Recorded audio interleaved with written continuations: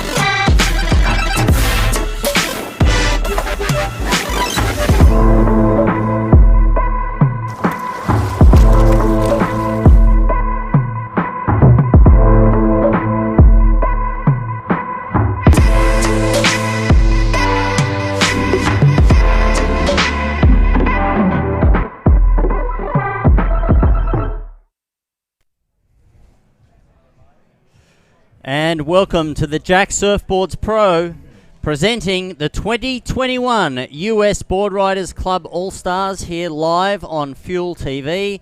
This is Huntington Beach in Southern California on a picture-perfect day, and we've got a good swell running, and we have an incredible team lineup.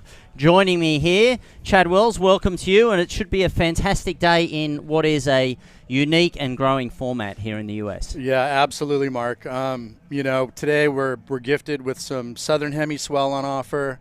Also have some Hurricane swell. I don't think the boys are going to be groveling today, except for maybe some extra points working it through the inside into the shore break. But all up, I mean, these are the all-stars from each and every team. And I think we've got some people that have traveled cross-country for this event. Yeah, all the way from the East Coast. So we have 5 teams, and there is 4 surfers per team in each division. And this is a format that was developed in Australia going back many, many years, the 80s and the 90s, and we're going to be talking a lot about the history of this.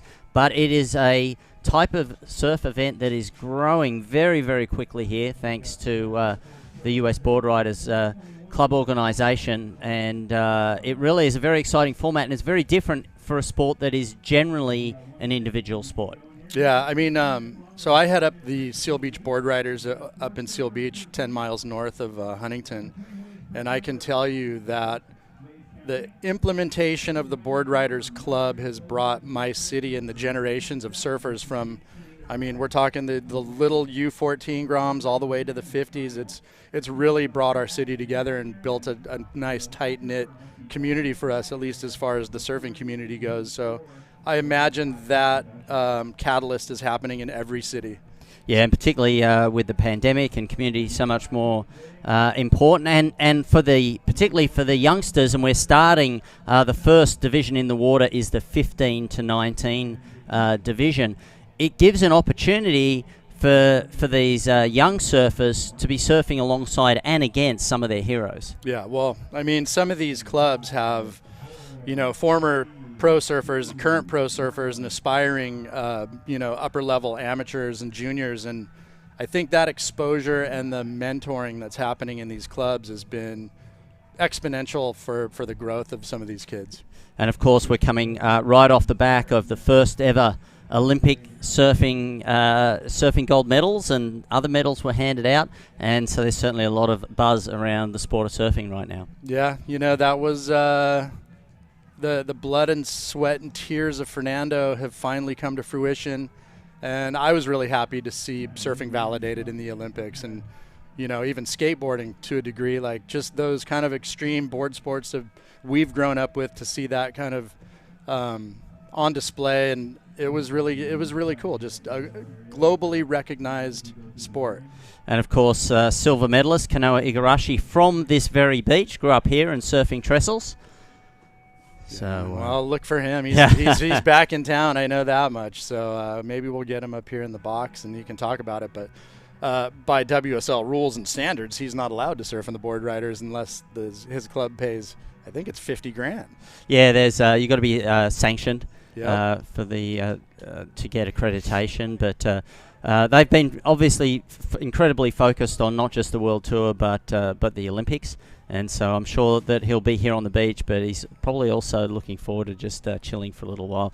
Okay, up and riding. This will be the first surfer, and that is representing the East Coast. So one East Coast team here, and this is Tucker Collins. So that's what I was saying right there, Mark, was the team that traveled across the country, the East Coast All-Stars. So this is made up of South Jersey, I believe it's South Carolina and North Carolina. So these guys, they hopped on planes to be here. So this is the opening surfer from, let's see, who is he? Tucker Collins, and this is the 15 to 19s. So I've never heard of this kid, but obviously after today we'll know exactly who he is. And you mentioned the East Coast, and the East Coast is does get some good swell, but tends to be very seasonal. And so these conditions are probably going to suit the East Coast team. To a degree. I think, the fact that the boys aren't going to have to grovel is going to play into a lot of higher scores throughout the day. You know, we've got good surf on offer. I don't think it's going to be a paddle fest for bad waves today, unless it's in the dying seconds of a heat and somebody really needs to stand up. But it looks like there's plenty of waves happening. And a 3.5 there for Tucker Collins. Also, the East Coast team is made up of some Floridians as well. Now up and riding in red, this is the West Coast North team, and this is Peters Higgins and... Well, Pitus. Pitus. Named after Pitus Point. I'm certain he lives up in the 805 in Ventura, and he's actually one of my Buell team riders. So All right. we'll watch out for this kid. He's a hell of a surfer and definitely a wicked skateboarder. And taking a look in there are team captains. And Pitus just snapped off the top looking for the figure eight right here. And, I don't know if this one's going to be a keeper for him, but definitely getting the feet in the wax. And just a reminder, this is the 15 to 19 category. We'll see plenty of young surfers throughout the day, and incredible the level of talent at this age. At the moment, it is the East Coast in front with a 3.5. Pitus is yet to have his score. Each heat is an hour long in the division, but there are 4 surfers. And so how it works is that you send a surfer out, and then they catch 2 waves, or up to 3 waves. Up to 3. Up to 3. 2 waves are scored, and they take your best, highest score. So. And one surfer gets a double whammy, which means that they get to put their hands up at the end of the ride, and that wave is doubled. So there's a lot of tactics that come into that. You've got to pick the right surfer. The surfer has to pick the right wave. If they double whammy on their first wave, for example, and then they get a better wave later, they've already picked the wave that they're going to double. And there's a lot of pressure on a double whammy surfer. Yeah, well, I was just about to talk about that. Well, here we go, black. Couple nice snaps off the top right there. This is my Seal Beach board rider, Hamilton Zahn. So Hamilton stepped up. This kid's surfing has just gone through the roof in the last few months, and now we're looking at yellow. This is Taji Lindblad, and Taj is one of those high-level pro junior age kids. But going back to what you were saying, so yeah, you get 3 waves. There is nothing that compares to the pressure in these events. I am a chief buckler under pressure. I think maybe my highest score in these things has been a 6. So I've definitely let my Seal Beach board riders down. But the pressure that mounts because you get 3, if you botch 2, for sure you are so nervous on that third. And then the double whammy surfer, the idea is to give the double whammy surfer as much time as you can so they can kind of pick the eyes out of, get on the best wave they can, and that pressure is just a whole nother bag of worms.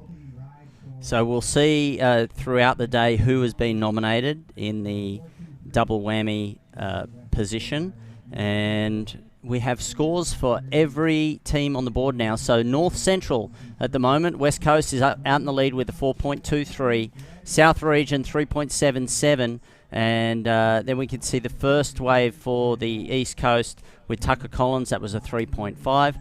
And the last wave there for Taj Lindblad, it was a bit of a in and out. It was a good size wave, but didn't give him much to work with, a 1.93. 53 minutes, 47 seconds remaining. But you don't want to take too much time out in the water because you've got to give your teammates enough time for them to get their waves. Oftentimes, waiting for a wave for a long time, the amount of points that you can get versus having another surfer in the water and then them getting 2 waves, that's part of the strategy here. You've got to get through your time. And for some surfers, they've never surfed in this format before. Yeah, well, I tell you, and that's the scary part because the pressure's so great. So our head coach, Ryan Simmons, for Seal Beach, his philosophy is like, hey, if everybody can go out and at least get on the board with a 5 or a 5.5, it puts us in a decent position to go into our whammy surfer and just even like the round in a decent place where you won't get too far behind. But when you're sitting on those 2s and 3s and even the 1-pointers, it really puts your team back. So then, I mean, the real magic kind of happens. I mean, it can happen in any division, obviously, but in those 20s and 30s, and those professional age guys and these even some of these 19s, like when the 8s and 9s get going, it's really hard to catch up. And this, of course, is the 2021 US Board Riders Club All-Stars presented by Jack Surfboard Pro. So each region has an amalgam of surfers. But tell us a little bit about the regions competing against each other. So you're with the Seal Beach team. You compete against a Huntington Beach team. Talk a little bit about what that's been like. We haven't had an event this season yet. I know other regions have, but we've been now lumped into the northern central region, which is South Bay Seal Huntington. So. And just to throw out the dumb word fun fact, so way back when, we're talking like 2016, I believe it was October, November, the late, great Casey Wheat, who helped found the West Coast Board Riders and just started this whole thing with Ziggy Williams and Chris Moreno. They had put Huntington down with 4 regions. So I don't know the exact regions, but it was like Brookhurst, Maghurst, South Side, North Side, maybe like Bolsa, Cliff guys. So there was this kind of 4 factions of HB, and then guys from Huntington were starting to try to recruit the SEAL guys, Chris Waring, myself, Simmons, Riley, like, hey, join our team. We're like, enough about that. Let's watch White. Okay, this is the East Coast surfer once again, got the first wave and now up and riding again, Tucker Collins, and he is going to just take 2 waves. So that wave will count against the 3.5. He's going to come in. Now, the tagging is very important as well. They have to come in. Now, let's just take a look at this replay first. Yeah, just drives down the line, kind of a little check turn, and got up in that white water, but I believe, and again, there's a lot of communication happening with the coaches and the athletes. They're always looking at the beach. There was Taj Lindblad throwing the kitchen sink at that thing, everything but the kitchen sink. Nice little layback gaff. So, I mean, for me, that was probably the best maneuver we've seen this morning. But you see right here, he just puts some heavy back foot into that one, drops that front arm and rides out of it. But well, we'll see what the judges give that. maybe he rode out of it. So here's the tag, and this is Tucker Collins representing the East Coast, and the blue team also, that's West Coast Board Riders South coming in as well. So there's going to be 2 tags. You have to run all the way up to the box, and the next surfer will be standing. You've got a tag inside the box. There's penalties if you don't. Jim Shubin, the referee, will be watching very, very closely. And then they paddle out and look to catch their 2 scoring rides. Looking here, this is a South Central region. And Taji, nice snap off the top, and that little whitewater tap there. So just Taj getting his, putting some waves in the belt, claims it. That's a whammy. So that'll be an interesting score, and he'll bring it in. And Taj is he's the South Central region. He'll be tagging up with another Taj Miller. So and here's another great thing about the board riders. You have all these second generation pro surfers kids. So Mark Lindblad, former pro surfer down San Clemente, and that's his son Taj, and then Taj Miller, the son of Todd Miller of Newport Beach. So, it's, hey, the fruit didn't fall far from the tree with these kids. Yeah, we're going to see more of that later in the day. Pete Mell surfing with his son John. There's a number of father-son combinations, and tagging there and heading out into the water. This is representing Central Team, and this is Taj Miller that mentioned earlier, now heading out into the water. Right. So going back to that initial stages of the board riders, so we, Riley and I said, hey, we want our own team for Seal Beach, formed a team, delivered our roster. Next thing you know, 4 factions of HB turned into like the New York Yankees. All of a sudden the roster was super deep.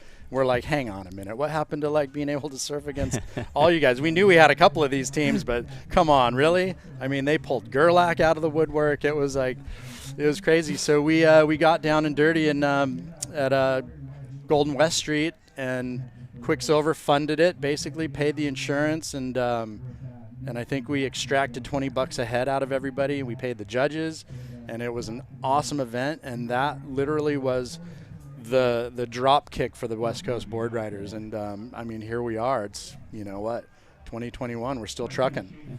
And surfers will do things for their club that they won't do just for solos. So for example, Santa Barbara, a relatively new club, Tom Curran was at one point in time going to be coming down and surfing in the 50 plus. Sean Thompson, I believe, is working with them as a coach and a motivator. He's an incredible motivator and inspirer of young talent. And so they might not want to compete themselves. Let's take a look here. Here we go. Pitus cracks it off the top. Can he hang on? It does not look like he did.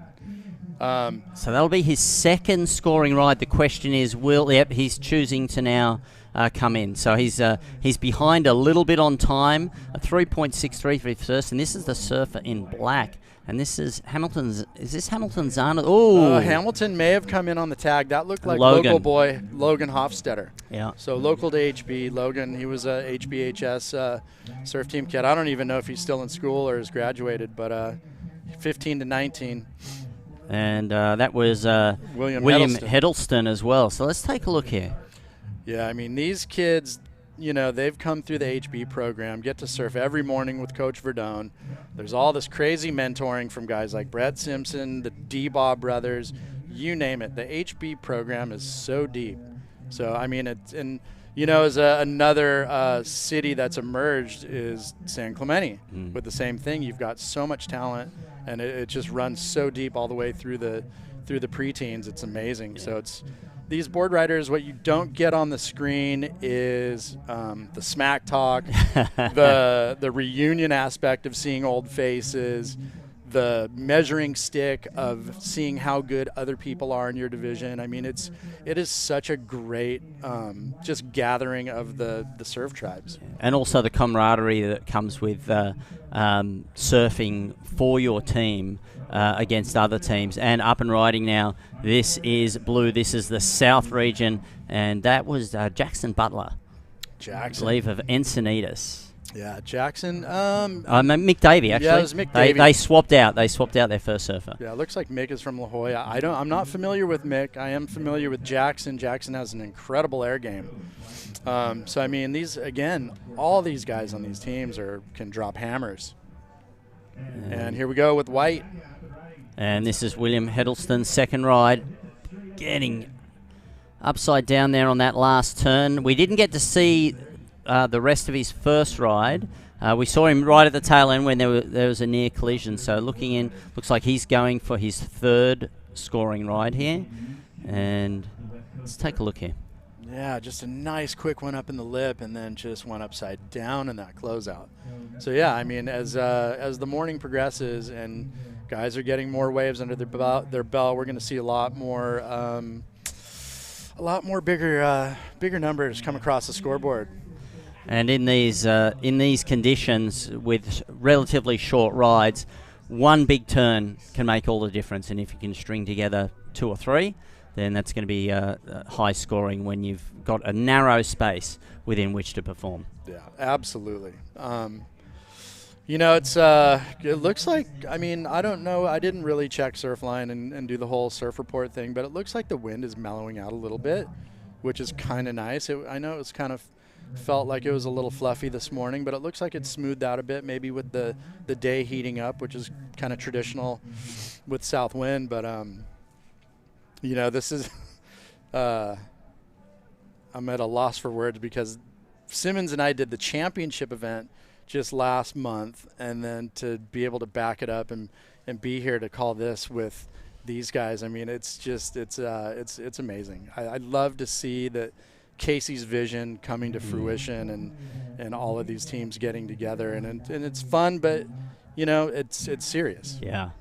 There's a lot of pride on the line, as you mentioned. The energy on the beach is amazing. We will get some grabs. Don Meek's going to get down there and get amongst it and talk to some of the surfers and the team captains and the team around them. And it really is, you've mentioned it, it's a family affair, it's a community affair, and there's a lot of pride, and each one of these teams would like nothing more than to take the all-star title back to their region. Right now it is the West Coast South region that is in front, and if you see the scoreboard on the screen there, you can see that it's showing where the first surfer has completed and come in and tagged.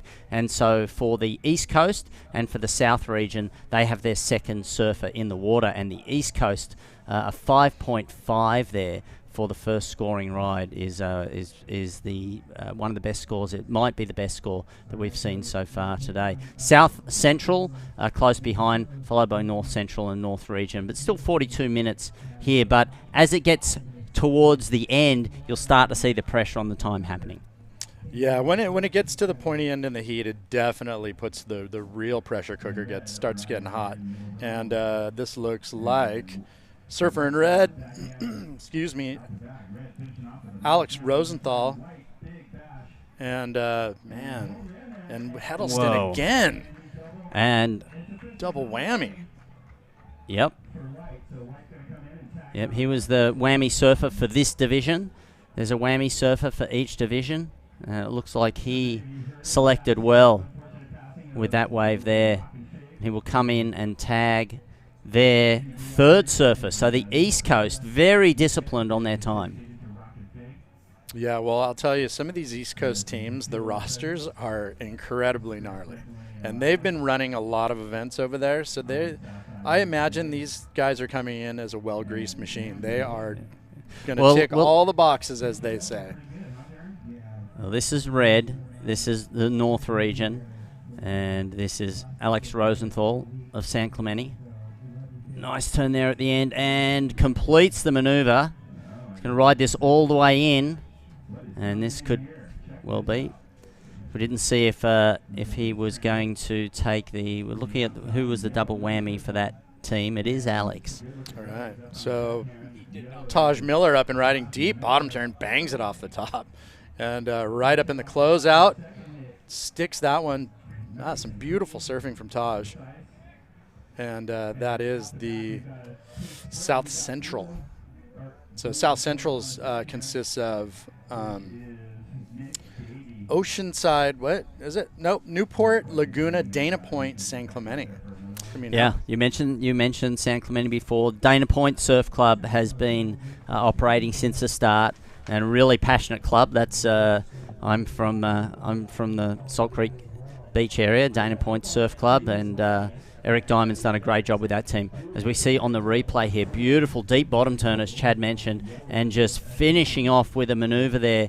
And being conservative here, wants to come in, use the white water to ride it all the way in and to be able to tag the next team. And look, there we can see, using a bit of speed here as well, looking to regain some time. And there's the tag.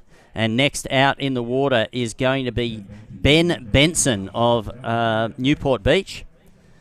Yeah, another strong talent out of Newport, Ben Benson, as I like to call Good him. alliteration. I always say that when I see him. He just laughs at me. But this kid is solid as well. I mean, like I said, all these kids are capable of dropping some banger scores. Yeah, and we really want to thank Jack Surfboards for their support. The Jack Surfboard Pro, of course, coming up in a couple of days' time here, and Jack's has been part of the Huntington Beach community for decades, and their support is very much appreciated. And Fuel TV, obviously, we're stoked that we're coming to you live here on Fuel TV, the global home of action sports, and you can subscribe to Fuel TV Plus or via Samsung TV. Up and riding now, Surfer in Red. Whoa, Hail Mary, Alex Rosenthal. Woo-hoo! And the whammy. There we go. So, well, he didn't have a lot of time to load up into that one and just hucked it. That was incredibly sick. Just straight up into it. Barely got around the corner off the bottom and just chucked it. Kicked the fins out. That was a really, really nice, solid board control right there, Mark. And a fantastic double whammy. There was no hesitation there, straight up. And he will come in and tag his next team, which is going to be Sam Moore from San Luis Obispo, is going to be next in the water. And what a way to double whammy. That's likely going to be a big score. Yeah, and I mean, going back to judging, right? The judges want to be excited. You get them excited. It's like the Tony Hawk game. You do a special trick, bingo, you get a good score. So ultimately, I mean, that woke me up this morning. Yeah, it's great to see. We can see this is our office for the day. I'm Mark Fuel. This is Chad Wells from the Seal Beach team, and this is where all the live action comes from. We're getting to see the monitor with a lot of people behind the scenes to make this happen, and so we call the action as we see it. We don't get distracted by everything else that's going on out there. And Don Meek over here, one of the founders as well, is here, and we're going to be seeing him on the beach shortly, talking to the teams. There's Don Meek, one of the co-founders of US Board Riders, and has been a fan of this format for many, many years. So we're looking forward to chatting with him more about the development of this incredibly exciting event and series. So we look out into the water now. It's Huntington Beach, if you've just joined us. And that is Jim Shubin, the ref, and he will not pull any punches. He's going to be a funny but strict referee. Shubes might have the best job on the beach. Well, he needs to be vigilant throughout the entire day, and he will make the call if a surfer is nominated as a double whammy surfer and they do not raise their hands within 10 seconds of completing the ride, it will not count. Oof. And painful. Yeah, and that can be valuable points. So it is the North region, West Coast North region, out in front right now. That is a red team representing Santa Cruz, San Luis Obispo County. So that air reverse we saw clearly coming into the scoreline, Santa Barbara and Ventura. And they have had some incredible surf in the last season. Up and riding now. All right, Ben Benson, nice little forehand wrap in the pocket, and that was a pretty typical HB wave right there. Just got one nice turn, and that thing just ended in the trench. So he'll fire back out there and try to drop a better score. But I mean, this is we have a whole day of this stuff, Mark. it's on. Yeah, look at the style here for this youngest category. Incredible. It's got the black rails there, a la Tom Curran, or immortalized by him at J-Bay. And that team, the yellow team, is made up of Newport Beach, Laguna Beach, Dana Point, and San Clemente. And I believe we're going to see from San Clemente Chris Ward surfing later. I'm telling you, there's just talent that just goes for miles in some of these teams. So on the scoreboard now, it is the North region in red out in front. And that is going to be courtesy of that double whammy by Alex Rosenthal. And next is the East Coast. And we started to talk before, Chad, about the discipline of the East Coast with their time. Up and riding now. Okay, North Central. Yeah, Logan Hofstetter. Quick snap and just bog rail off the bottom. Didn't get that second maneuver. And here's Blue.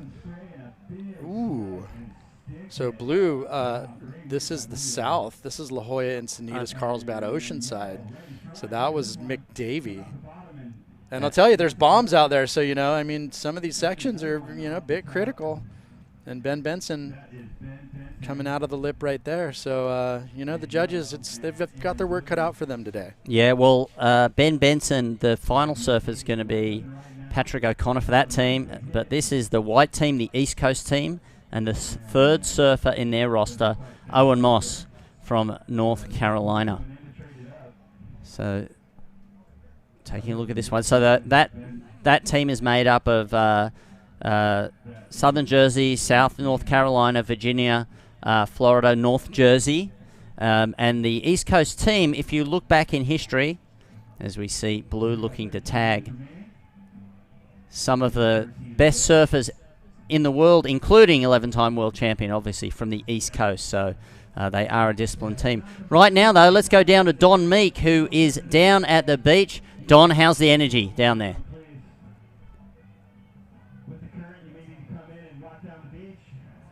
So as Don's getting set up down on the beach there, just a recap of where we're at. It is South Central region. Yellow now out in front, but they have done that courtesy of having 3 surfers already in the water. You can see a 783, a 737, those last 2 scores. The North region is in red. The East Coast now slipped down into 3rd position, followed by the South region and North Central region. And just a reminder that we have 7 different divisions today and 4 surfers per division. It's an hour each heat. 1 surfer each division gets to be nominated as a double whammy surfer, which means that the wave that they put their hands up for gets doubled. And up and riding now. Yeah, this is the replay of Ben Benson. Nice edge work right there, and this wave just kind of tapers off into the into the deep spot, that little trench that kind of defines Huntington. So tactically, Chad, as we this is a replay as well. Yep, Logan, crispy snap and just a little bit of a dig, but didn't have much time to get in the lip on that last section. So it looks like Logan has 1 more wave. He's going to go for his 3rd wave. We have seen earlier on that some of the surfers just choosing to get 2. If they get 2 decent ones, let's come in, let's save the time, give it to the rest of the team. And it is the yellow team of West Coast, South Central. And the East Coast team just staying busy. Yeah, Moss getting a couple in the lip right there. The wave wasn't quite so big. I imagine he'll fire back out there to put something better on the board. But, I mean, you're right. East Coast, they're already on their 3rd surfer. And just clean surfing. Really crisp, really clean. Nice snaps right there. Bangs it in the lip. And, obviously I think with whatever the tide's doing, it's making it a lot harder to make that connection through to the shore break.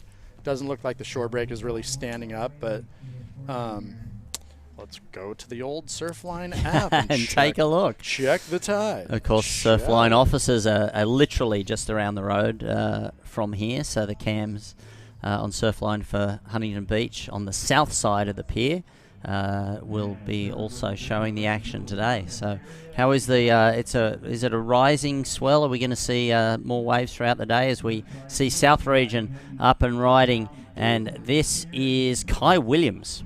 Yeah, Kai coming undone, but I think the swell is going to stick around for a few days. I mean, I'll give you the forecast, but we have a 3.5 foot tide at just about 9 o'clock. So the tide is coming up. It's about 30 minutes on the rise, and then it's going to fall out. Looks like it's medium tides today. So a 2.7 low at 1, so it barely drops and fires back up to a 5.6 at 7:20. But surf-wise, I mean, it looks like we're going to have swell this entire event. Yeah, fantastic. And what's good about that, sometimes you get these super low lows that can really affect the waves. So we're not going to get that today, which is good. So swell should be fairly consistent. The other great thing about today is that there's been no fog. The water is surprisingly cold for this time of year. It dropped about 10 degrees over the last 10 days due to some wind. Yesterday it was in the 58 to 60 region, and that is chilly for this time of year. Yeah, it's not, I mean, it's fairly common. You know, it's sometimes it'll get so cold it'll turn red. We'll get some red tides. But when that outer water blows and kicks up water in the channel, I mean, we had days of northwest wind, and I live across the street from the beach in Seal Beach, so I'm always out there with my kids, and, you know, my kids are looking at me going, "It's cold, Dad." I'm like, "Come on." You know, and go down there, I'm like, "Oh, boy, it's cold."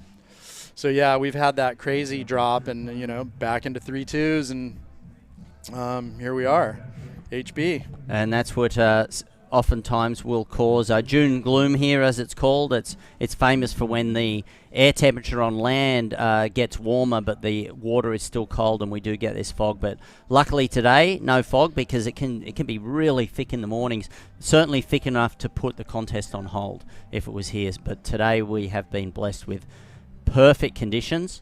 And there we see the lead, 25.2 for the West Coast South Central region. They are in a strong position right now. And the North Central region, a 6.02. A lot of work to do. Yeah, so that would be my region. So here we go. Logan, I believe this would be his last wave. Nice snap right there. Back up into it. And cross the hump, bangs it on the closeout. So that's it, double whammy. So he had to do that. He had to sit and get a decent third wave because he was a double whammy surfer. That's going to help. Up and riding now. Nice backhand float. Wow. Getting vertical there. Such a stylish surfer here in the 15 to 19 category. And just very casually is going to come in.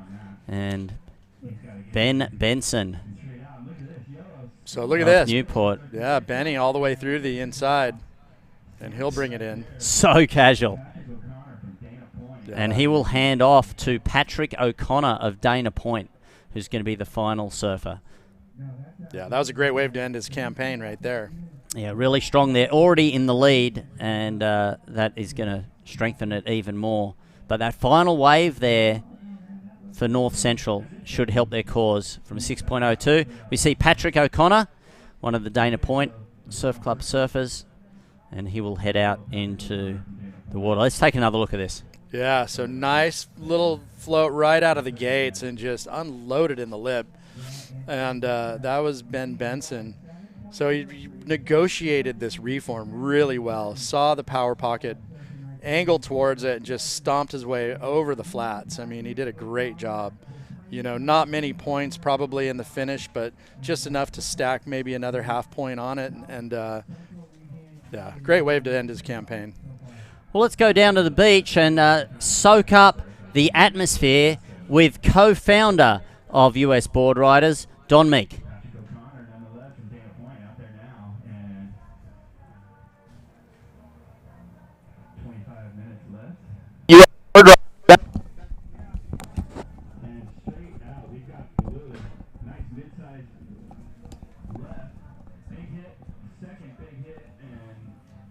Well, I think we're really happy to do this. Well, it's for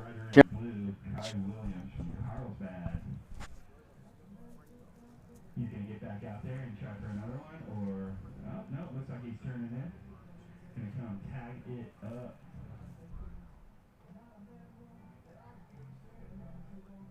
Oh, so stoked. Oh, Blue's coming in to finish it off on the inside there. Standing up because he can. Behind him, he got one. Thanks, Don. And up and riding now. This is the East Coast again. Bigger size wave heading towards the pier here in Huntington Beach.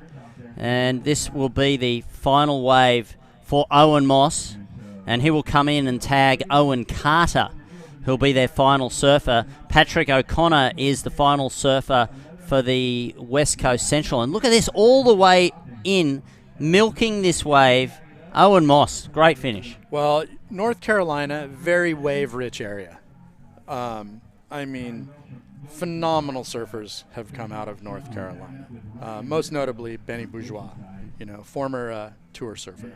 Just incredible waves, and obviously breeding incredible surfers. And that's the replay of Owen, and just got busy on that left, negotiated the reform really well, and brought it through and had a couple more little clicks on the inside and ended his campaign.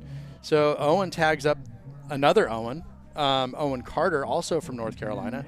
This is the last surfer for the East Coast region.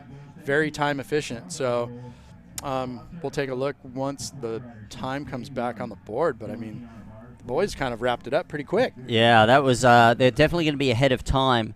And this will be Sam Moore, going under that wave there. That was the North team. And for Owen Moss, though, there, he could not have done any more with that wave. Not only did it get him all the way in, but he fitted in a couple of extra turns in on the shore break. Up and riding now. This is the final surfer for the yellow team, the South Central team, Patrick O'Connor of Dana Point. And great turn there. Very used to strong finish waves down at Salt Creek. They tend to be pretty punchy in there at the end of a wave. Yeah, I mean, watch how he gets up in the lip and just kind of sucks it up and floats up and over and out to the flats. That was a well-negotiated closeout finish. And then we see 22 minutes and 54 seconds remaining. So for these final surfers in the water, like Patrick O'Connor, like Owen Carter, they can afford to take some time. They can look for the better waves. They don't have to rush it. They've got a lot of time. For North Central, West Coast, they've got some catching up to do. As you can see, they're 7.8, but also they're significantly behind on the number of waves that have been ridden, the surfers that they've got in the water at the moment. And so it is the South Central region that is way out in front right now, 29.77, but that in part is because they've caught more scoring rides. Right, correct. So the spread's not that great from first through fourth. They're all pretty relatively in the hunt. Now, fifth, the North Central region, the boys, they're on their third surfer. They have a lot of catching up to do. I mean, technically, if they're able to put a pair of fives at least on the board, it'll give them 17 points, almost 18, and put them at least in a position of a catch-up. But if this, these next scores stay low and they barely breach double digits, it's going to be tough work for the black team. Well, don't forget, though, this is just but one division. Correct. But all the scores do matter. Yes, fact. Every score matters in these board riders events. Yeah. And, you could go back and pinpoint exactly where your weak links were and how you lost, which is scary. I don't like that. But that's part of the motivation, right, as a club, is what have you learned? How can we do better next time? Was it time? Was it tactics? Was it the order of the surfers? Yeah. Everything matters. 100%. Yeah. So 20, just under 20 minutes remaining. And looks like, I want to say we're on the last surfers for South Central and the East Coast. Yep. And then I think we're on the third surfers. Gavin. Yep. For North Central. Yep. Kai. Yep. I don't even know. Is Jackson Butler still in the water? No. Okay. It's Right, so Kai Kai Williams of Carlsport. And then Sam Moore. Sam Moore. Yeah. So this is crunch time. I mean, now you're talking, maybe 10 minutes a guy. Yeah. To finish, and then there is a deduction if you don't get in the box. Yep. Yeah, 5 points. Now, that's a pretty big deduction on a day like today, where a 5 can be a decent score. So if you run out of time and you're not back in the box, so the last surfer has to get out of the water and in the box. And here we can see some competing here, and this is the East Coast rider up again, and this is their final surfer, Owen Carter, and just going down. Banged the lip and was unable to ride out of it. And here we go, Red having a dig, also black, so this is that North Central, and upside down, and yikes. Huntington Beach can be a funny wave at times. It's known for the Huntington Hop, where you got to sometimes go through the flat sections, but it can hold a punch. Yeah, I like South Swell, dead low tide. It is like a dirtied up version of Porto Escondido. There'll be no shape. It's really hard to catch, rips running through the face, and it just guts and the bottom falls out. And it's obviously doesn't pack as much punch as Porto, obviously, but it just does get gross at times. And we've certainly seen some huge swell here at the US Open in past years, where it has been that 10-foot plus swell, and surfers going through the pier, getting wrapped around the pier, and some incredible performances. So it is a place that tends to get a decent amount of swell year round because it's very open. Yep, it's open to everything. Definitely these currents with the colder water. Yep. And that's the beauty of HB. It's always got something to ride. I mean, this kind of spring into summer, I think Brett Simpson made kind of a funny comment, and it was kind of and it's really true to the word. It's like we've been stuck in this 3 to 4 nevermore zone. Yeah. And it literally, like, there's days where it's 2.5 feet, but the current's raging like it's 6 feet. So it's been a lot of surf. I think Lowers has had an amazing season this summer. Yeah, it's certainly been plenty of people out in the water, and some incredible performances as well, especially when you look at who's living down there. Yeah, right now. And I mean, it's a focal point. It sucks in any bit of south, so doesn't do great on the hurricane swells so much, but other places do down there. Yep. And up here thrives on these hurricane swells. So let's go back down to the beach and with Don Meek. Thanks, Feely. I'm here with Dane Jeffries, who is the executive director of the Florida Board Riders, one of the most dynamic chapters within U.S. Board Riders clubs. Welcome to Huntington Beach, Dane Jeffries. Yeah, thanks for having me, Don. What an event, huh? Getting all our guys here was pretty crazy. A bunch of flights got canceled, but we put together a team of some really talented individuals all over the East Coast. Florida is up and running. We've had a ton of support from every surf community in Florida. It's been amazing.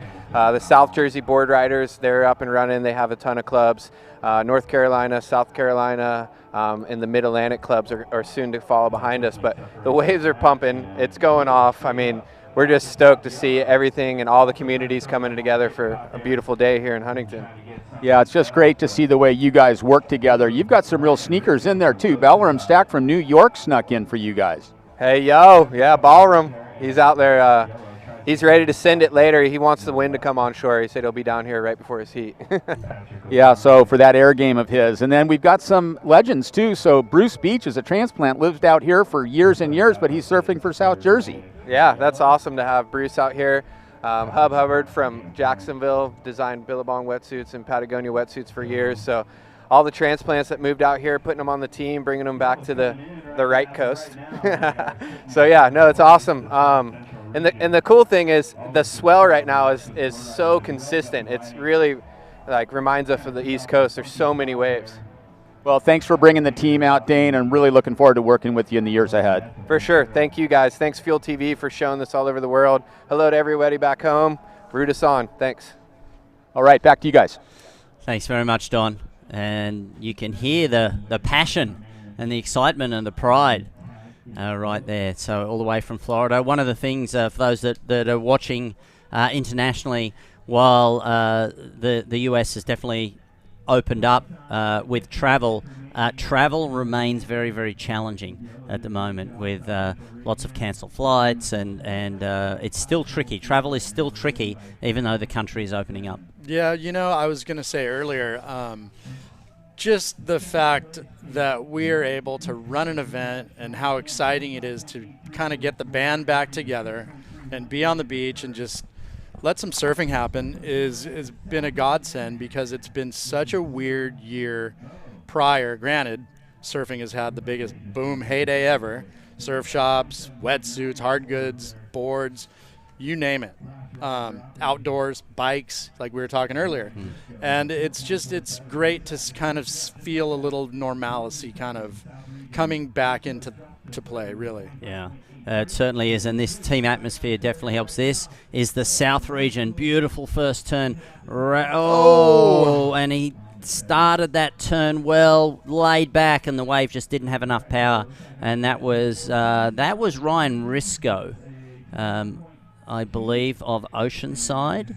And he is the last surfer. We just saw Patrick O'Connor from Dana Point has completed his time, and so you'll see there's less surfers out in the water. There's still 13 minutes and 58 seconds remaining, and so for the South team, they still have one or two more waves left to go. And looking here, this will be the East Coast surfer, Owen Carter. This is probably, taking a look, he probably has one more wave left to go, so he's being very selective. Yeah, as you would. He's got 15 minutes. He can relax a little bit, take a tiny bit of the pressure off, and really try to hunt down a good wave with, a nice kind of tapering wall into hopefully a good closeout finish, or just something of substance out here. Because with a hurricane swell mixed in with this southern hemi, you will find little wedges that don't really materialize and just kind of fade out and don't have the push to go over the trench. So you kind of got to find the one with a little bit of a good power surge that's going to drive all the way through. But as you can see, it's HB. It's people on the beach enjoying the sun. Yeah. It's still summer. No, not everybody's back in school yet. I know my little guy's. He's going back on the 16th. Buddy of mine, Bud Freitas, our head of sales at Buell's, his kid's going back to school next week.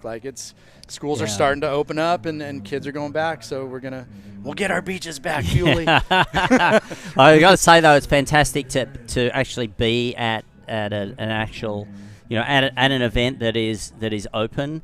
Some of the events last year that still happened, they were very closed. Like the Supergirl Pro down at Oceanside still went ahead. In fact, the winner of that, Caitlin Simmers, we're going to see her coming up in the Open Women's later. The next division coming up is the under 14 division, and we're going to see some exciting young surfers in that. And for a number of the surfers here, this is a great warm-up for the Jack Surfboard Pro that is going to be happening over the rest of the week. Yeah, absolutely. Just to get some time out here and just get familiar with HB. Not everybody surfs up here, so it's a different wave to surf. You've got to, man. It's one of those things. Like, you always kind of want to be, and depending on the surf, sometimes it does run and fire down the line, but you definitely want to kind of wait for it and get up in the lip and not get too in front of it, because if you're too in front of it, then you're going to be doing cutties, and obviously open face slashy maneuvers aren't going to score very high. So it's, super critical that you get up in the lip out here. And, the highest scores we've seen today is kind of, indicative of that approach. Especially in some of those double whammy waves. But the US Open has had some incredible moments here. Huntington Beach has hosted some of the most iconic moments of surf history over the years. So Surf City USA continues to live up to its name, and very thankful for the support of Huntington Beach. And visit Huntington Beach.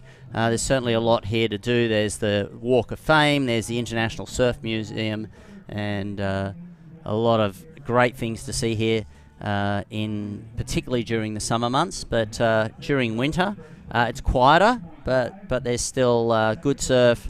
The weather doesn't change that much. The water gets a little bit cooler. Yeah, Southern California. Yeah. Weather lasts 2 hours here. It's a nice part of the world, that is for sure. Also want to thank Bonsai Bowls, one of the local businesses, and for their support to Joe and Tiana Bard for supporting West Coast Board Riders.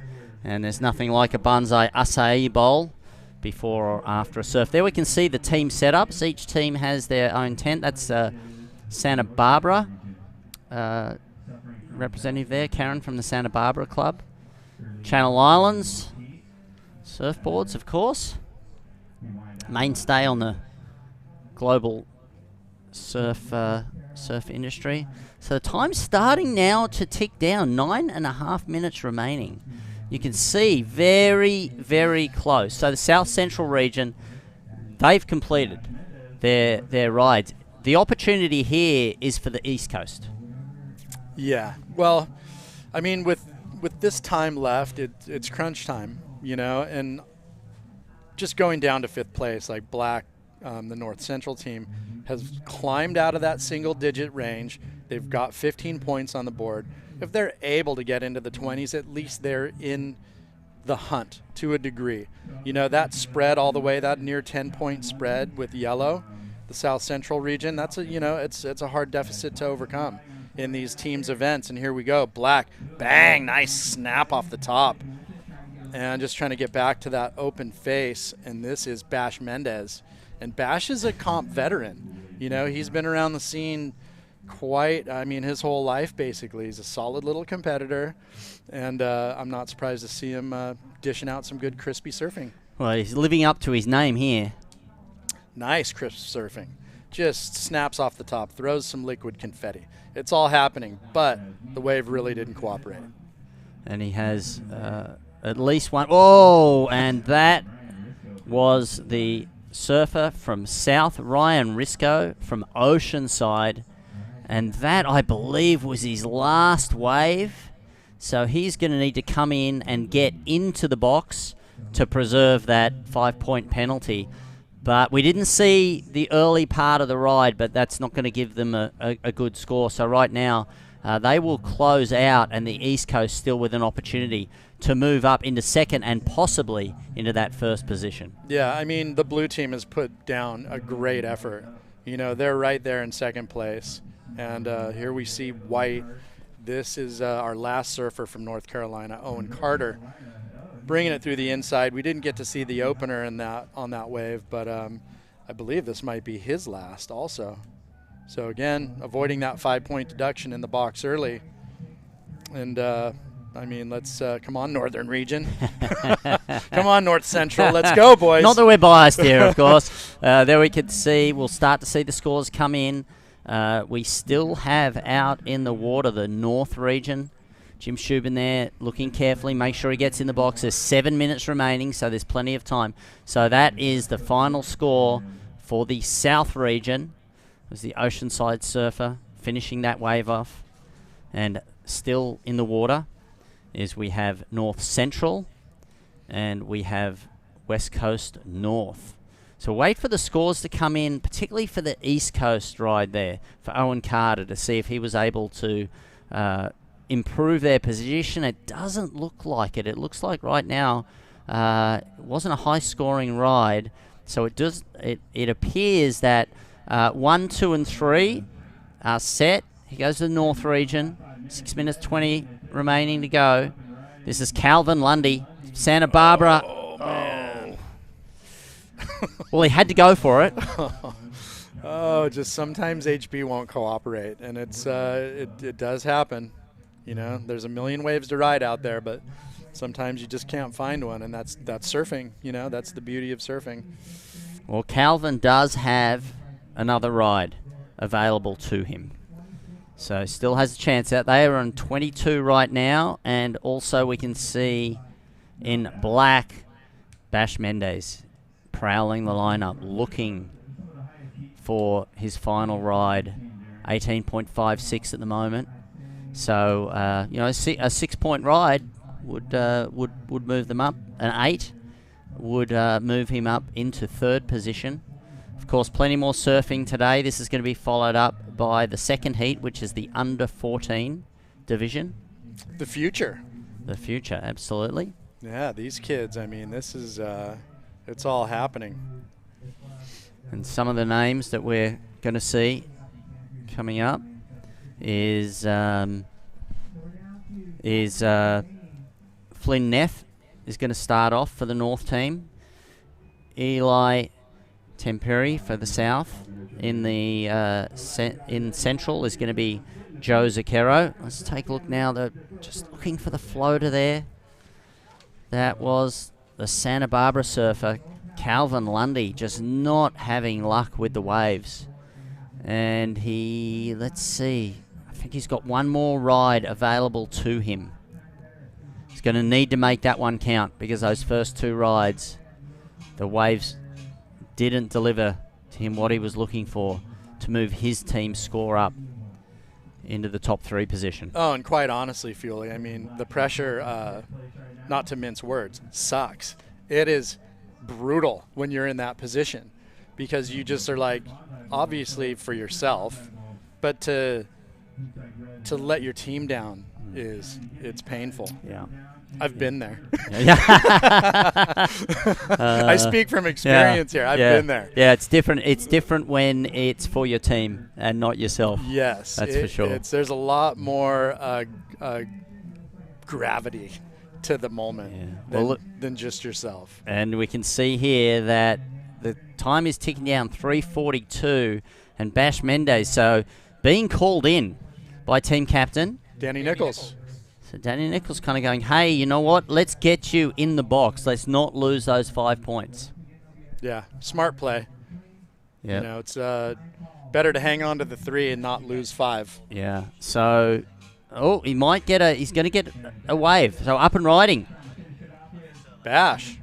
Little slice. This wave's not going to offer much. Maybe he'll kind of strong foot his way over the flats, and I think that's it. It's going to wrap it up. You know, and to Bash's credit, he didn't have a lot of time left to at least kind of find his groove. So, and then that, you know, those early guys in the North Central, you know, didn't get the work done and maybe struggled to a degree, and Bash wasn't able to kind of find his groove out there. So that's going to wrap it up here in a couple minutes. And tell you what, South Central did some work. Yeah. It's you can see the smiles on the face, the pressure that everybody feels, and now running into the box with around about a minute and a half remaining. So we'll make sure that they don't get that 5-point penalty, and so that wraps up Division 1, the 15 to 19 division, and we'll do a quick tally of the points here, and we'll see. We believe it was the South Central team, yellow, that you mentioned, Chad, likely the winners. Let's take a look at some of the replays. Yeah, so I mean, just a little highlight reel of our Heat 1 of the morning, and that's Taj Miller. Just with some beautiful surfing. Nice deep bottom turn, big high finish in the closeout, and I think he hit the 7 range on that wave. And then also this kid, my goodness, Alex Rosenthal. Double whammy surfer. Just hucked it. Big air rev in the closeout. You know, I didn't catch that score, but nonetheless, I love that maneuver. That one got me woken up in the morning. Ben Benson with some really crisp surfing as well. Yeah, super smooth. And there's Logan Hofstetter, the local boy. And the black team struggling a little bit. Was really impressed with the East Coast team. Smooth surfing, and yeah, they got down and did some fine, clean work in the early stages, and it reflected. They dropped some great scores. And this is again North Central. Yep, Hofstetter again. And there was the double whammy. And with that, we'll as we continue looking at some of the action, though, we'll take a quick break, and when we come back, it is going to be the second heat, the under-14 division of the US Board Riders Club All-Stars, presented by Jack Surfboard Pro.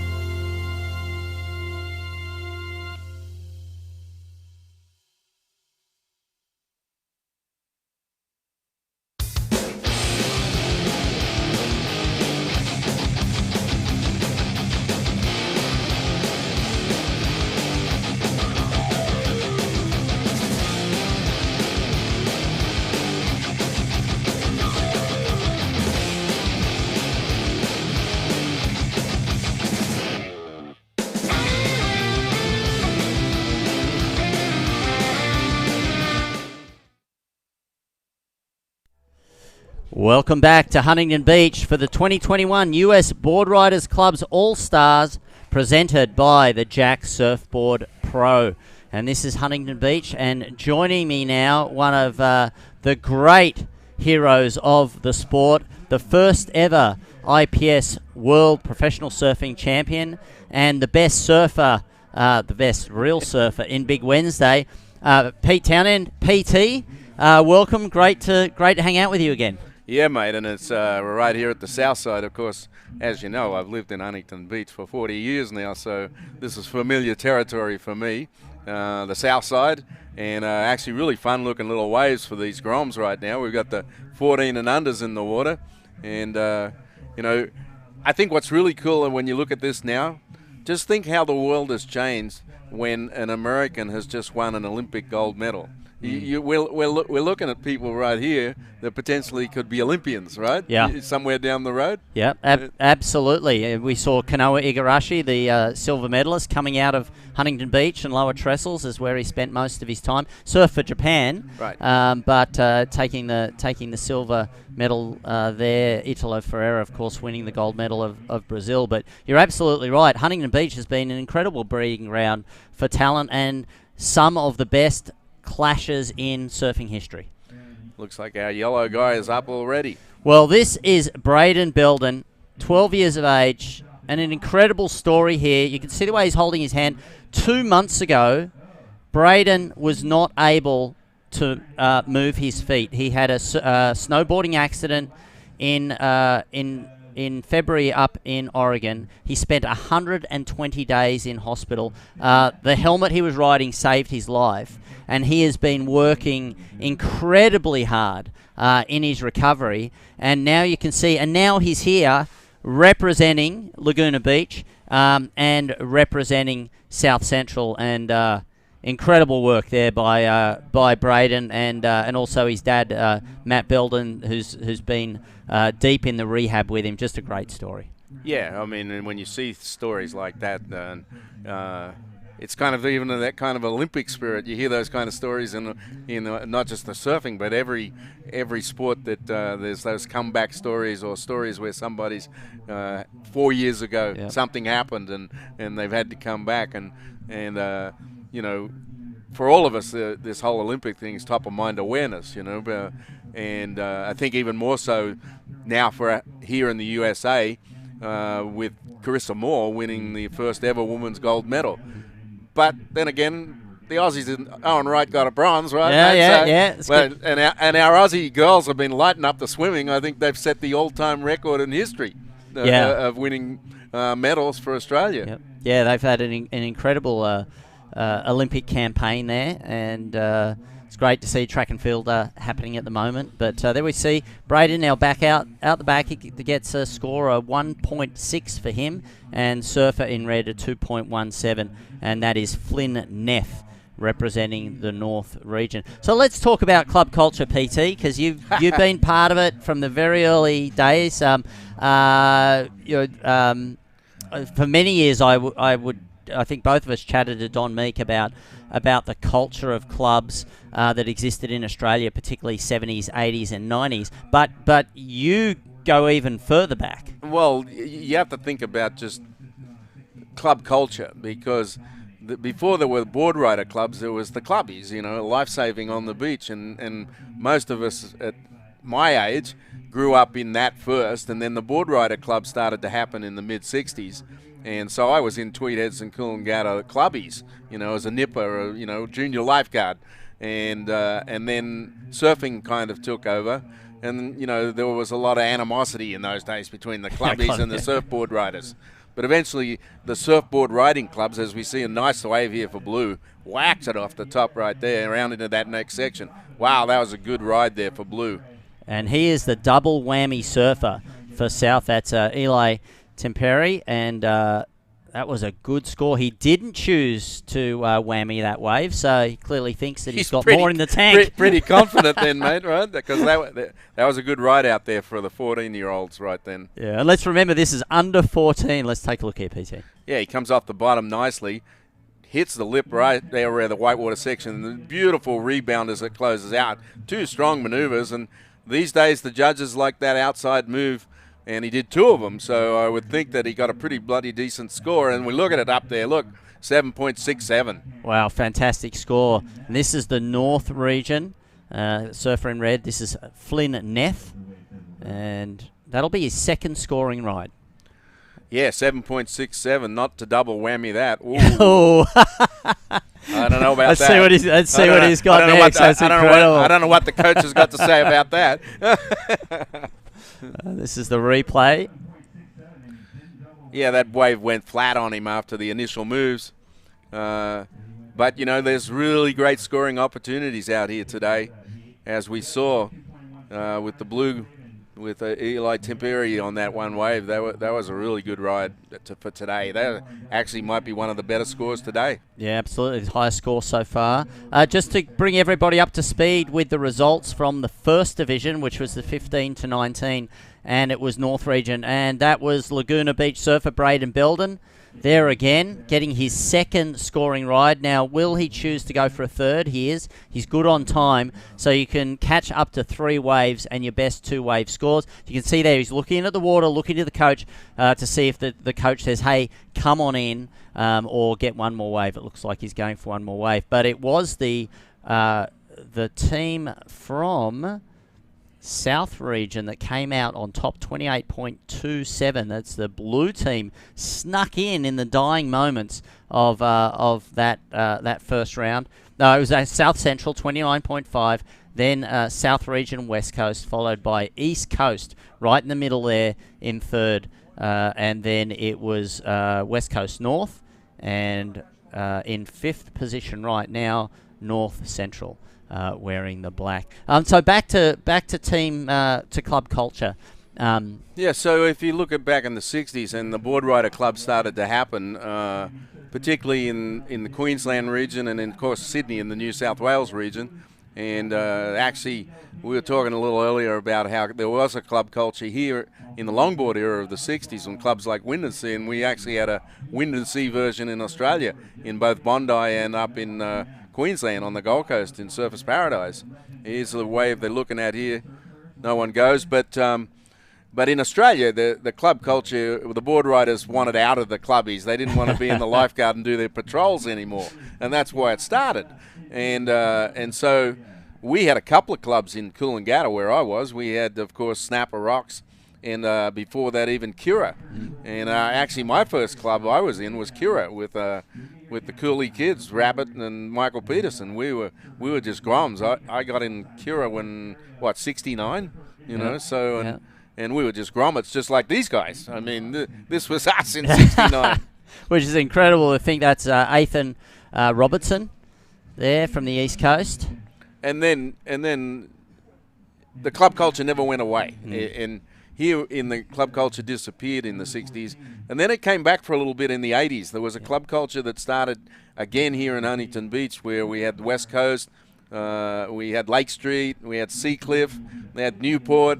There was a whole thing that lasted for a couple of years, and then again it just faded away. But in Australia, it's never faded away, and that's where everyone gets started in Australia in surfboard riding.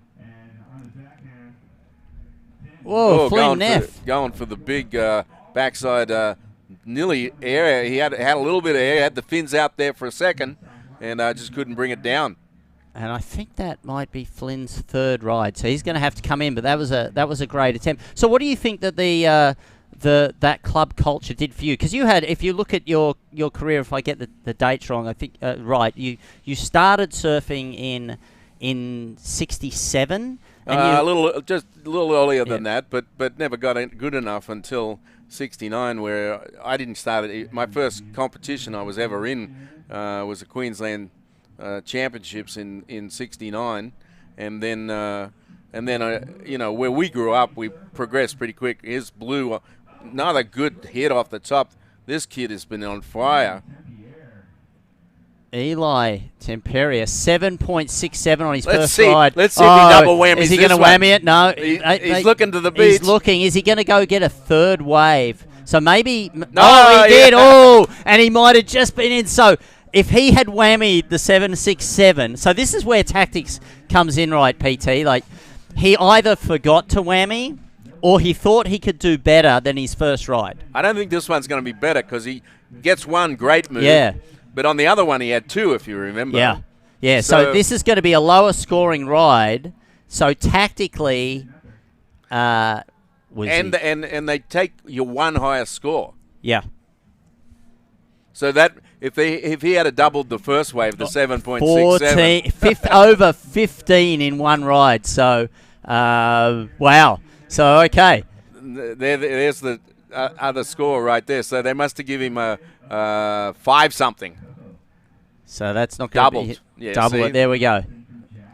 So Nathan Robertson, his second wave there. That was the East Coast. But Peter, you were the first professional world champion, 76. Yeah. And so it wasn't that much time. So how much did the club surfing really give you competitive opportunity? Well, the club surfing has really evolved in Australia since those days. I mean, now they have a national championship competition. I mean, winning club wins 20 grand at the New Year in Newcastle. Global Surf Tag out. And you got in Australia, because it's endorsed in Australia, the WSL people are allowed to compete. I mean, at Snapper Rocks, you got Parko and Steph Gilmore, and the Cura guys have got Mick Fanning, and and so it's evolved into a much more important thing in Australia. Although it was always an important thing, just it wasn't as important from a point of view of that upper level. Because once you kind of got out of the club thing, even though you still went in the club competitions and stuff, there wasn't national competition in those days. It was just, your weekend get-together once a month with all your mates and, have a few eats and then a few beers afterward. Yeah, which was part of the fun. This is, so Braden Belden coming in. He'll be tagging Rex Hennings from San Clemente in yellow. Surfer in white there, West Coast, taking a look at this ride. And so let's look at the scoreboard right now. The South region in front, courtesy of that incredible first ride by Eli, a 7.67. And back in, so PT, it was still your day, but in the 80s and 90s when it was called the Surf League, up and riding now. Let's take a look. Oh, that wave just closing out for Joe Zucchero. So not going to get a big score there.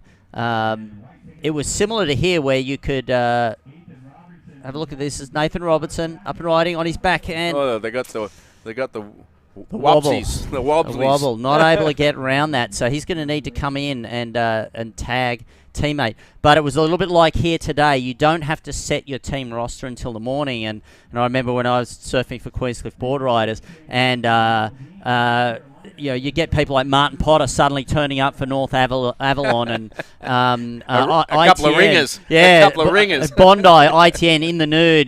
Board riders would always have somebody. Spot Anderson would, before he became a professional triathlete, was one of the top surfers, and Oki for Cronulla. Well, now, but you look at it like now, because the clubs that have been winning of late have been coming from the Central Coast, where the Wrights are from. Tyler Wright, our bronze medalist just now in the Olympics, right? Yeah. The whole Wright family can be a club on their own.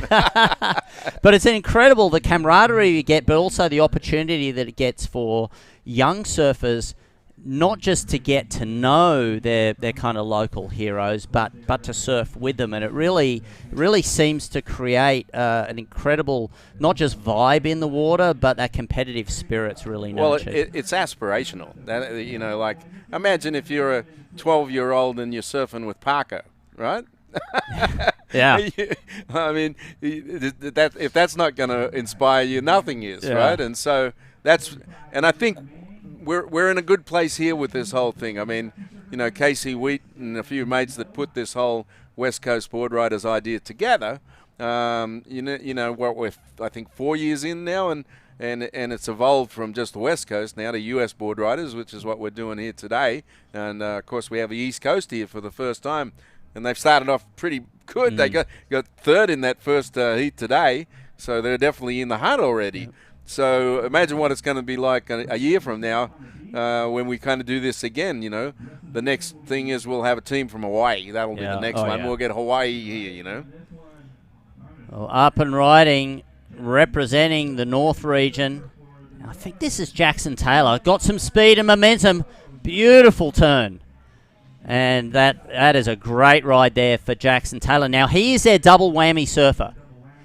So let's see if he's going to whammy. He's looking at the coach. He's only got 10 seconds.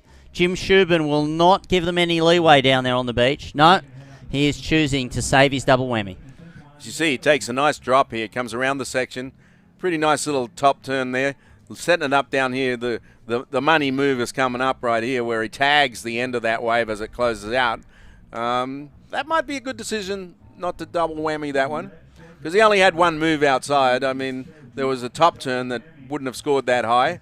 Unlike our first wave of this heat where that kid tagged it outside twice and then didn't double whammy it. Yeah. I mean, you'd be sitting on 15-something right there at the south region right there if he had a double whammied his first wave. Yeah, be getting close to 20, almost unassailable. We could see south is in front at the moment, north region in red, south central region, Santa Barbara, all the San Luis Obispo area. East Coast currently in fourth. East Coast hasn't had a lot of They gave good him luck. a 6.83 for that ride right there. That would have been a pretty good double whammy. That, you know. Yeah. That's where I would have put them in front right now if you double whammied that. Being a double whammy surfer, there's a lot of pressure on you. Obviously, you've got your team on the beach. You're looking at your team captain. You're trying to see if they put up their hands. But the surfer did do that. Jackson was looking in there, so it was a team decision not to whammy it. Yeah, but already we were talking about how far the West Coast board riders club culture has already evolved. I mean, we had the championship here a month ago that the hometown boys won it right at the last heat of the day. It was, the whole beach was on fire. The Santa Cruz boys were giving them a run for the money, right? And the Huntington guys came through at the very end. But we're going to see more of that. I mean, just think as we get more of this national competition. I mean, right now we have the East Coast. Here's a nice off the bottom right here. Oh, lost it off the top there. Just tried to get too wild and crazy at the top there at the lip. And that was Will Dean from North Carolina, the second surfer for the East Coast. Yeah, so just think the East Coast for a minute. We just got an East Coast team, but you got New Jersey, you got Florida, you got the Central, the Hatteras area. I mean, they potentially could field three really good, strong teams from the East. And then you've got Hawaii. And even Hawaii could be more than Hawaii. I mean, the guys on Maui could be their own team. Are you kidding me?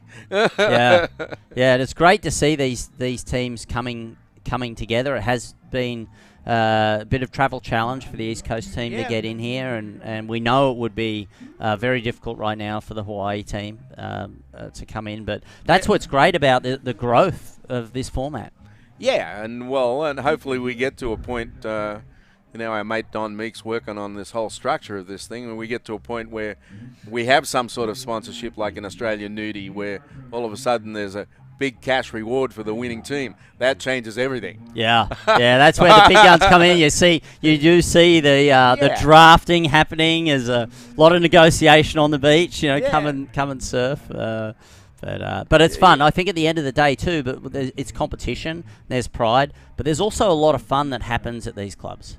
Well, yeah. I mean, one of the things with the club culture is the social part of it, because you get the mums involved too. They come down in Australia and barbecue, and I mean, one of the great ones that Snapper these days is that in the Groms division they give out the really Grom divisions, like they have 10 and under and paddle assist, where the parent goes out and pushes them in, and the kid gets a big block of chocolate.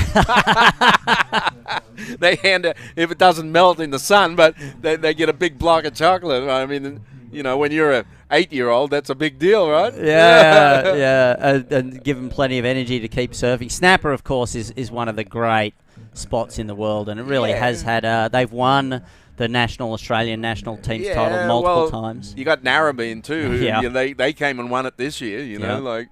with the hog. Yeah, Hedgie. with Nathan Hedge. They've of course got a two-time world champion, Damien Hardman, part of that as well. They got some fantastic female surfers. My era, Simon Anderson, Mark Warren. I mean, the club culture at Narrabeen, one of the great historical clubs of Australia, and of course, both in my hometown, you got Cura board riders and you got Snapper Rocks.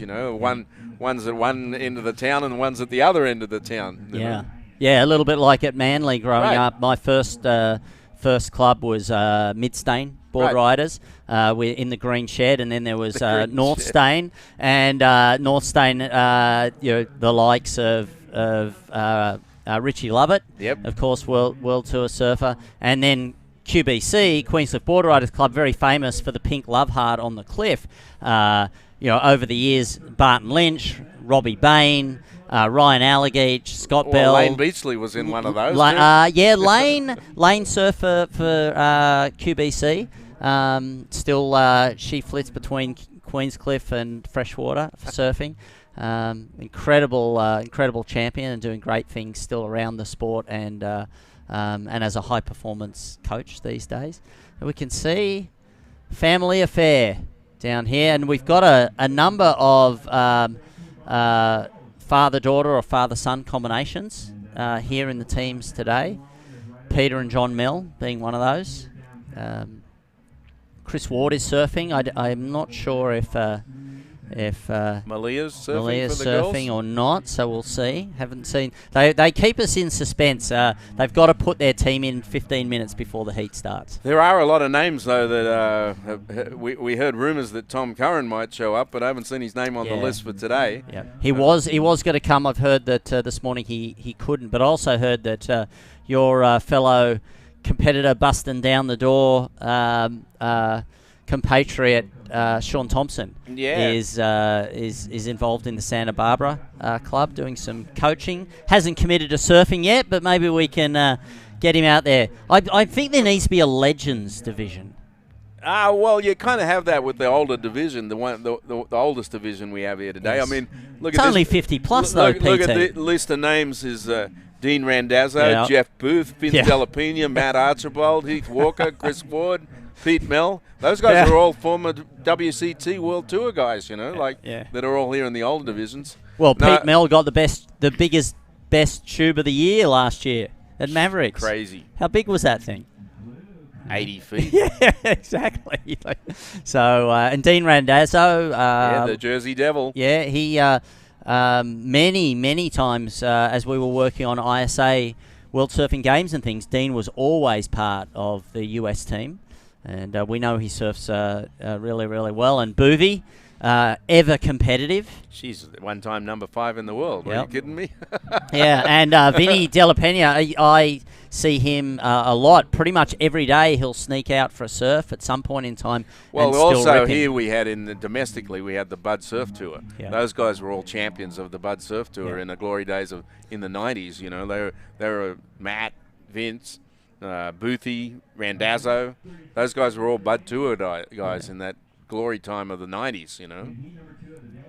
And Bud Tour, Huntington Beach was part of that. Let's talk about Huntington Beach. They're a great supporter of this event and many surfing events. Your relationship with Huntington and what you've seen go down here over the years. Well, I've been in Huntington permanently since '79, which I married a girl from Fountain Valley, which is inland Huntington Beach, and had 3 kids here in the early '80s.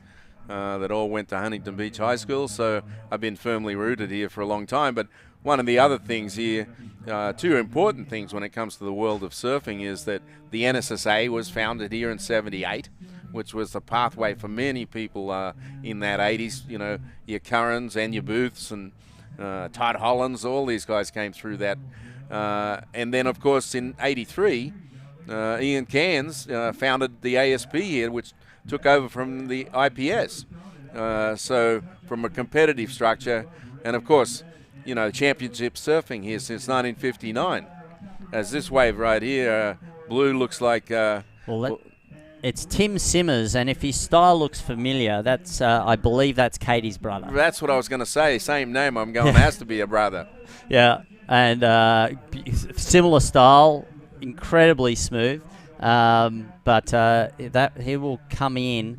We still have some double whammy surfers out in the water. So the Huntington Beach has been such an important part of the world surfing stage for so long, PT. Well, yeah, so you just talking about that. So the West Coast, what began as the first championship in America in '59, was the West Coast Championships, which morphed into the US Championships in, I believe it was '63, and went all the way through to '72, and then California went through what I call the dark decade.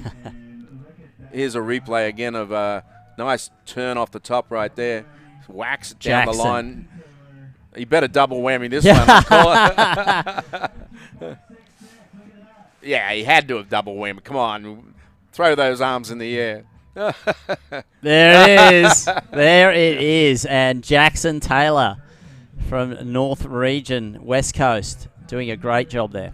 Yeah, so we had the dark decade, and then in '82, the OP Pro brought, for the first time, World Tour Surfing to California. Before that, there was never a rated event. And that event put California on the map, because in those days, as a promoter, here's a replay of that last wave of blue, which was Tim Simmers. And a couple of good hits there on the outside. Nice little whitewater rebound on the inside. And then he's coming in, using this wave to get all the way in and to tag his teammate. So good score by Tim Simmers.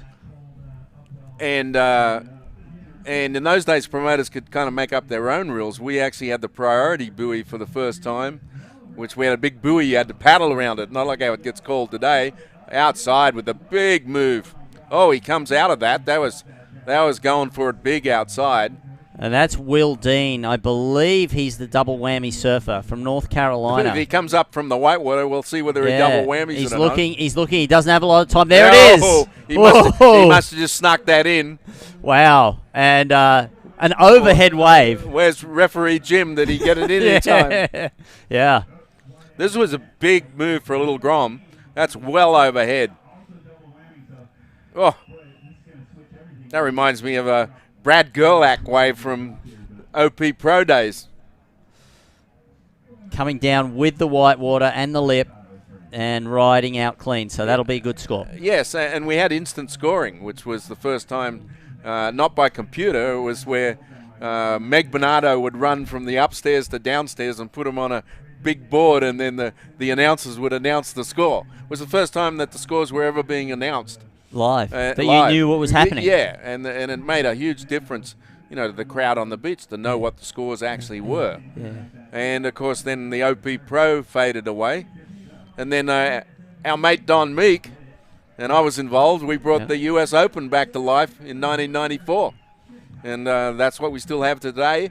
This year it's been moved to after the WSL World Championships at Trestles. And it's the first of what's called the new Challenger Series, which the whole format, there's an off-season now for the World Championship Tour, and then there's a qualification season on the Challenger events, and the first one of those will be the US Open of Surfing this year. And we're likely to get some really good swell given it's moved further out. That time of year is better. If you remember in the old days of the US Open, it was in September, and then we, of course, had the riot in '86, and the city council didn't want us to have it on Labor Day weekend anymore. So many moments in surf history here at Huntington Beach. It's great to have PT here sharing all his knowledge and insight. He's been at the forefront of professional surfing and surfing development of young people for many decades. The North Region now, PT, out in front with 20.66, courtesy of the double whammy. And then the East Coast have moved up into that second position. South Region, I believe that's still out in the water. Tim Simmers came in, so now it's Harlan Birch who's in the water.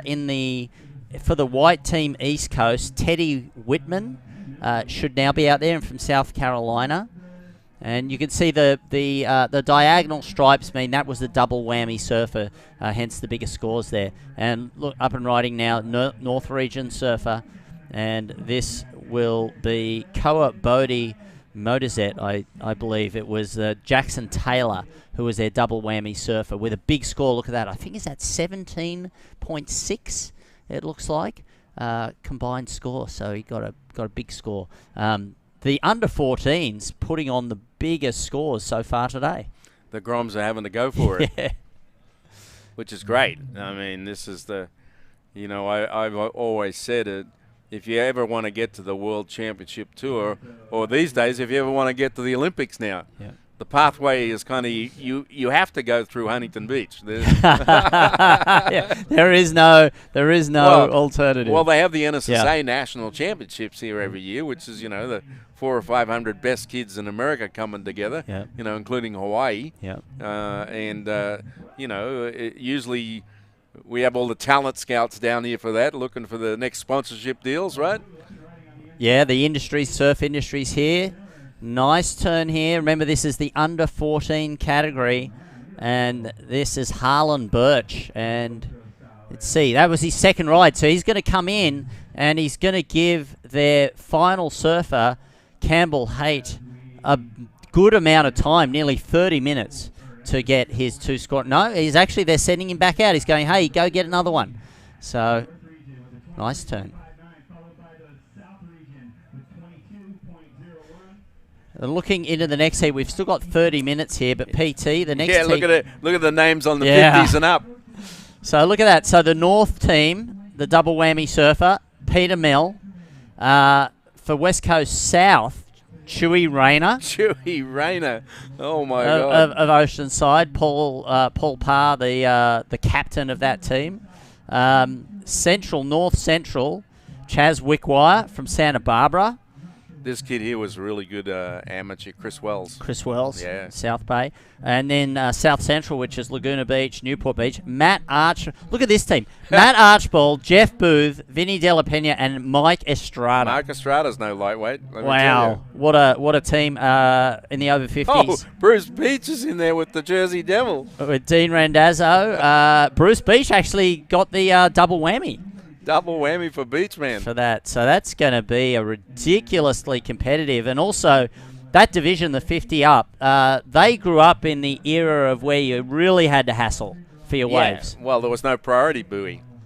So that will be very interesting to see how that comes down. But right now, it's the under 14s who are setting some big scores on the board. If you've just joined us, this is the US Board Riders Club All-Stars event presented by the Jacks Surfboards Pro, which is coming up starting tomorrow. And this is really inspired by the history of club culture of which PT has been a part. PT, you were telling me a little bit about the 60s club culture. That was a longboard back then, but it was still very strong. Here in California, it was very strong, and they would have club competition in those days. As you heard me mention, Wind and Sea. But there were clubs in Laguna. There was clubs in Malibu. If I remember rightly, there was a club culture in Ventura's Rincon area, and they would have these clashes in that era. But in the early 80s, it came back for a little bit, and actually I was in the Lake Street Board Riders here because my brother-in-law was the Lake Street guys with the Fountain Valley crew. And you had a couple of other names there, former world ISA champion Scott Farnsworth, and it was also a world tour surfer. And it was pretty strong club culture there for a little while, and I'm not sure what happened, why it faded away. It just faded, and then, of course, now it's rebirthed thanks to Casey Witt and Chris Marino and Ziggy. Those guys were the guys that really thought up the idea of let's get the club culture. It started off just as a kind of a hunting thing to begin with, and they went, well, other people started to hear about it, and now there's people applying to start new clubs all over the place. Yeah, North LA has just joined. Look at the smooth surfing here by the surfer for the North region, Kawabodi Motorzet, and just looking really smooth. Running all the way in here, taking a look in, and just seeing it. Am I going to be called in or send me out for one more? Looking at the team captain, so he's going to go out for one more, see if he can get another scoring ride. Can take up to 3 waves.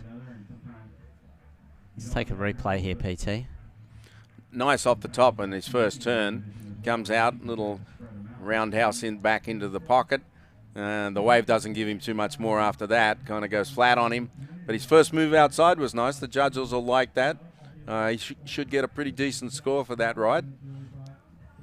Let's talk a bit about innovation. You mentioned before the innovation that started here at Huntington of live scores. That just seems like such a weird concept now, especially with these young kids up and riding. This is the East Coast. Got some speed. Nice floater there and lands it. These East Coast kids are putting up a good show. They've come here for the first time, and they're definitely in the hunt for having a result here at the end of the day, no question about that. I believe that was the Huntington Beach surfer there, Petey. In and out.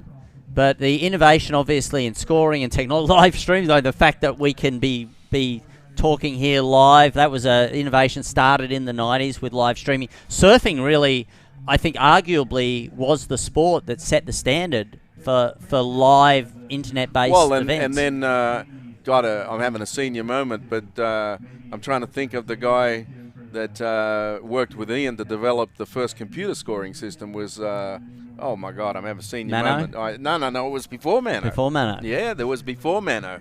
And then Mano took it to the next level. But George... We need to get Kanga on the line, right? He's just up the street. He's just up the street. But anyway, I mean, those innovations came out of Huntington from the US Open. And, of course, then the real development of pro surfing as we know it today really started to happen in the 80s. But the man-on-man part came, the second year when Druin had the stubbies, the first stubbies in 77. And then everyone... that was the kind of concept of, the Aussies because of tennis, like we were all admirers of tennis. That was the whole motivation that we felt that there could be a world tour, was the tennis and also Grand Prix motor racing. We saw if you melded those two things together, that's how we should have a world surfing tour. I mean, what's interesting, I think this year is going to be the first big change in that structure. Is that the World Championship's not decided on like Grand Prix going all the way around collectively scoring over a year.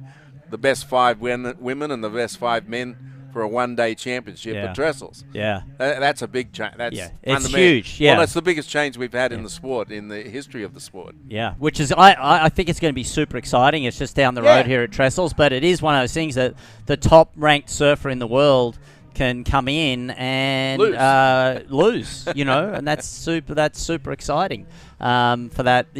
Imagine the pressure. Well, and in this case, this year, Medina and Carissa are so far out in front, yet they could lose the world title. Yeah, and they don't get it. What's interesting is if you're ranked 5th through to 2nd, you have to surf previously. It's one day, and so in a sense, if you're number 1, you don't get a warm up. You get one heat. Yeah. Or best of. It's a best of. But, well, you could look at that 2 ways. One is you're not going to wear yourself out. Yeah. But then you're not going to have any momentum either. Yeah. So I think it's going to be really interesting. The great thing is it is down the road at Lower Trestles, which is one of the best, most fun high-performance waves in the world, other than your little secret spot down in Mexico that I've surfed with you, PT.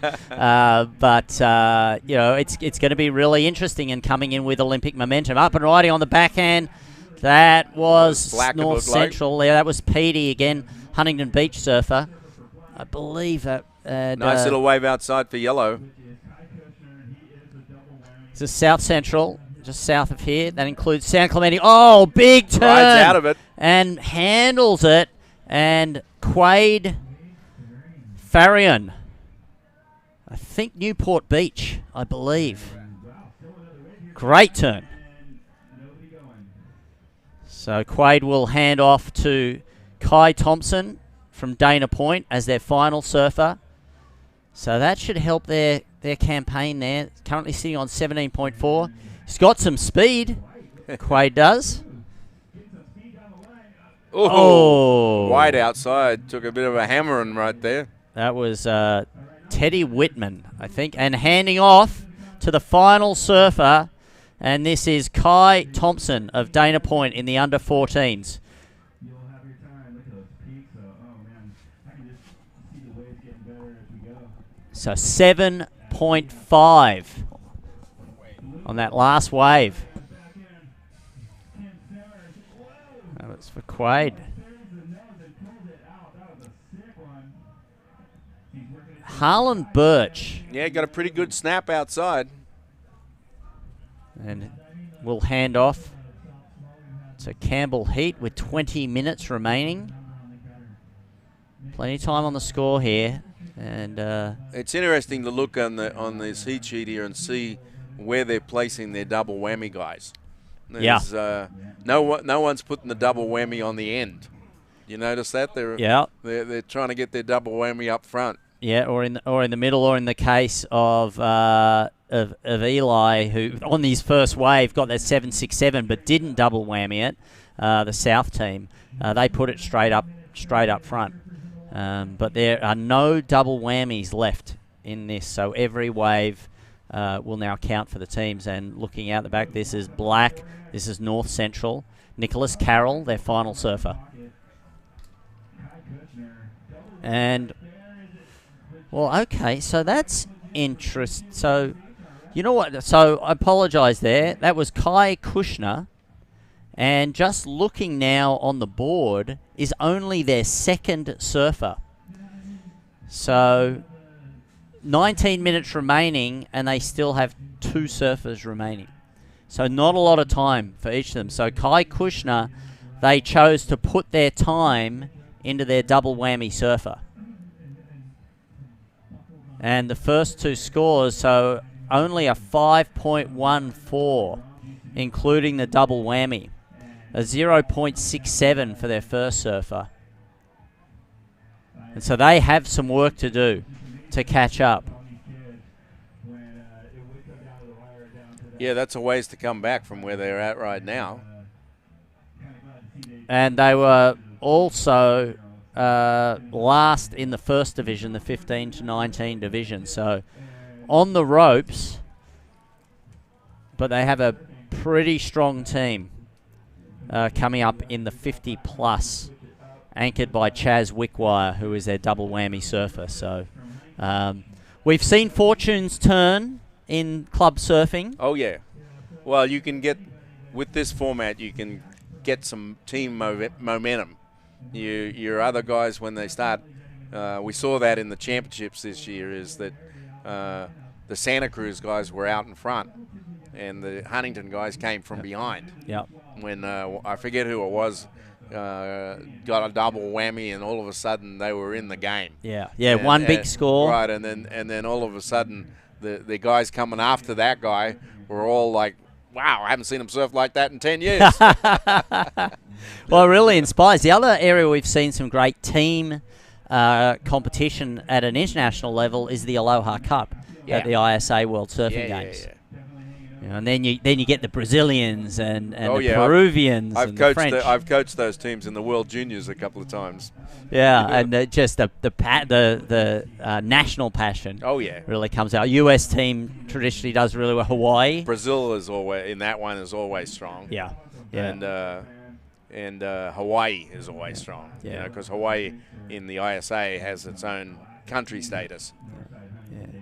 It's always great to see. So we're looking right now at South Central, Kai Thompson of Dana Point, and looking for the final scoring ride for them.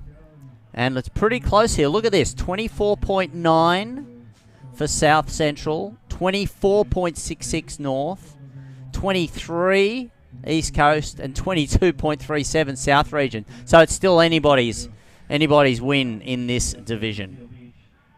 A little bit of wind coming up, PT?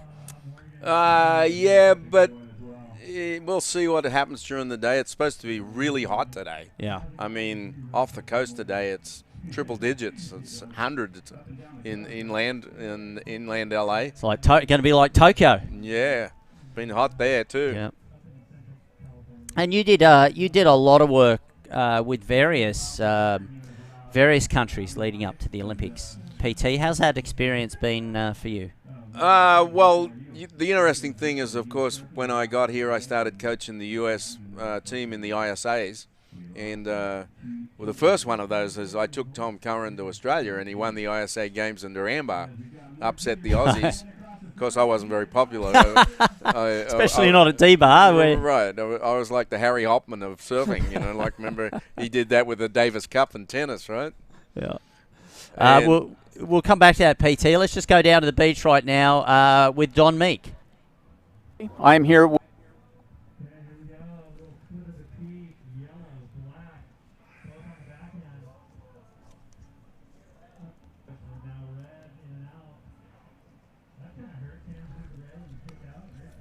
Cool to have it.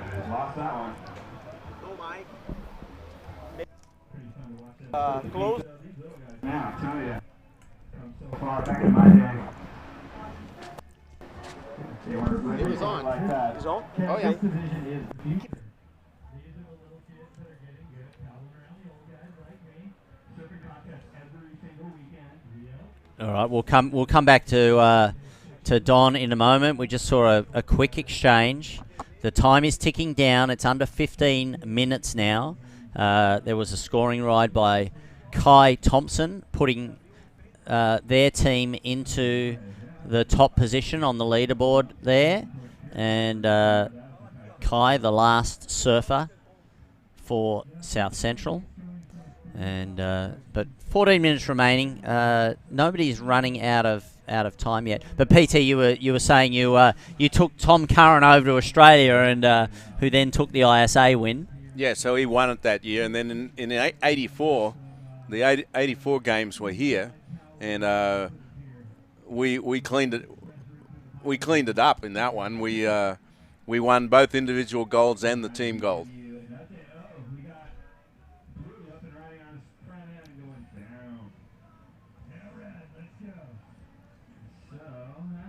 So that was Campbell Heat.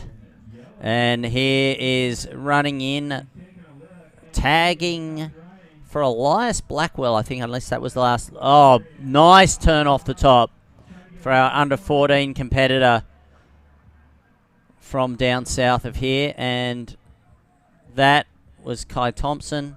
And looking to get one more wave for this young surfer, making sure to get in the box inside of the time, otherwise there's a 5-point penalty. And there is the score spread right now. It is very, very close. Just and 2 that points. team is in the lead at the moment. And that was a pretty good, strong ride there for Kai Thompson. You know, they're looking pretty good. And, well, so that year, Scott Farnsworth, Janice Aragon won the gold in the men's and the women's against the highly favoured Australians. That Australian team had Kong and Damien Hardman and what's the girl? I'm trying to think of the name. There was an Australian girl that year too. But so we won the gold team in '84. And then as we see blue outside coming down the line. Nice little whack on the end right there. Good finish for Campbell. See if he goes for one more ride, but that'll be good scoring. He's got another ride go out. He's got 11 minutes remaining. Yeah, he's got plenty of time. And then I went and got a real job, if you remember. So I didn't coach then for a while. I went to work for Surfing Magazine, and then 10 years there, and then 10 years marketing director for Rusty. And then they talked me into coming back to coach when we had a new governing body, Surfing America, which is today USA Surfing. And I came back to coach for like 4 or 5 years. And we were competitive again. I think the first time we came out in the World Juniors, as we see blue on the replay here. Nice whack off the end there for Campbell Hyde. And it's interesting that when that came back, PT, you were involved, but also Janice has been involved the whole time. She's been in running NSSA now for, 20 plus years. So she's still real involved. This is Nicholas Carroll. And this may well be the last, working this all the way through on the inside. He's got a nice inside runner. Fit in another turn there. And finishing off strongly. And that should be the last ride. And we'll get into the box in time. Well, that's the first beacher we've seen today, I think. I don't think I remember anyone. Tide must be coming up for that to happen, so that gutter is allowing you to get through as we watch the replay again. Gets a nice turn off the top outside, comes around the section, gets another nice cut back into the pocket, and then this wave has a little juice right here with the whiteboarder push that gets him into this area here where normally we do the Huntington hop, which he's doing well with, and makes it to the inside right here with another little section off the top. This might be actually the best individual scoring wave. He's not the double whammy, but I think that'll be a good, healthy score. Beautiful looking board there, an IPA. And it was, so pushed their team up into that second position. So final scoring ride, and 26.97. So the South Central team still out in front. And then I didn't do that for a while, and then of course, everybody knows I went to China for a couple of years and lived there when surfing got put in the Olympics.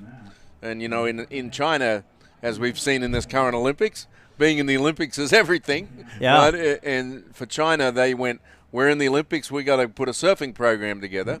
Yeah. So I went over there and lived there, and then took the Chinese team to their first ISA games in France in 2017. We didn't come last, but they failed to qualify for Tokyo. And so, I've had three different iterations, because you forget the very first one. I won the bronze medal in the ISA games in 72 for the Australian team in San Diego. It'll be, oh wow, can you believe it? It'll be 72 50 years next year, mate. Wow. And I was the only Aussie to make it in the final. Jimmy Blears from Hawaii won the gold, and David Nuiva was second. Yeah. I was third. Larry Bertelman was fourth, and Michael Ho was fifth. Wow, what a lineup. That's amazing. Nearly 50 years ago. It's incredible. 72. And I know it doesn't feel that long ago. East Coast up and riding. This looks like the final wave there for the team out in front right now. That is South Central, Dana Point surfer, Kai Thompson, final ride. I wish I could have been able to go to this first Olympics. Yeah. If we hadn't had COVID, I was going. I already had a room. Yeah. But, of course, in the current way, with all the restrictions, I couldn't go, of course. Yeah. I feel like we know either we all worked with a lot of people who were either there or that they were calling it remotely. Yeah. So they all did a great job, with it. Joey, BL. It was still fantastic to see. Speaking of China, if you look at the athleticism of China, the focus they put on sports and wave pool technology, you think they can be a surfing powerhouse? Not for in a while. future years? Right. How long do you think? You got to realize that people wonder, well, how did Japan get so good? Because if they actually had a team medal for surfing, Japan would have won it, because they won a silver and a bronze. Yep. Yep. Probably Brazil would have been second. Yeah. The Aussies probably would have been third. If you looked at the team, like they have team gymnastics, team medal. Yeah. Well, people forget that Doji Osaka was in the ISA Games at Bells Beach in 1970. That's how long the Japanese have been competing. Yeah. China, up until 10 years ago, there wasn't even any surf culture. Yeah. There's not even a beach culture, because no one can swim. I mean, if there's a typhoon, you're not allowed to go on the water. They have cops on the beach that arrest you if you even go in the water. I experienced all this. Yeah. So they've got a lot of development. Yeah. There's one kid, Alex Cuisson, who I've known since he was 11, and he was on that team in France. Yeah. So he's 18 now. He's the first Chinese person to advance in a WSL QS event. He got through a heat in the event that just before COVID hit. He got through a heat and was the first ever Chinese surfer to advance in a WSL event. Yeah. He could potentially qualify maybe for LA in 2028. Yeah. Well, it's certainly going to be interesting to see. Well, you saw in the skateboarding, the Chinese had a girl in the girl medal final. Yep. Yeah. Yeah. No. And they've won a medal in. She didn't win a medal, but they've won a medal in snowboarding already. Yeah. Yeah, and that's where I think the athleticism and the focus that they put on it. It's fantastic, the development of sport around the world. Yourself, Fernando Aguirre, there's so many people that have put so much into it. And 2028, maybe one of these young kids we're going to be seeing. This little Grom in the white is doing... Oh, too bad he couldn't make that last move because he was doing real good up until that. Cooper Jewell. Yeah. There. And he's another East Coaster. Yep, from the East Coast. That'll be the final wave Outside up. black. Nicholas Carroll. Some good style there. Little whitewater climb there on the end. So they're all scrambling now to get in to not lose the 5 points. Yeah, they got plenty of time. Yep. 5 minutes. 5 minutes remaining. There's the score right now. It is the South Central region, 28.3. There we get to see the impact of a double whammy score. Right. 15.8. South region, they've had all their surfers in. North region now. And so all our surfers, the next team up is going to be 50 and up. Here's a replay again of White. He had it going on outside and then just couldn't ride out, get in front of that whitewater there. Otherwise, that would have been a good score right there if he could have got in front of that whitewater mountain that was coming at him. Remember, he's the Groms. And Chad Wells was saying earlier, as people they underestimate the power of the Huntington wedge. when the wedge comes at you, if you're not in front of it, it'll run you over, which is exactly what happened to that kid right then. Yeah. And Cooper Jewell from South Jersey completes their team, and just one surfer in the water now, and this is Elias Blackwell. Well, he's got a nice little left-hander right here, and he comes off the bottom, hits it off the top. I don't think he's going to get back to the open face right there. He's trying to stay with it, but one hit, and is he going to go back out because he's got to get to the beach, not lose 5 points, right? Yeah, that's a tactic. Do you try to get a high-scoring ride, or do you save your 5 points? Well, he's going to get what, maybe 3 something on that wave. It doesn't pay to go lose that 3 points and another 2. Yeah. So right now, let's go down as this heat closes out. Let's go down to Don Meek on the beach. Thanks, Feely. I think we've got our technical problems figured out. I'm here with West Coast Board Riders co-founder Ziggy Williams, and Ziggy, along with Chris Moreno and Casey Wheat, created this about 4 or 5 years ago. And I have to ask, Zig, how does it feel to see the dream come true? Oh, it's amazing, Don. I mean, just to have the East Coast here too, because that was like our original vision, was to have West Coast against East Coast, and then for them to come out for this first U.S. Board Riders All-Star events, like just kind of like setting it in motion, and it's just it's awesome, dude. It's amazing. Super cool. Well, I'll tell you, the vision got sparked, and we've now got 36 clubs, if you can believe it, in U.S. Board Riders. That's insane, dude. I can't believe. I never would have, like, we wanted it, but I never. It's insane, dude. I'm like kind of speechless about 36 clubs. That's heavy. It's a movement, dude. Like, it's cool. Very cool. I'm proud. Well, congratulations to you and Chris, and rest in peace, Casey, and thank you, Ziggy. Yeah, no worries. Thank you, Don. Back to you guys. Great. Thank you very much, Don. 36 teams. That's and you're going to see a whole lot more. Yeah, fantastic to see. We've just seen the under-14 division wrap up, and the next division in the water is going to be the 50 and up. And make sure you stay tuned, because some of the names in this are not just legends, but still ripping. Peter Mill, rider of the biggest barrel last year. But let's take a look at the under-14 category. There was some great surfing here, PT. Yeah, the Groms were getting it on out there in, the conditions, they're 3 to 5 feet. There's occasional 5-footer every now and again. We saw that one kid do the Brad Gerlach on that one with the big outside move. That was a good, even though these are Groms, that wave was still 5 feet. And totally committed into these waves, representing the South. Eli Tim Perry just opened up at the start with some massive scores. And look at this! Look at this wave. Just beautiful conditions here. Great rail work, and there's a lot of style as well as some progression. Yeah. I mean, nice hit there on the end there for the grommet. And we're going to take a break right now, and when we come back, it's the next division, the 50 and up. Stay with us.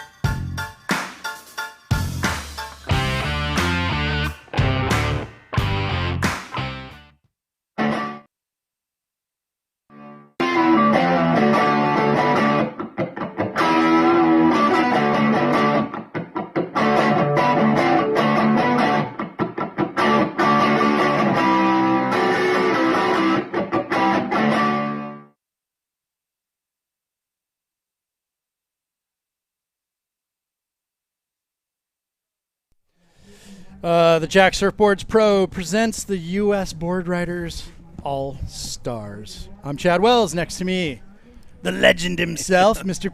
Peter Townend. Pete, good morning. Mate, have we got some fun to have here in this next heat with the 50 and up, the oldest.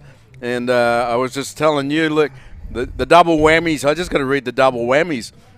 Pete Mel, Chewy Rayner, Chaz Wickwire, Matt Archibald, and Bruce Beats. Well, I mean, let's get it. Let's be real, PT. The 50s and the 40s, you're not old, you're just a core lord.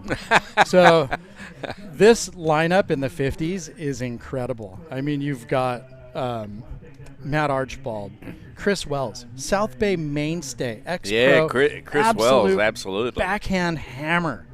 I mean, I'm going to assume this is a typo. Paul Bar.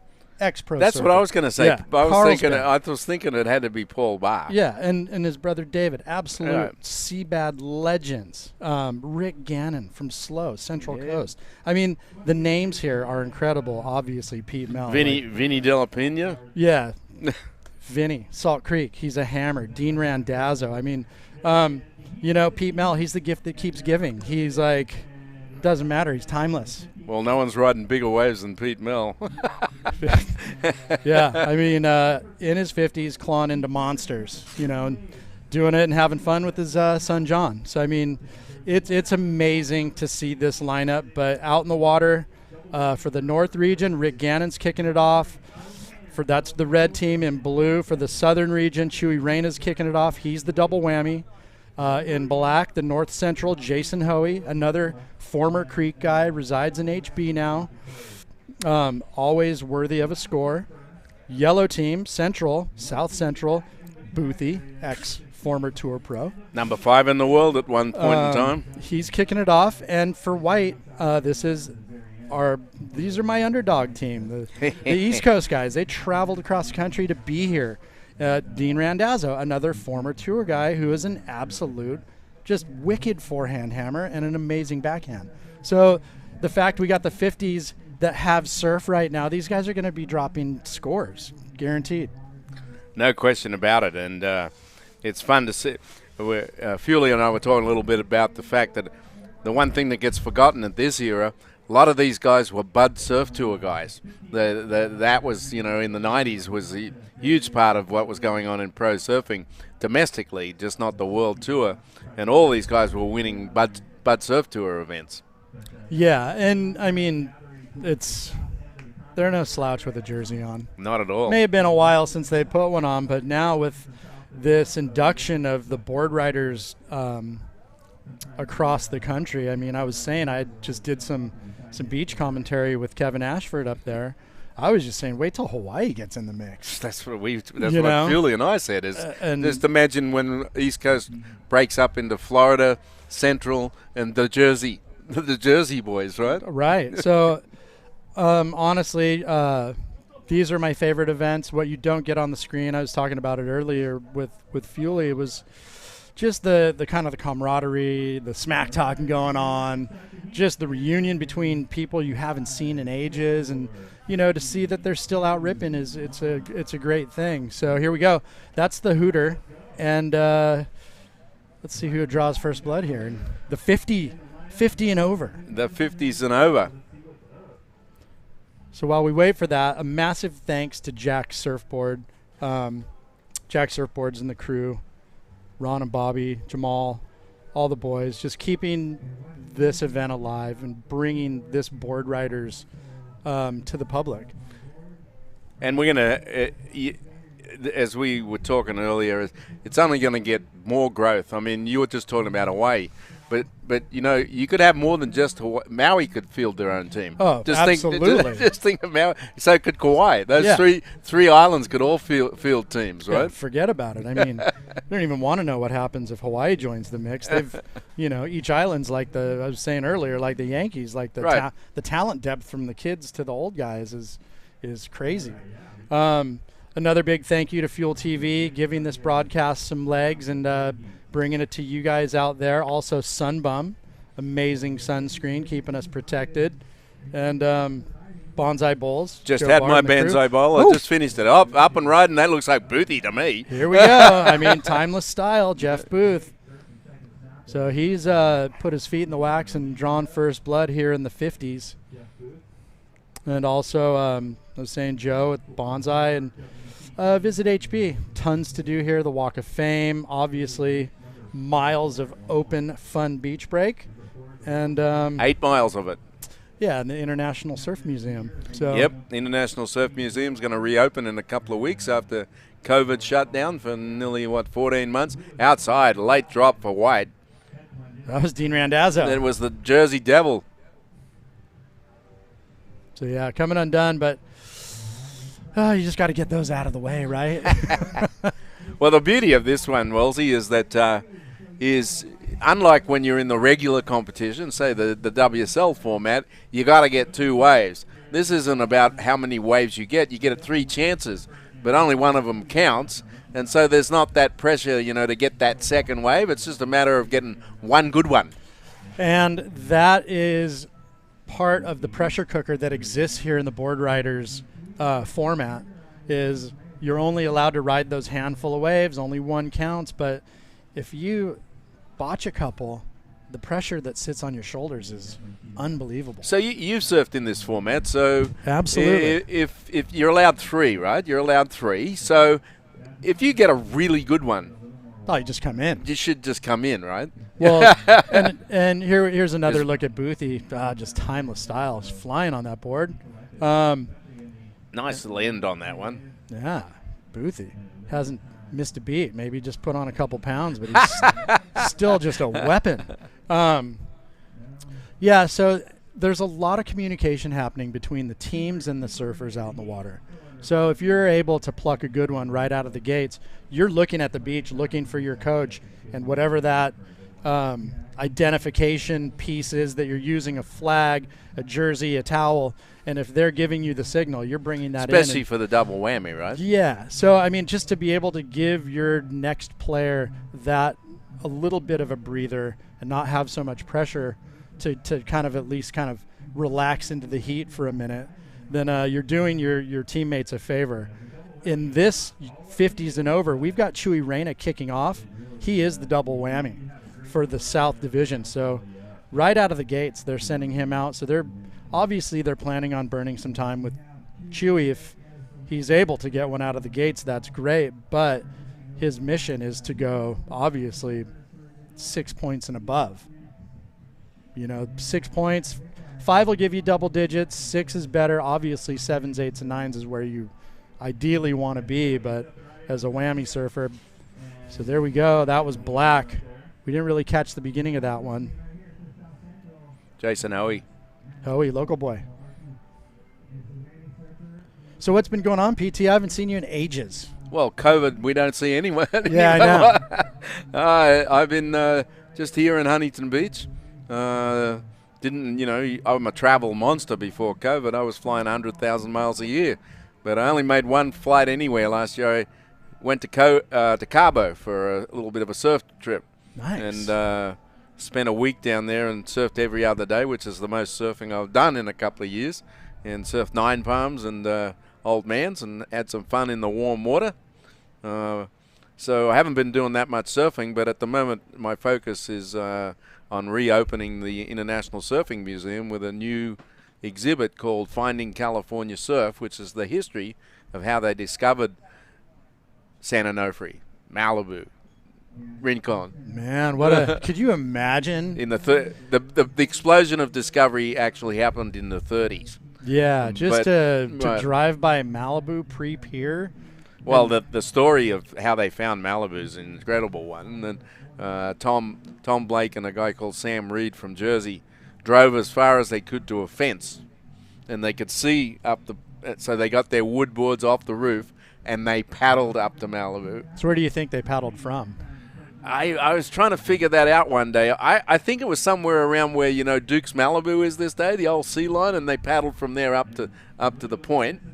And then when they figured out how good it was, here's the Jersey Devil right here, it looks like. Wait. No, it's Reyna. It's Chewy Reyna. Is Chewy. He's got the bald head going on too, the Jersey Devil. Same haircut, but the style, again, timeless style. Chewy getting loose. He's looking for, should I call the double whammy on this one? Geez, the tide must be coming in because this is another connection. We saw one in the last heat.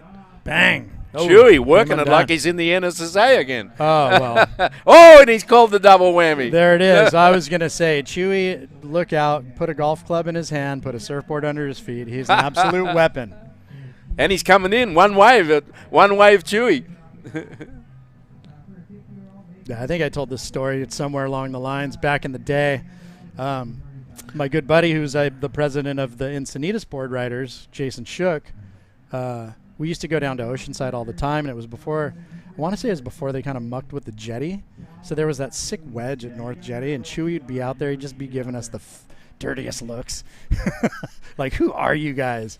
And obviously he was just ripping. Yeah, so I mean, we were just a nuisance. Chewy's such a great guy. I mean, I have one of my best NSSA stories in history with Chewy Rayner when he was on the NSSA national team, and that's when Kanga and I were the executive directors of the NSSA, and he made the national team. But Chewy came from a family that had absolutely nothing to do with surfing, and we never forget that at Oceanside, the family came. The whole lot, the brothers, the sisters, the uncles, the aunts, to see Chewy, and they came in the classic lowrider, all of them in the car, right, to see Chewy surf. Right? I love it. He never forgets that, and I think he might have won that day. Actually, he might have won the contest that day, and of course he was on the NSSA national team with a lot of guys. A few other guys in this here right now. Jeff Booth, he was in that same window of time with the NSSA national team, which was big in those days. Matt Archibald, that's another one that was in there. Randazzo was on that. Bruce Beach, those were all NSSA national team. You know, right? Solid talents. So Chewy's double whammy, 13 points. Yeah, it's that's probably a good call. Probably 6'5". That's a good call. Boothie's Is opener. Boothie. Boothie's opener 5.33. Here he goes on his second. Wow. Boothie looking solid. Oh, he got three moves on that one, and a little whitewater rebound and staying with it into the shore break. Oh, yeah, he'd be coming in. See if he can work this reform over. Looks like he's got it. And a little speedy section. Is there another move in there? Yeah, I think Boothie would want to call it a day after that one. Yeah, that was nice. Jeff Booth. Well, yeah, so South Central team. Here he comes off the bottom, whacks it off the top right there into that section. Nice little off the top again. The first one, though, was straight up. Good little whack at the end there. So 3 outside moves before he gets the shore break. Yeah, that was some nice negotiation through the flats there. That board looks like it motored right through it. The last little bit just didn't cooperate there on the end, but that's going to be a good score. So Boothie adding one to his score line. Yeah, he bettered with the 5.33 with the 5.73. So PT going into this 50s, we currently had blue in the lead, which was the South region, Boothie's region.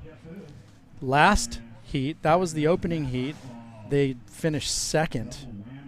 So safe to say that the South region is in the lead. I don't have the cumulative score points yet, but Jeff Booth doing his team a solid right there. So he's going to come in, and Boothie will tag Matt Archibald. Built for speed, baby. One of my favorite surfers growing up. Oh, I never forget. There was a gotcha video of him, and you would remember it, Wellesley, on a left-hander where he's going down the line. And that was like Pavones or something. Yeah, and I remember the number of hits that he did on his backhand going down the line with just absolute speed like a Ferrari. Ooh, Hoey. Hoey with a big move outside. Yeah, I loved Matt Archibald and his surfing and the boards that he rode, and got my hands on an old Patterson Deep 6 channel. Was one of his old boards. That board was magic, and it fell apart. The thing was light as a feather. It fell apart, but I'll never forget how good that surfboard worked. So here we go, Matt Archibald with the tag. He's coming in for Boothie. Rick Gannon's been quiet in this heat for the North region. He hasn't had his opener yet. He's looking at this one, and he's got it. He drops in, comes around this section, little snap in the pocket, and can't ride out of it. So that's not a good start for the Mr. Gannon from the Central Coast. I'll tell you, HB, sometimes it's easy and fun to surf, and other times it's like a foreign wave you've never ridden before. Well, you said that earlier, and when I was in the. What people underestimate is the power of the Huntington wedge. If you don't get in front of it, it runs you over. Yeah. Which is was happening to the Groms in the last heat, right? The wedge comes at you, and if you're behind it or not in front of it, it just runs you over. Yeah, you got you got to beat the lip down. You have to get in front of it. That convergence of foam is just and it has more power than most people realize. Yeah, that it's too much. Well, we've got double swells running, probably with a little chip of west wind swell in there. So this southern hemi and this hurricane swell. So plenty of waves on offer. I mean, you can see the boat out the back. The crazy cargo tanker in Seal. It's like a parking lot. Right. So it's crazy that there's so much backup in the port that they're now in front of HB. But some of our back to school surf gears on the. But I mean, it was like that a while ago, and then it had kind of cleaned up. And I remember counting less than 20 boats out in front of my house, and I'm up in Seal, and now it's like back to. I mean, they're parked down here. It's crazy. It's one of the Jacks guys haven't figured out to take their own boat out to get their stuff off the boat. Seriously. Okay, blue. This is John Bolin, La Jolla. So 46 minutes. You know, you were talking about how great it is.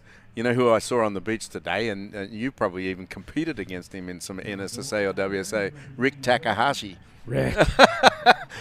A monster when it comes to competing, right? Oh, yeah, no. He's won like 13 national titles or something in you know, like basically amateur competition. He's a weapon. And I haven't seen Rick. And that's the thing. There's guys that never made it. Right. You know, that maybe never got into pro surfing that love it. No, they had real jobs, and they did this on the weekends. Yeah. Okay, here we go. Archie took a look at that one. And Gannon again. Okay, over the hump. Here he goes. Got something coming his way. Cracks it. Ooh. Oh, goes down again. He's got the wobblies at the end on both waves. Yeah, you know, he had that. It just looked like a little over rotation when he jammed it in the closeout. He's coming in. So this is where those low scores, the 1s, 2s, and 3s, really hurt your team. You know, and you really pray for your whammy guy to go bananas and drop a really big, high double-digit number. Well, the South region is out to a good start in this one. They're way out in front. Look at that. If I would have figured out how to read. Still something I still haven't figured out.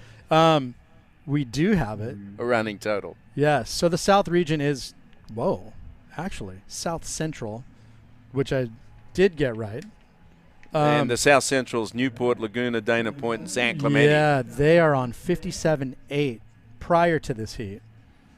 Then in second is the South region, which is Oceanside, Carlsbad, Encinitas, and La Jolla. 55.24. So that's your leaders in second place. Third place, the East Coast. Yeah, they're showing up big. They've been definitely solid in every heat round so far. Very proficient, time management, everything. 51.84. Then the North region, 47.49. So the North region consists of who, PT? Here goes your man Archie there, Wellesley. Here he goes. Ooh, off the top, down the line. Bang. Whoa. Can he ride out of that one? Yes, he does. There's some classic Matt Archibald. He's even got the shore break. So throughout the season, we compete against PT, but since we've broken up into Archie. So I've gotten to see his surfing like throughout the season. And a double whammy on it too. Yeah, Archie, the double whammy. So I mean, it's been great. It's like a time warp. He just goes out and it surfs as he did, timelessly. So it's how's that? Where's Here's this the replay. Comes off the bottom, snaps it on the open face, drives it down the line. Nice rebound off the whitewater there. Had it vertical there for a second, and then finishes off with some nice grovel in the Huntington shore break. Yeah, I mean, how many times has he done this in his lifetime? It's like riding a bike. Classic Archie, classic Archie. And to finish off in fifth place is the North Central, my region, 34.67. So my crew's got some work to do. So I think we're gonna throw down the Don Meek there. Yeah. Guys, I'm really honored to be here with our U.S. Olympic surfing team coach, Brett Simpson. Brett, congratulations on Carissa's gold medal in Tokyo. Thanks, Don. Yeah, it's been a whirlwind. It was a really rad opportunity. Definitely an experience of a lifetime for sure. I mean, we didn't have a crowd, but it had this feel, the energy, the excitement was. I think everyone really felt it. All the people and the athletes that were there. It was really cool. But this stuff is still my favorite. So you have had great experience here in Huntington Beach, helping to start the Huntington Beach Board Riders Club. What has it meant to the community? Oh, it's huge. I mean, I think we, took a page out of Australia's book, and with Wheat and Ziggy and Moreno just to help start this and kind of see it blossom up and down the coast, East Coast, West Coast. It's I'm all about the youth, and I think it gives them that opportunity to, and it's been a tough time the last few years, obviously, but it gives them the opportunity to surf at a high level and be a part of that community and have that drive and push. And I think that's what we need to get back to a bit more. And I love my city. I love where I'm from, and I'm going to give it all to them. Well, it's really inspirational for the kids to see you out here, and congratulations on the gold. Thanks, guys. Appreciate it. Back to you guys. Yeah, thanks, Don. Bit of action while we were listening to Brett. Yeah, I talked to Brett the other morning about that whole experience of being in Olympic Games. And I think what was interesting is what he said was that you don't realize, because we live in our own little world as we watch dropping in on the backhand in the blue. This is John Bolin. He's on the South team in the closeout. Looks like he's got the same board model as Boothie. Yeah, might have borrowed it. But Simpo was saying how even though they didn't have the crowds and everything, they did get to mix a little bit with the other Olympians. And he said what I didn't realize is, like Caroline, apparently, as we take a look at a replay here, it looks like the Jersey Devil right there. Oh, timelessly, Jersey Devil. Nice little cut back into the pocket and then rebounding off the whitewater in the closeout. The Jersey Devil. Dean, solid. And Simpo was saying that Caroline befriended one of the track and field girls, and she took them into the Olympic Village. And he said, "You're in the land of the big people." He said, "Even the chicks were bigger than me." He said, and they're all like, you look at them and you go, "Geez, I think I better go to the gym and work out," because everyone's the best in the world, right? Right. Well, prior, I didn't know any Olympians. Now I know a bunch of them. Yeah. But yeah, I mean, what an experience! I can only imagine. I watched all of it, and I was talking to. I'm Simpo. still watching it, watching stuff at night now. Last night, what did I watch? I watched it. I think it was the 400-meter hurdles with those two girls that have been pushing each other, and they set the world record. It was crazy. So, gosh, I didn't even catch Archie's score. We'll have to wait till the screen splits to see what it was. But I want to say Boothie had a 5.73, so the double whammy. He went up like high 14 points, so maybe a pair of sevens. Look who we got up double whammy. Look who we got double whammy coming up for the East Coast. Bruce Beach, the beach man. Yeah. So I was talking to Simpo down on the beach because he's from the North region, and I was like, hey, I watched the webcast through and through, and it didn't really do the surf like justice how gnarly it was. Vinny. That's Vinny Del Pino right there. I can tell that style. Oh, came undone for the South region. South Central, excuse me. But yeah, he said, it was a lot bigger than it looked from the beach because that view from the tower kind of flattens it a bit. Ooh, timeless surfing. Pete Mel. Bang. Yeah, the last comp we had here, Pete dropped a 9 in the championship, yeah. Well, Santa Cruz guys, remember, were out in front till the very end, till Huntington ran them down in the last heat. Yeah. That's true. That was a great event. Ryan Simmons and I called that for the beach stuff. That was, again, happy to be at a surf event and see people together. And, it's been a very disconnected year for just about everybody. So it's nice to see everybody mingling and getting after it in the outdoors. But right now, currently, South Central, the people in yellow, they're out in front. South region, 16 points. Gosh, my northern region has been in this bad juju vibe for three heats now. Bad juju. So Hoey came in and tagged up Chaz Wickwire. He's one of my Seal Beach board riders. Chaz is the double whammy. So Chaz is like the eternal Grom, we call him. He's absolutely improved over the age of 50. Surfs more than anyone you know. Well, he has his surf school, right, on the beach, so he's got in the water every day. And then he's shaping and runs a successful glass shop. So, I mean, yeah, he's I've never seen anyone improve in their 50s. So he's definitely a student of the craft, you know, shapes it, rides it, rips it.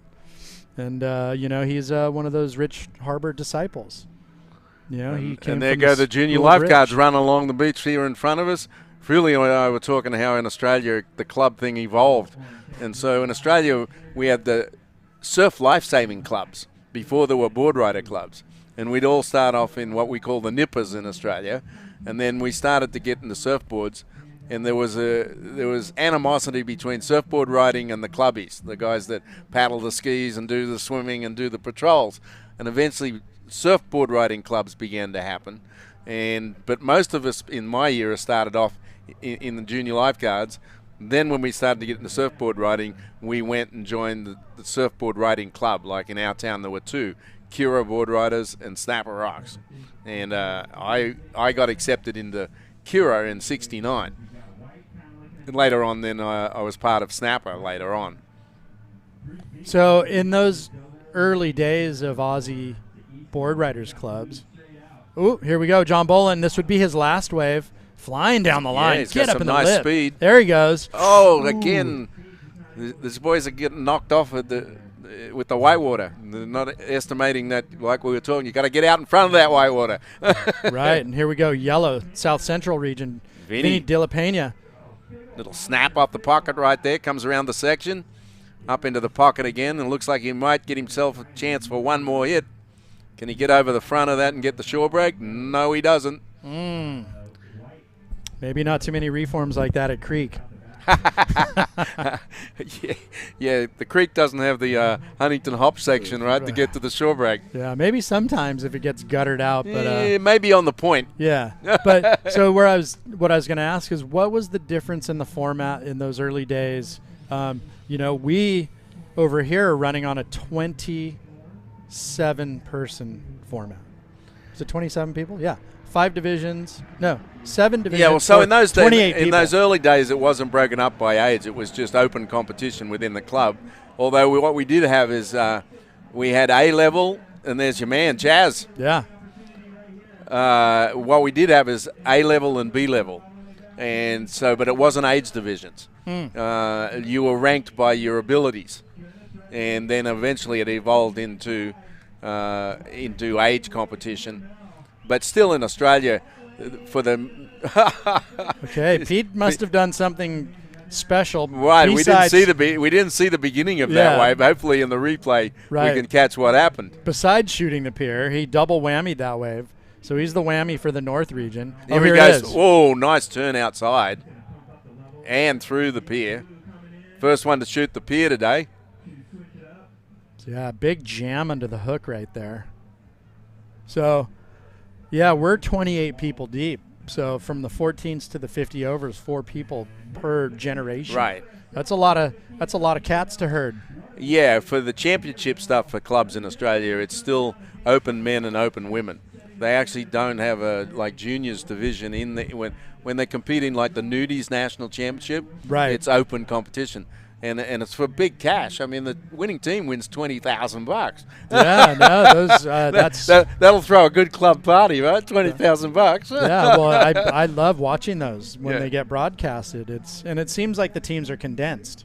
Yeah, well, Narrabeen just won it again this year. I mean, they haven't won for a while, and Hodgie, Nathan Head's one of the former. Look at Chaz's wave again, little Chaz rebound there. Yeah, he must have gone back out for one. P. Mel, Condor. Well, let's. I'm interested to see what score he's going to get on that, because he double whammied it, and that was a big hit outside, big move outside. Yeah, on a bomb. Come on, Pete Mel, you're not that out of wind. Come on, mate, you survived 80-foot waves last winter.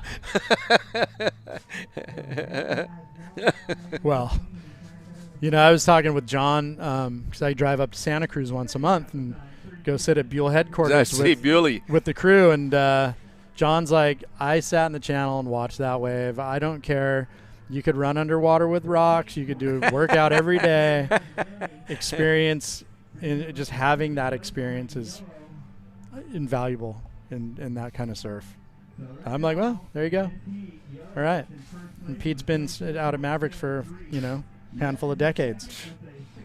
He's probably been going, he's in his 50s, so he's probably been going out there since his 20s, so he's been going out there for 30 years. Yeah. I mean, he's an icon.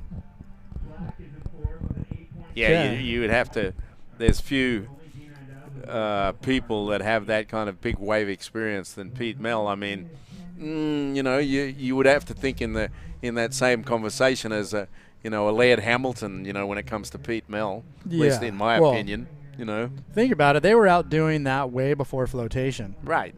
Just crazy. Pete tagged in Brett Jordan from Ventura. John Boland, the blue team, that's red. Brett representing red. John tagged up Walt Pazanowski for blue, south team. Black, Chaz is in the water. He's the double whammy. Yellow, yellow. Vinny's had 2 rides. So Vinny D, I think, De La Pena came in. He tags Mike Estrada. Yeah, they're going to be finished early. Who was that in the white went over?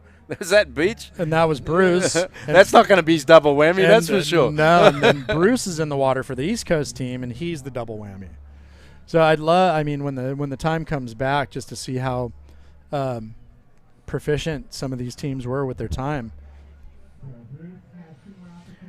Yeah, well, you as you were talking a little earlier, I mean, it's not so matter if your guys get a good wave, that's what counts. And if you get them all in the first 30 minutes, then that's how it goes, right? There's no point in, Well, this is, hardest event, funnest hands down, but also very hard because the pressure's on right out of the gates. Right. Even before you catch a wave, you're like, I only have so many chances. So your wave selection has to be on point. Time management has to be on point. You can't stitch up the next guy in line and leave him with no time. It's a very strategic game to play in the teams, and obviously you're dealing with the variables of the ocean. So it's a trick. These events are very tricky. Fun and pressure. Beachman's taking a look at this right. No, he didn't go. He's got one not so good one, so he's got 2 more chances to get a double whammy. Right, and we're seeing kind of a bit of a lull, which there hasn't been that many big lulls throughout the day. We saw one in the U14s, and I can see a couple lumps moving their way to the beach, but this is a little bit of a break, and what these guys are hopefully noticing is that this south to north tug moving towards the pier with all this south swell. Here goes Beachman looking at this one. Come on, Bruce. There he goes. Ooh. Oh, and again, the whitewater taking him out. Been taking all these boys out in the over 50s. He's got one more shot there, Wellesley. Yeah, and like I was just saying, this is where the pressure kicks in, and it's riding on your shoulders. So not only your own rep, and your overinflated self-worth or whatever you want to call it, but also for your team. You don't want to let your team down. So that looks like Estrada moving up to Machado Peak.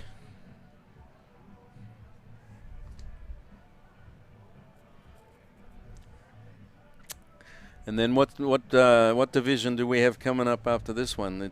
We've had the 14 unowners, the 15 to 19s. So we must have the 40 to 49s. Should be a few familiar names there too. Up and riding on the back end. Oh, and going down hard in the yellow.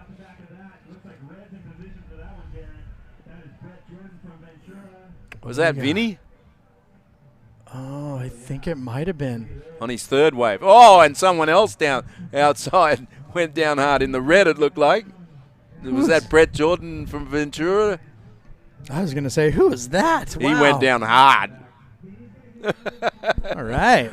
It's all happening in the 50s. Yeah, that was a good 5-footer that he went down and landed on him at the bottom. So Vinny De La Pena is coming in to tag with 27 minutes Mike to go. Estrada, also a shaper, so a lot of game. Mike's a pretty decent surfer, though, too. He's a good surfer. Yep.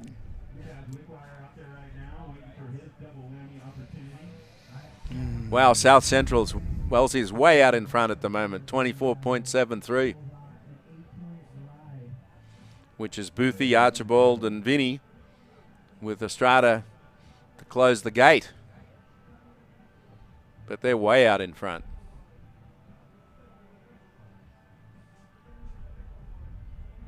Sorry. Yeah, so coming up in Heat 4, we're going to have the 40 to 49s.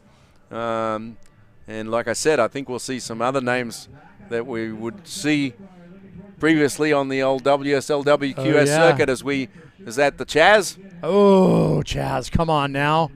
We may not have seen this entire wave. Oh, he's calling a double whammy. All right. So he knows that's the one. And up and riding blue. All right, this is Walt Pazanowski, South Division. So let's see. Chaz comes in and tags up John Asher. John will be the third surfer for the North Central Division. Chaz. Let's see. Here it we is. go. Well, it was just that one maneuver. I would have sent him back out for another one. He's got more in the tank than that.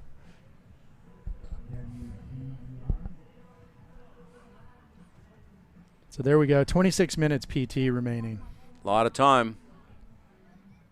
So 2 surfers for the North Central to surf.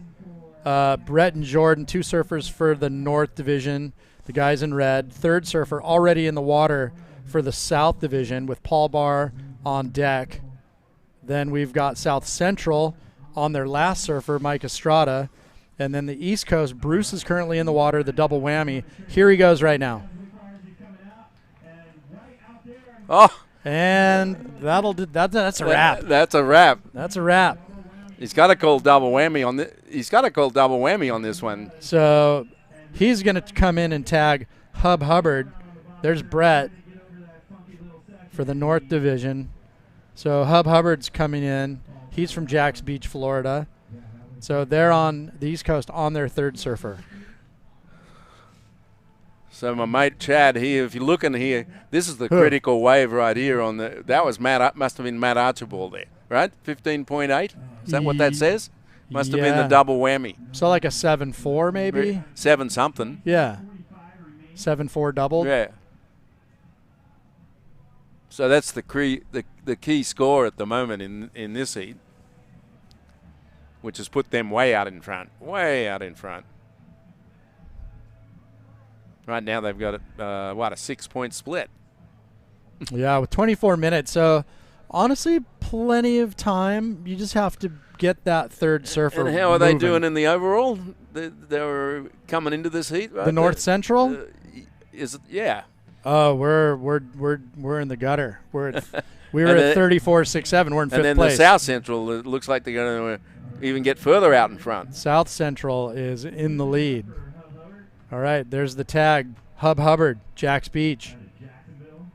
So 24 minutes. So yeah, some great surf on offer today. You know, it's nice. The wind hasn't killed it yet. It's been super windy every day, which has been, maybe the south swell brings in some warmer water, but that wind has kicked up that upwelling and it's dropped the water. I heard the temps down. Upper 50s, low 60s. It's cold.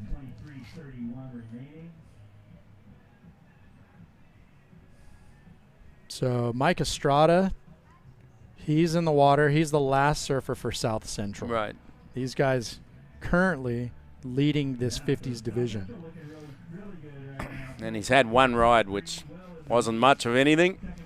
So he's got plenty of time to get the score. He's got 23 minutes to go to get one good wave to pretty much close the door on this heat for a win for the South Central and increase their overall lead. I always kind of wondered how much these tankers, because you have to figure what's above the water's got to be almost double below the water, how much they knocked the swell back. You'd think they would block it to some degree. Or the other way to look at it is maybe they squirt it out a little faster. Well, no, they break up to make it peakier. Because they're such massive. Right. Look at that thing. I mean, what's 4 stories high? Yeah, they're just gigantic objects. So you'd have to wonder, it'd have to play a little bit of a factor. I mean, a swell going underneath that thing has to refract to some degree, right? Sure. Some way or form. Yeah, they're gigantic. I mean, it's there was a cruise ship next to one of those things out in front of my house. I was like, oh my gosh, that thing is massive. It's like a city. But back to the action, 22 minutes. Massive thanks to the boys at Jack's. This event's been going on for a handful of years. I mean, I remember when Kanoa Igarashi won this event. It was amazing. And, he's gone on to be a 2-time U.S. Open champion, now a silver medalist, local boy, surfing for Team Japan. He was on the KTLA Morning News the other morning, and he was so good on TV. Actually, he hadn't got home yet. It was actually beaming in from Japan, and he did really well, really well. Yeah, his performance was incredible. What do you reckon about the heat that they're all screaming and yelling the controversy that Medina should have won?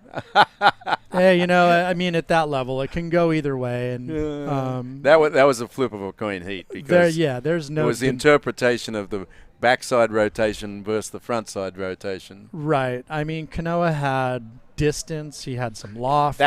What you said there is the key. The distance he had on that aerial was why they gave him the score they gave him. And it was a full rotation. Oh, at high speed. It was clutch. So, hey, judges are people too. It's not uncommon, at least in my opinion, to be caught up in the moment. I said it earlier, the judges want to be impressed. So, right. And it could have gone either way. At that level, it's you're splitting hairs. Both athletes, amazing, put on great performances. It went Kanoa's way that time. Yep. So. And that's what happens in surfing competition. We've all been there. 100%. Here's our 40 to 49s just handed to us. All right, so the next group of core lords. There's Rick Takahashi. I brought him up before. Look. Yeah. Okay, here we go. Yellow having a dig. Estrada for the South Central team off the bottom. Well, that wave didn't stand up. He didn't get in the lip. He's driving down the line. And he didn't even go for the rebound. He didn't like that one. Well, that's his second ride, so he's only got one more chance. Well, and he's got 19. I mean, just time. Under 20 minutes. So he technically has the run of the lineup to a degree, other than the other competitors, but the luxury of having that time. Look at a couple of names in this East Coast team from the 40 to 49s up and riding in the white. Okay, here we go. Hubbard.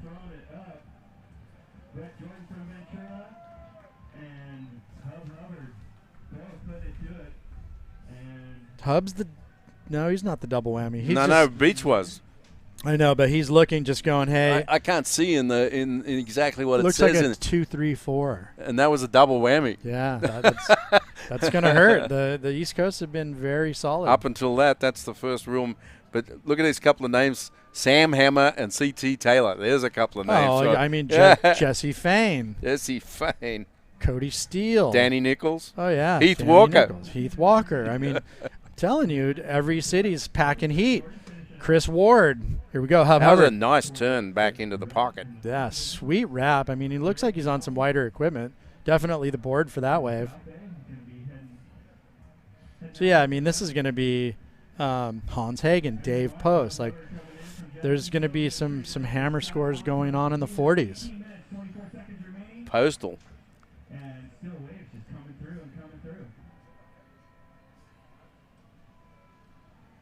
All right. Well, getting down to the pointy end of this, we still have a couple surfers. John Asher with Chris Wells on deck for my team, the Northern Central Division. Hopefully, I mean, Chris is a hammer. I don't know John, but yeah. Anyways, PT, stoked to be here sitting with you. Yeah, mate. And I know that we're going to run into the Jacks Pro starting tomorrow with the early rounds. I believe it's 128 round. Oh, here we go. There goes Strauss. Estrada, last chance. Bang. Oh, and he goes down. So he never ended up getting the wave to close out the, right? This is board riders to a T. Because his best score before that was a 1.43. Yeah. I don't think he's going to get much better than it is a 1.7. Board riders to a T. Doesn't matter how good you are on paper. You've got to make your waves. Well, now that opens the door for the North region. Look, at 21.19. Remember how much separation there was? Oh, yeah. There's going to be probably a shift here, but they are sitting pretty with 26.43. Yeah. All right, so this is John Asher. A little bit of a closeout. We don't like that for the North region, North Central. And then we've got after this 40-49, a critical division, the women. The women can make or break, as I like to call in the, when we have the NSSA competition, Wellesley, and you have to have the high school divisions with the men, the women, and the longboard. Remember? Yeah. And you got to have the special teams. Don't have the special teams, you don't win the trophy. You don't. And I mean, this is it. It's each division is critical to the overall point total. It gets a lot more exciting once you come into the 20s and 30s. These are people with good knees and strong backs. Yeah, so looking at this heat right now is you've got South Central in the 10. They're done, right, with a 1.7 on the last wave. We've got all other 4 guys with a chance to close the gap here as we see Blue up. So, yeah, Blue, this is our surfer Walt Pazanowski. He's from Encinitas. He's coming in to tag up Paul Barr, another shaper. I'm pretty sure Paul's a shaper. Hate to throw out random comments, but yeah, man, there's a lot of talent in all of these divisions, whether it's board building, surfing, you name it. So, 15 minutes. So Walt is going to leave Paul Barr a little bit of time on the clock, just enough to hopefully secure a solid wave. And so looks like Pete Mell on the one where he shot the pier. Looks like a 14.4. Is that what I'm saying there? Huh? Yeah, I'm going to hedge. It was probably a 7.2, 7 something. The screen's a bit. So your mate Archie's still sitting on the high score for this heat. Yep, and then I believe Archie was on another mid-range 7.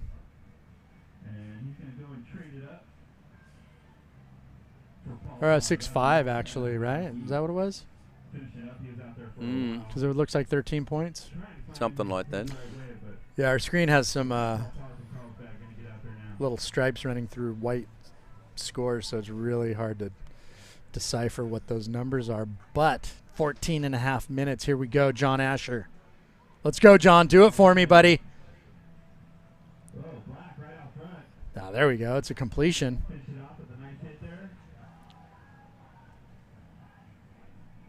So he's going to come in and tag up Chris Wells from the South Bay. Well, Wellesley's got plenty of time to get his scores. He's got 14 minutes. And right now, Asher probably got a okay score for that one. So a little one-hit wonder. I don't think it's going to go up into the excellent range. That was a joke. So, yeah, he'll come in and tag up with Chris. I mean, Wellesley's going to have about 13 and a half, a little less, to get the job done.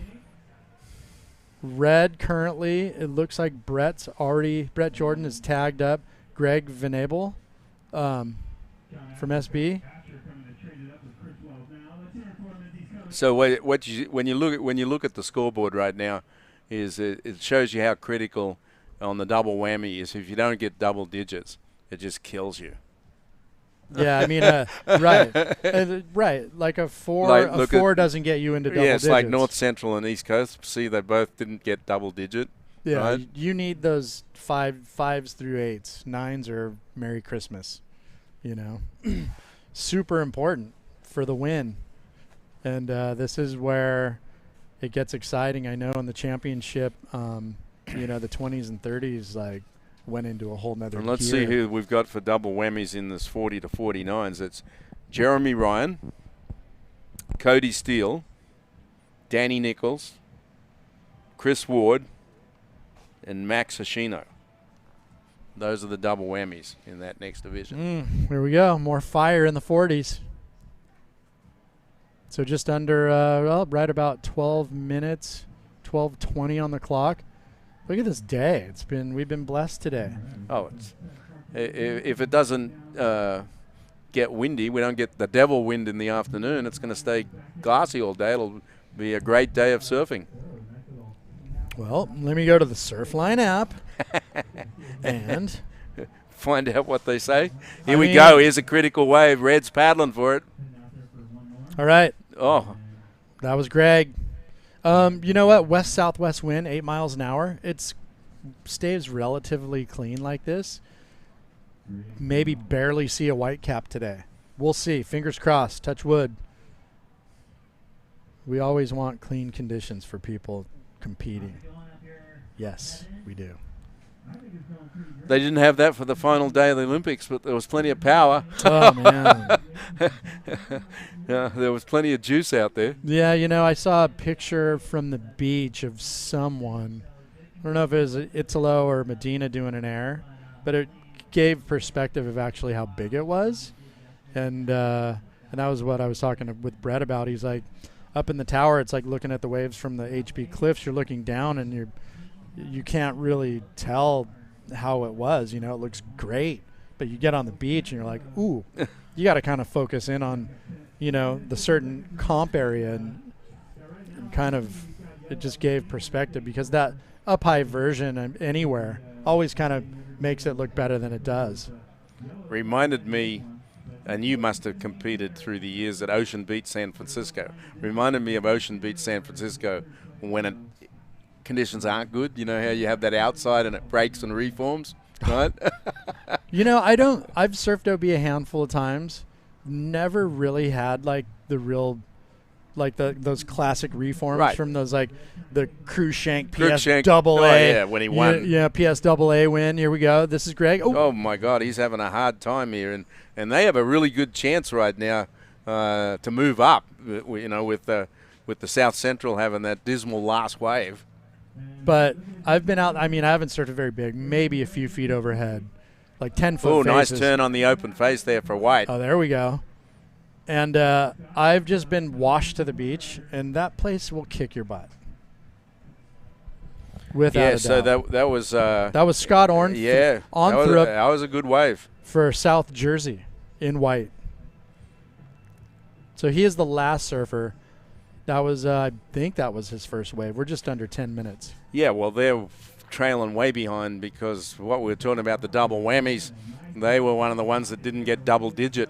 So he needs a good score to even have a chance of them moving up from right now they're in the cellar. Yeah, Chris Wells definitely needs something over a 6 just to get the North region into the 20s. And that did move them up there, Wellesley. Look, they moved that out of the cellar into fourth place with a 5 on that one. But he's still got – that was his first wave, I think, so he's still got 2 chances to improve upon that. And he's got time. I mean, he's probably got time for one more. And then, you know, you don't want the 5-point penalty, right? So – okay, here we go. This is Greg. Ooh, from red. Took a look, didn't go. And this is Chris Wells, the South Bay surfer.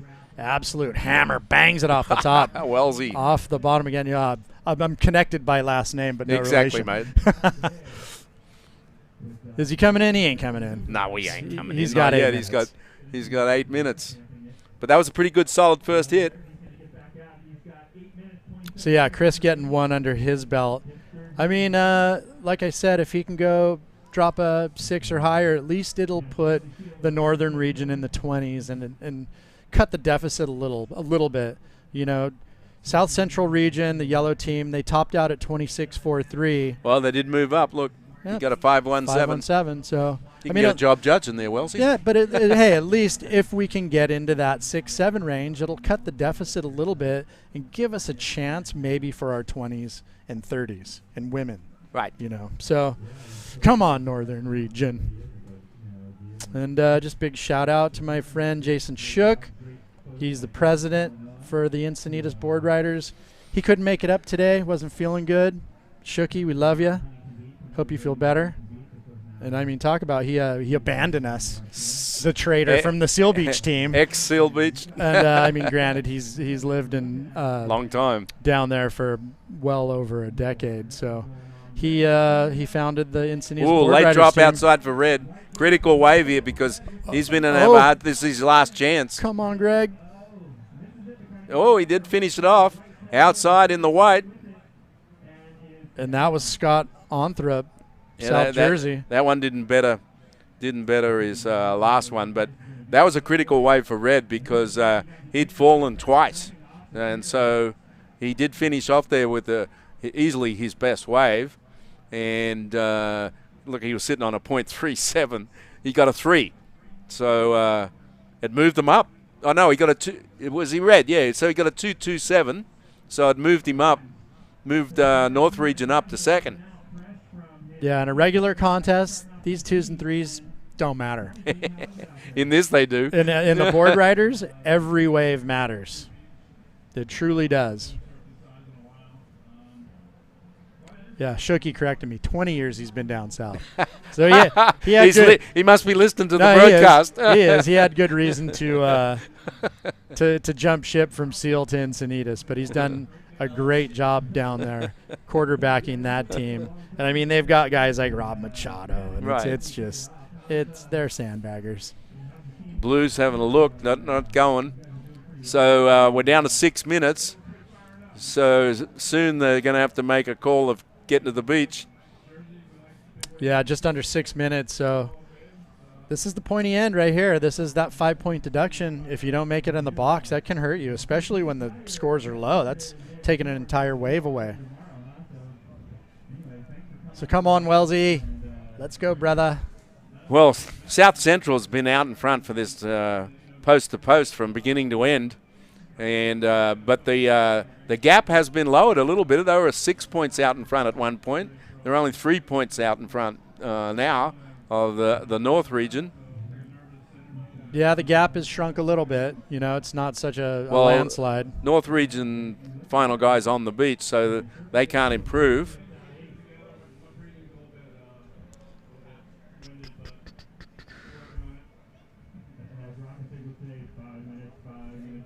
All right.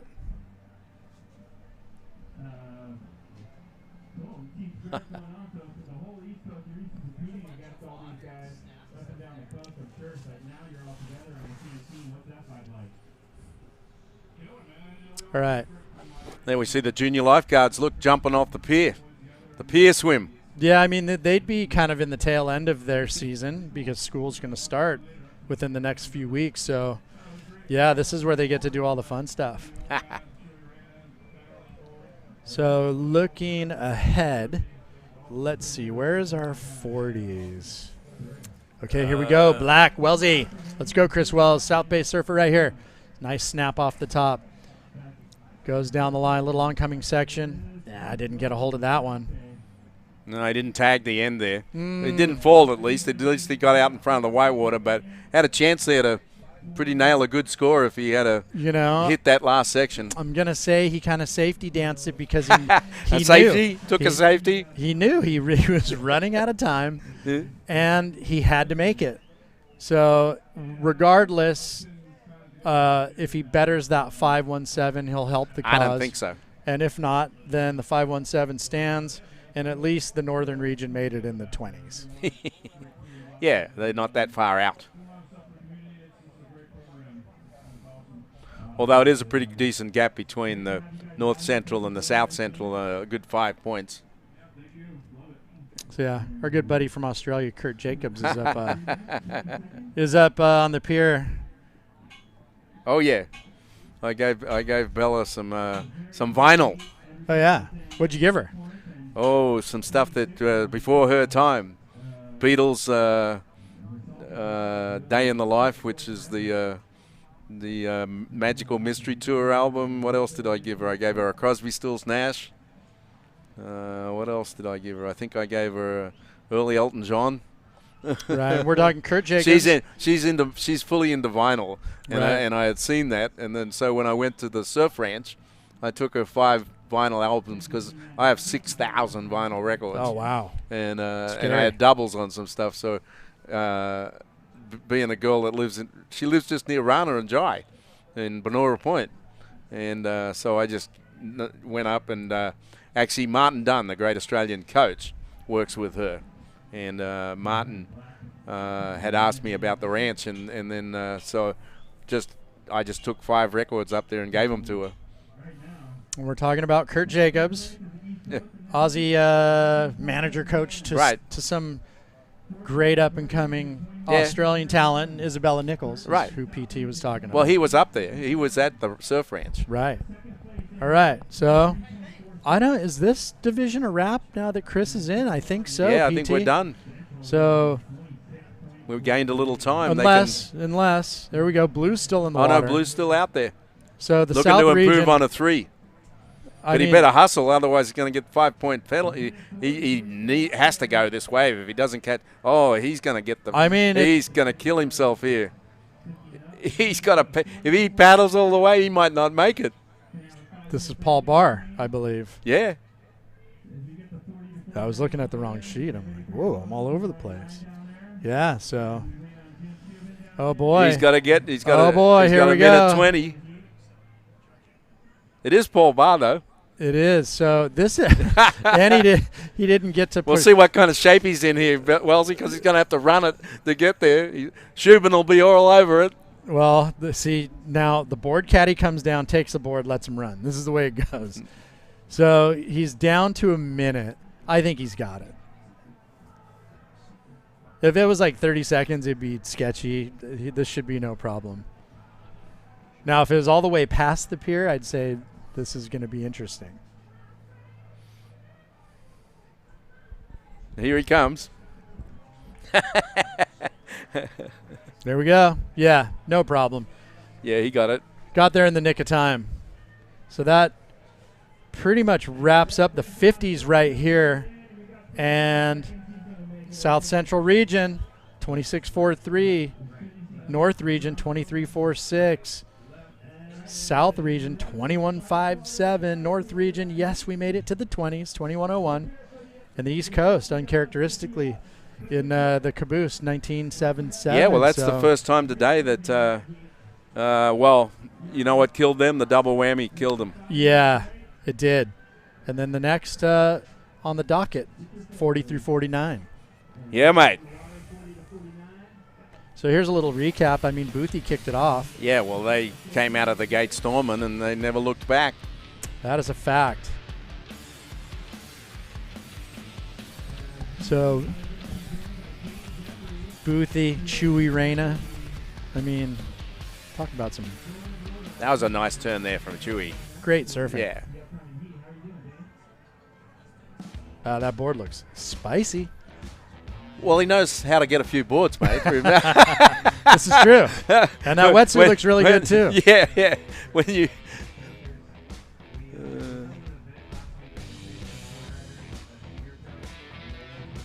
Boothie again.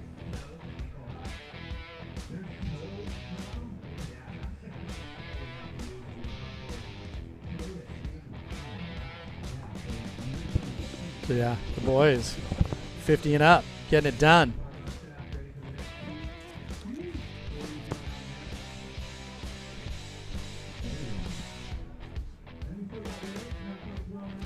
Hoey, local boy, big rip off the top.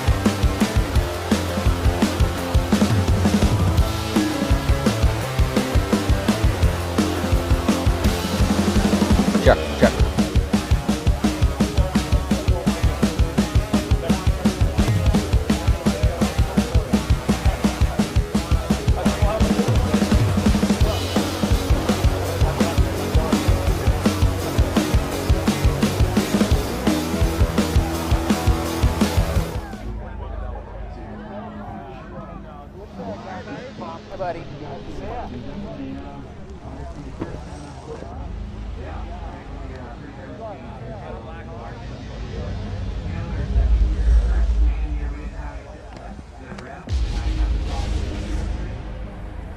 Luciano, can you hear me?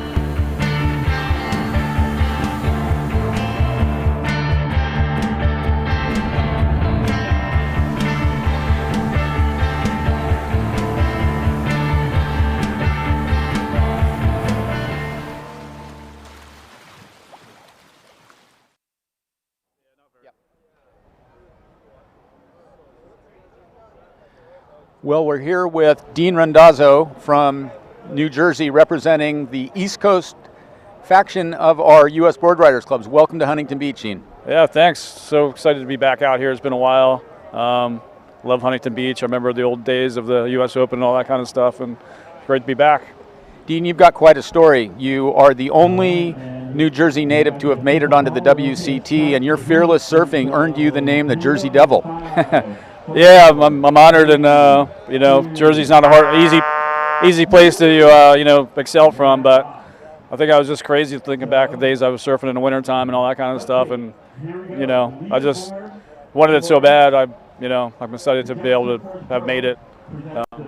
Well, it's just absolutely amazing to have surfers of your caliber participating in our Board Riders Clubs. But I think your most impressive accomplishment is you're a 3-time cancer survivor, and I know that you've built your own foundation. Do you want to tell us a little bit about that? Yeah, sure. Sort of at the height of my career around 2000, I was doing really well in comps and sort of felt a lump on my neck, and the doctor was like, "Oh, you're okay," because I looked healthy and fit, and I just kept going back, and I got biopsy. Sure enough, it was cancer, Hodgkin's lymphoma, and I went through the standard procedure, and then 4 years later it came back. I did stem cell transplant, came back again, and I had to do another stem cell transplant with my brother's. Was a perfect match for to use his stem cell. So I've been good ever since 2008, 2021, knock on wood. So. Well, congratulations on that. That's huge. And what is the name of the foundation, and how can people learn more?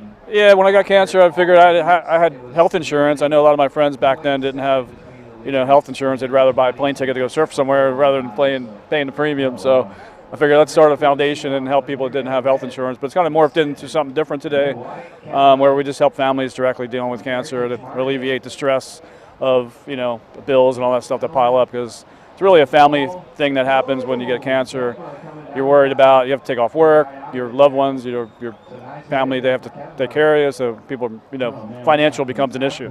So we want to alleviate that and just focus on the disease and get better. And what's the URL? Excuse me, it's the drcf.org.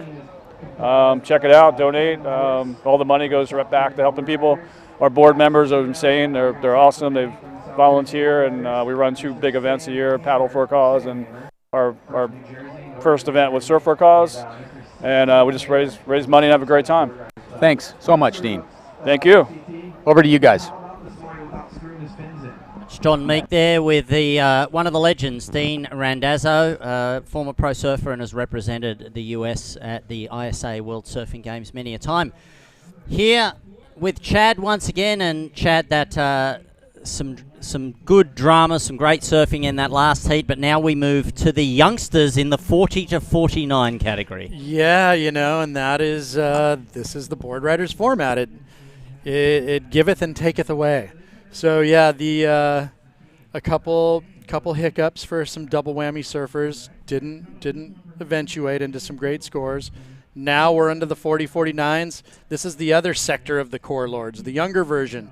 So these guys, former competitors, still very on their game. And I mean, look at some of these names: Fuely, Chris Ward, Hans Hagen, Heath Walker.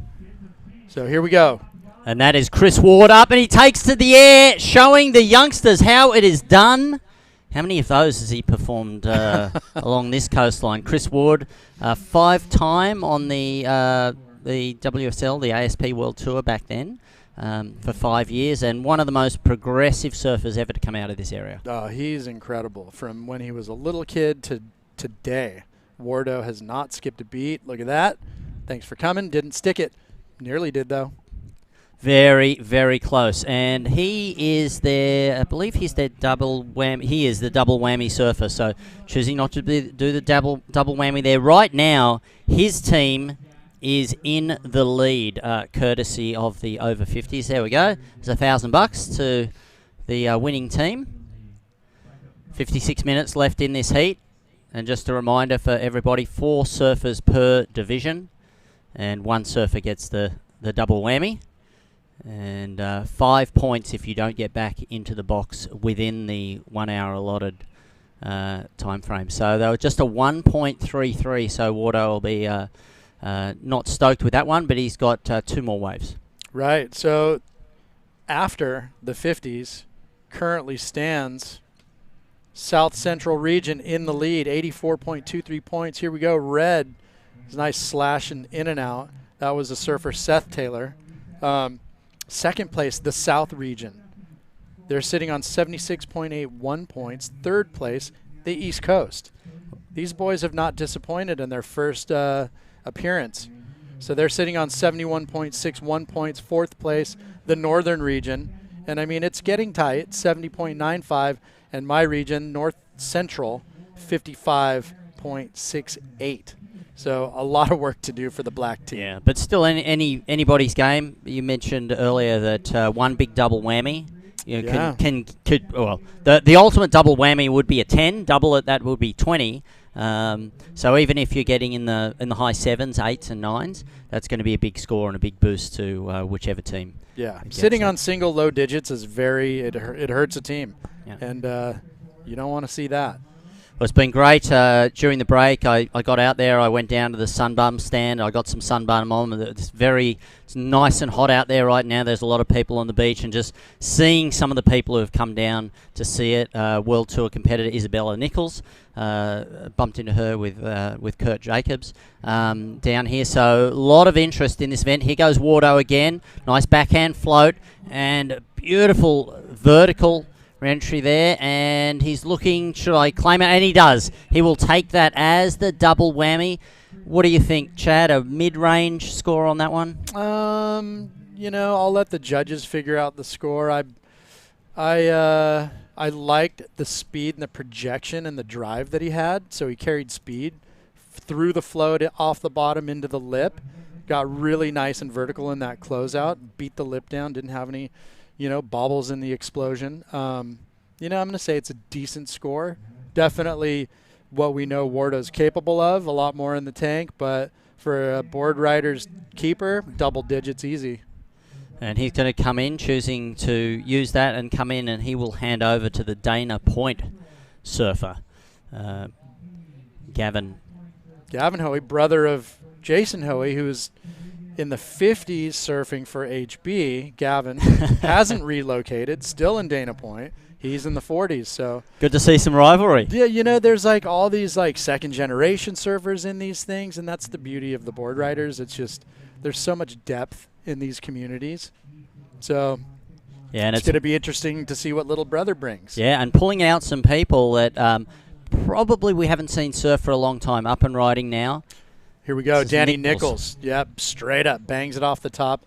Nice snap right there. He's going to cross over this little crease and didn't really get the oncoming section. Takes a look in. And, the communication between coaches and surfers is vital in this to help people manage time, decision-making on coming in from scores. And Nichols is going to opt to paddle back out. But Danny is part of that winning championship Huntington team. And he's been doing a lot of solid work with Courtney Conlog, doing some coaching on the side. This is Seth Taylor. So Seth, a little speed float and quick jam and another jam. Is he going to come in? Probably not. Representing West Coast North. And we see the scores so far. A big 15 points. Already. So that was courtesy of Chris Ward. There's Danny. Yeah, Nichols sharp. So he and I share a shaper, Tim Stamps. And by the looks of the equipment, looks like it's going really good, as they do. So Wardo, what? Like, what is that, a 6'5", no? 7'5"? 7'5", 7'5". So you were spot on there, appreciating the style.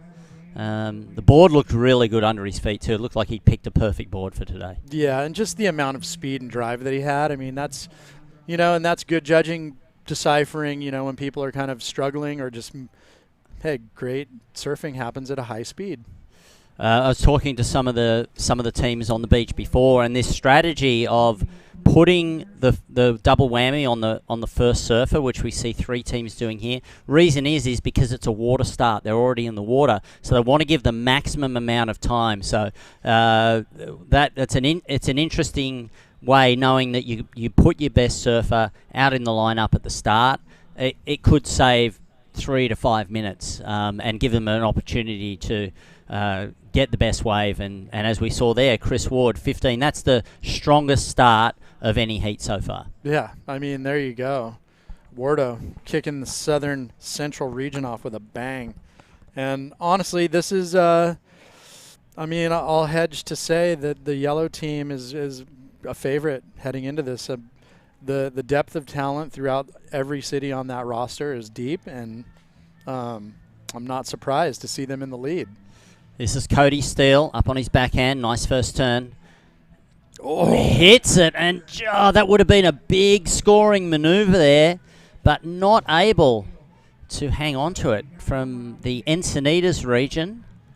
And he is their double whammy surfer as well, so that may be a little bit of pressure there. Yeah, so really good technique. Got up in the lip right there. Nice and crispy. Unloaded in the closeout, but just got caught off balance on the way down. And surfer in red again. Ooh, Seth Taylor. Little layback slash. So that's his last ride. He comes in, and we'll tag up Jeremy Ryan. Jeremy's going to be doing commentary with me all week during the Jacks Pro. Fantastic. And With us. He is their double whammy surfer. And this is Nichols again. Solid, powerful. He's just always so solid. And there is the double whammy. Yeah. So Nichols, that's going to count. That's a keeper. Going to help dig that north central region out of the hole. So Fuley, are you sticking around this week? I will be watching with great interest, but that's I'll be working the rest of the week on the day job. But I will definitely be watching, because the talent that is here. Look at that double whammy there, great style. Yeah, the talent that's on hand for the Jack Surfboards Pro is going to be really great, and there's such built up excitement from the fact that for a lot of surfers, they haven't been able to compete a lot. No, and honestly, this is technically this is the first event. Yeah, and it's a great warm-up for those who are moving into the next one, and it also brought some families down to the event together. So I know it's going to be, and the lineup for the Surf Report looks pretty good as well. So yeah, surf all week, some South Swell on offer. It's, our battle here in NHB in the last week or two has just been the wind. The tides have been painfully low, like the couple weeks prior.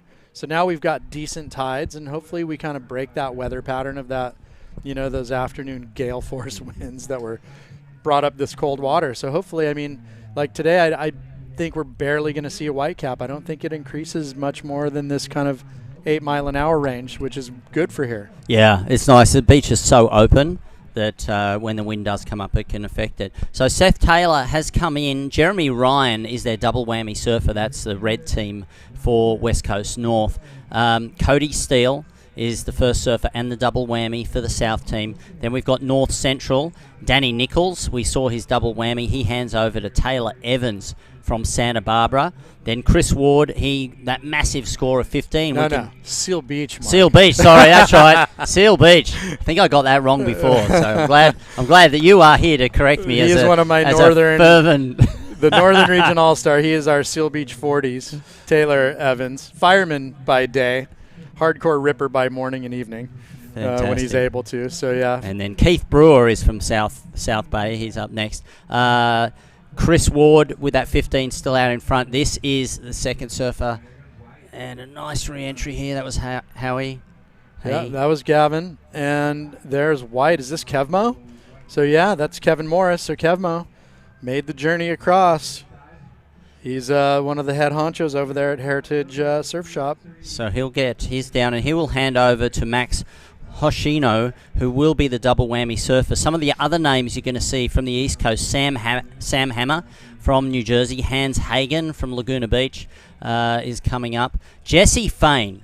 I can't remember the last time we saw Jesse Fain put on a jersey. He was, for many, many years, he was head of communications for the World Tour. And that's what's great to see. It's people who haven't put the jersey on for a long time, and they'll come out for their clubs. Hey, Jesse, I mean, he's Australian, but he's lived in L.A. for how many decades now? Yep. And he's kind of like a jack of all trades. Proficient foil boarder, kite foil, you name it. He rides it, he rips on it. Yeah, he'll probably be riding something interesting, probably something a little bit fishy for today. Heath Nutty Walker, another Australian, but who lives down in Oceanside. He absolutely rips. He's been on the World Tour, crazy in the big waves as well. And then Chad Jackson from San Luis Obispo area. So we've got some big names here. There's the sprint up the beach, and he will tag over for Max Hoshino from South Jersey, I believe, will take. And that will be the double whammy as well. Max will be the double whammy. There he goes. So, yeah, there's the tag. So Max Hoshino paddling out, double whammy surfer for the East Coast All-Star team. And looks like SJ South Jersey, along with Kevmo. So yeah, this is for me. It's great for not only because I'm used to seeing HB, Newport, Santa Cruz, Ventura, San Luis, and then the San Diego guys. We've all competed against each other in the season, but it's great to see the East Coast guys come across, and I mean they're rating, Yeah. They're bringing some solid surfers and dropping good scores.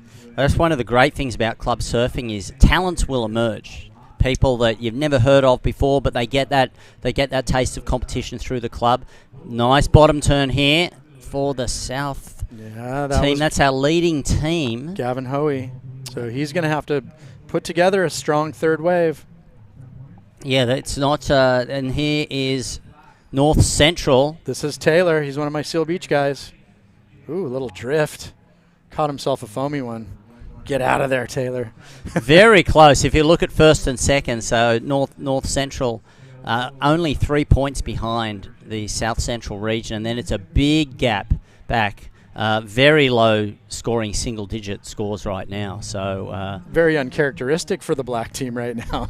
They've been in the back seat for every division up until this point. Well, and that's a great thing about this type of format too, is you can come home strong. So we've still got, after this, we've still got most of this heat to go. We've got the open women or the girls who are up next, then the 30 to 39, and then close out with a very competitive 20 to 29. So there's still so many points on hand that it really doesn't matter at the moment, even though that if you look at the scores, North Central is some 20 or nearly 30 points behind the leader.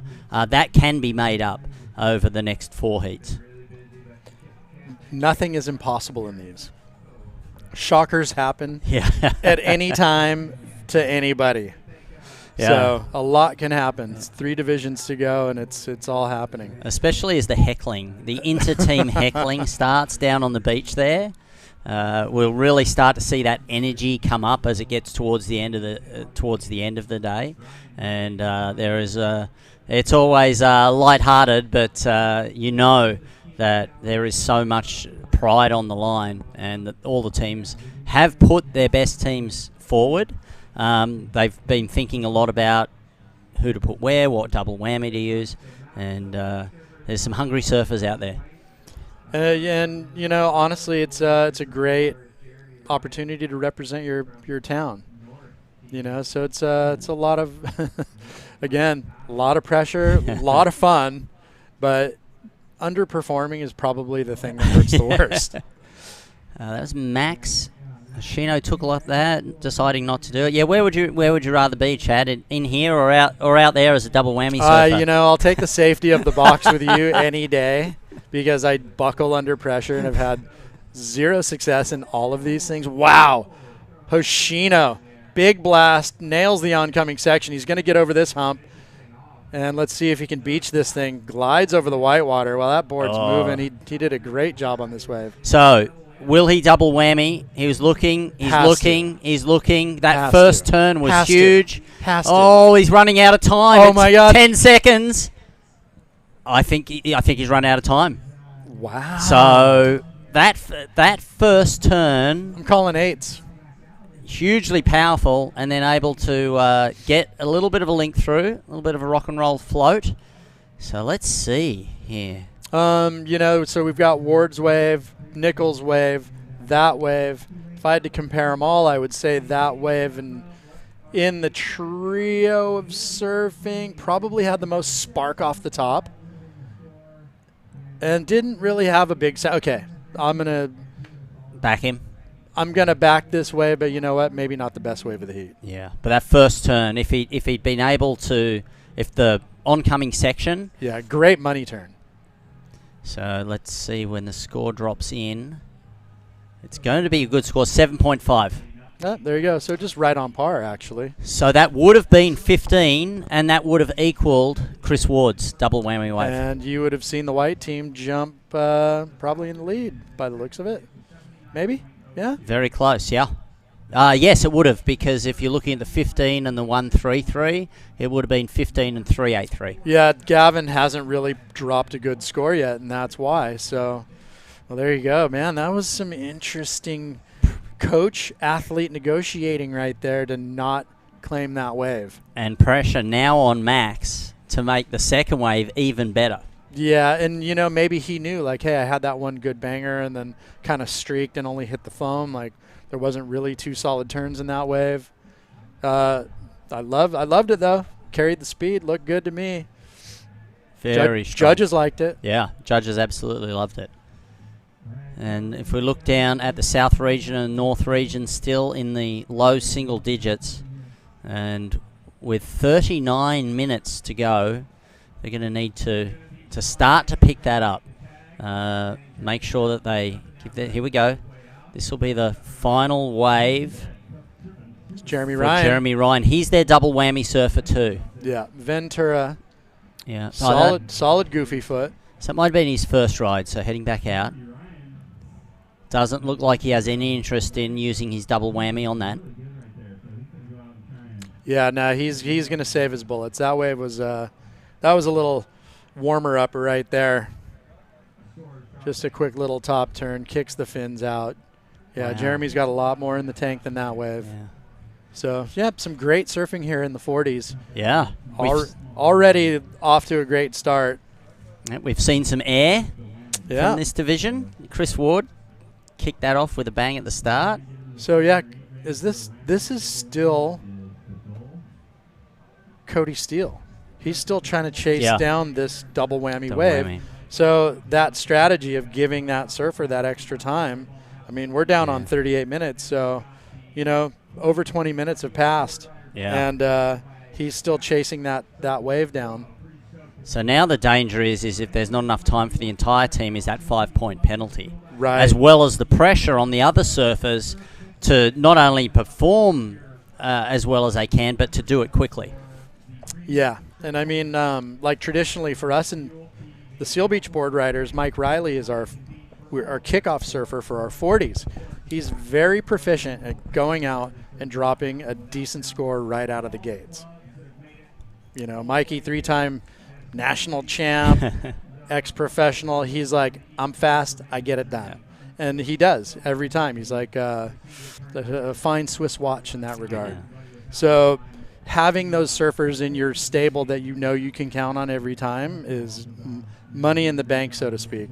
With Seal Beach, do you do any transition training, like sprints up the beach, tagging in the box, or you're just really focusing on the surfing? It's mostly serving. Yeah. We're incredibly lazy up in Seal Beach. But it's just been such a weird time that we haven't really got the band together officially. We've had a couple spotty workouts that have, you know, there's Jeremy, bang, right there. Nice snap in the pocket, runs down the line. Let's see if he gets something in the oncoming section. Ooh, nice little... This could be the whammy. Tail slide right Let's there. See. Oh, time is ticking. 5 seconds to make that decision. And, well, they can't figure it out. Oh, there we go. Oh, that was like that might have been considered a half-hearted whammy. That was dicey. Yeah. The instructions to the surfers before is you have to be emphatic, and if you actually don't whammy at all, then you don't get the double. No. So yeah, that'll help the cause definitely for the North region. Oh wow, big score. I think it's a 7.8. Wow, judges liked it. Good surfing, nice amount of board speed, and some risk. You know, threw the fins out, controlled the slide, and then just had that moment of doubt. Yeah, he's like, should I? Shouldn't I? Should I go get another ride? And the time was ticking down, so that's going to be big. That might be the highest score so far today. No, it wasn't. No? 7, maybe it's equal to. No, 8. What did little Will Dean have, that kid that did the massive floater, you guys? Yeah, no, it wasn't. I don't think it was higher than that. We'll have to look back at the scores. Yeah, I think they threw little Will some crazy score for that. U14s. Yeah, East under Coast. 14s. Yeah, 28. it doesn't show. Yeah, it's not showing us, but we'll check that. We'll check that. But there we see. There the scores coming in, and yes, straight into the lead. Wow. Courtesy of that wave, and it's 15.6, so it was a 7.8 ride. Look at that. There you go, Jeremy Ryan, Ventura's one of Ventura's finest. So has not been a good start for the South region with just a 3.77. And that was also their double whammy score. And that's where it counts. And next surfer in the water for that team is Rick Takahashi. Another great surfer. Oh, yeah. Rick's a mainstay. He's no slouch with the jersey on. So going back to Seal Beach, we are actually putting together one of our first inter squads towards the end of the month. And I look forward to that moment. Because not only we have not gotten together as a group, but also we charge $20 and then put the funds back into the club, and it just helps buy shirts, hats, jerseys, you know, and we usually have a pretty good turnout, and it's just kind of it's not too expensive, but it's a way to kind of build the funds for the club outside of any of our corporate sponsorships. You know, we turn around and host a barbecue afterwards. Yeah. It's just and it's fun. Yeah, it's just a good way to get the band together. Yeah, Australia. That's always been part of the club culture. Those inter competitions they hold monthly. Oh, here we go. This is it. Pressure, slash on the open face, up in the closeout, bang. This is Max Ashino. He's got to claim it. There he goes. Now, will that be better than his first ride? Which was a 7.5. Right. Then probably not. But we'll see what happens when that gets doubled. You know, and the merit of that 7.5 really resided in that first turn, which was a great turn. He didn't really have much after that. He had that foam water bounce. This wave, 2 solid turns, not as much fireworks in that first one. So it's going to be interesting to see where the judges place this score in the home of all the points they've laid down. But that second turn was very solid in the critical part of the wave. Correct. Taylor Evans. All right, Taylor. Little backside turn and comes undone, and the pressure's high. Last wave to go. So a lot of movement here. South Central back into the lead now, overtaking North Region. Or is he coming in? Maybe I'm pretty sure that was Hans Hagen. Taylor's coming in. With that wave before. And Hans making up ground because I think Gavin was a low score. I think it was a 1.33. So yeah, Hans. That was his second ride, so he can go and get one more wave. His first wave was pretty solid. It did push him back, and now we see North Region taking the lead again. So this is a seesaw battle with this one, and North Central. This is their best performance so far today. Yeah, well, Pete Mell had a solid wave. I don't know if his team backed it up completely in that 50 and over range. Let's see, what'd they do? North Region, they did 23.46, so they were right there in the hunt in second.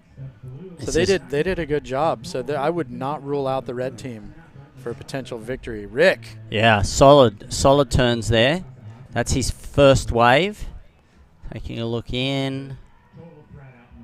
He's going to go get another one. Yeah, the worst part is when you're on the beach and your surfer is looking at you and you guys are battling.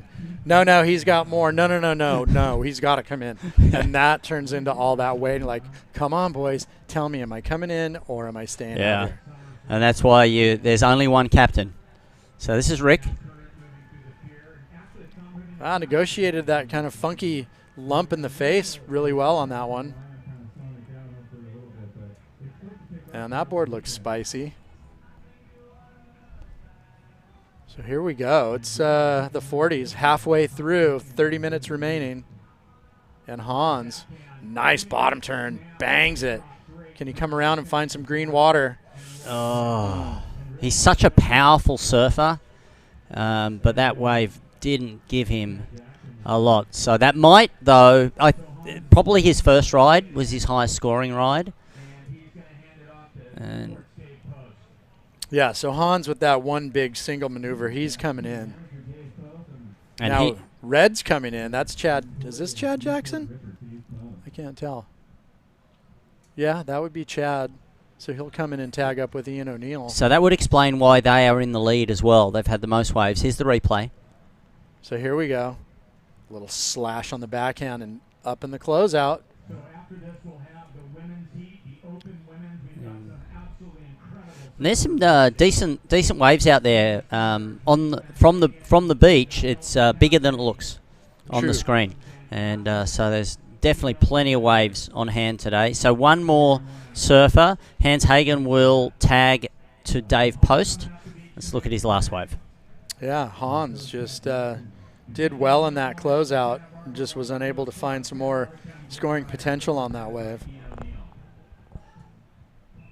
There you go, one nice single maneuver. And leaving Dave Post plenty of time. I mean, they've done some handiwork there. Dave's the last surfer, so he's just under a half an hour to kind of cruise the lineup and pick the eyes out of it. Yeah, just go fish for a good score. I mean, that must feel good to be that last surfer and not have the pressure to be pressed to kind of force one. Yeah. So Sam Hammer was the tag from Max, so he's in the water for the East Coast team. Posty's the last guy. We have yet to see Jesse Fain. So Taylor's coming in to tag the third surfer, Keith Brewer, from the South Bay. And looks like Justin Height will be coming up next after Rick Takahashi, right there on your screen. And then Ian O'Neill's the last surfer, also with the luxury of plenty of time. Plenty of time. Yeah. So yeah, the board riders format definitely lends itself into a lot of pressure based on the fact you're only able to ride 3. Yeah. You know? Yeah, you got to make them count. That was Keith Brewer. There. Yep. If that's probably first ride from South Bay. And there's the score. You can see the North Region, massive score, 25.03. Now, they are ahead on waves as well, but that is a solid score. South Central, 22.16 equivalent on waves, and then North Central with that 17.73. East Coast within striking distance, and South Region, team in blue. But they do have a couple of strong surfers remaining, Justin Height and Heath Nutty Walker, to finish up there. Yeah, and you know, Chad Jackson, the last surfer in red for the North Region, went out, solid surfing, backhand slash, finished in the closeout, 5-5. Yeah. That's our goal in the Seal Beach Board Riders. Hey, if everybody can go out, find those two-turn waves and to just put your name on them, you do your team a solid. Yeah. And that was textbook right there. Chad did a great job. And if I do believe on self-shape equipment, and I'm going to go out on a limb, he shapes sustainable surfboards. Wow. Yeah. There's a lot of shapers in this board riders world, which is great. I mean, it's good for business. Well, and it has been a good business. COVID has been very good for the surf hard goods industry, the outdoor industry, as people have really discovered the outdoors. I know there's a lot of hardcore surfers in Australia complaining about the number of people that have taken up surfing. Oh yeah. Which more so than we've seen here, I believe. But while it has been very difficult and tragic in many cases, there are some reconnecting with nature that has really come out of this global pandemic, and people are realizing how important the planet is, and of course the ocean. And a New Earth project is something we're keeping a close eye on. That's Peter King and Wes Carter's project, where they're looking to take plastics out of the global supply chain. And we've seen some early versions of their curbside recyclable surfboard shipping unit, and you can check that out at I'm gonna have to anewearthproject.com.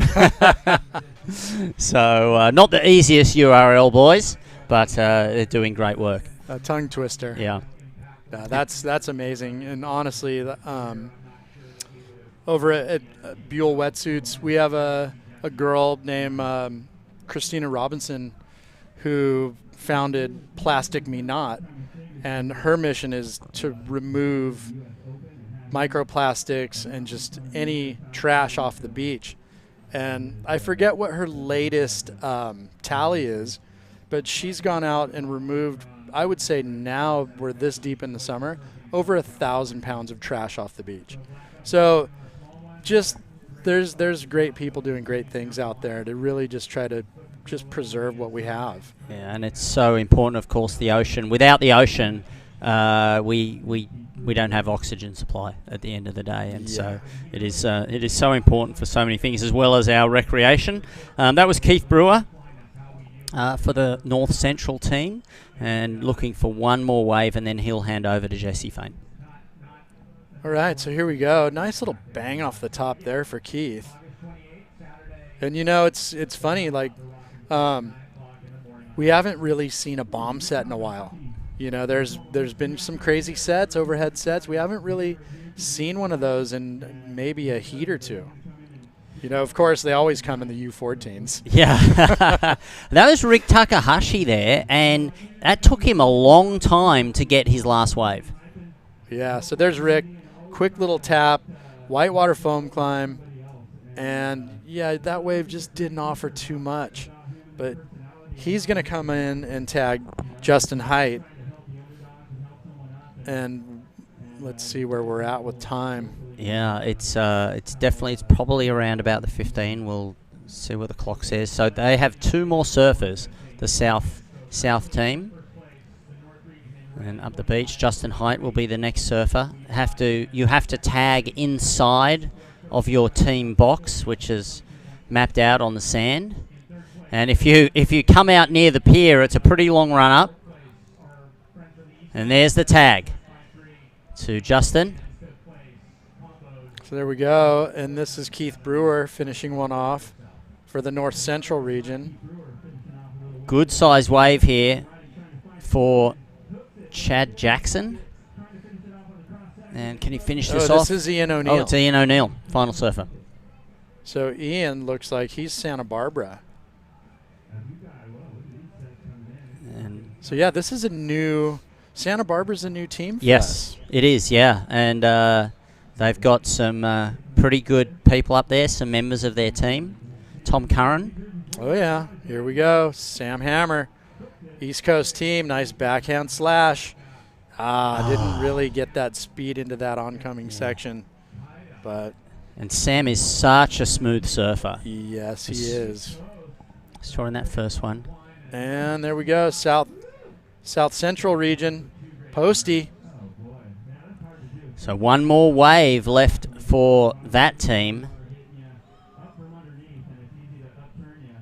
Well, I'll tell you, Mark, we are literally in a cooker under these tents. When I walked in after my break, I felt the light. Was it coming off the light? I'm like, oh no, that's actually the tents. It's a warm day, even at the coast, with a very slight sea breeze. So there's the scores. The North region out in front. South Central still with one wave remaining. North Central just under 20 points, and has not been a good heat for the South region, but you can see they still have 2 more surfer scores to come in. So for them, time, 21 minutes remaining. So about 10 minutes a surfer. They should be okay, and they've got a couple of strong surfers in there. So wow, look at those scores dropping in. So 6.93 there for that last wave of South Central. Wow. Still anybody's heat. Wow, these guys are going to breach 30 points. For the first time today. First time today. There we can see some frantic waving by one of the team captains.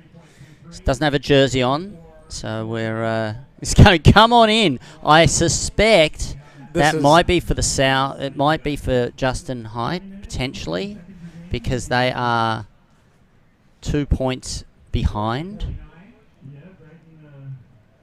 So, but for the second surfer in the South Central region, that 1 point. Oh, this is the north. This is the North region. Okay.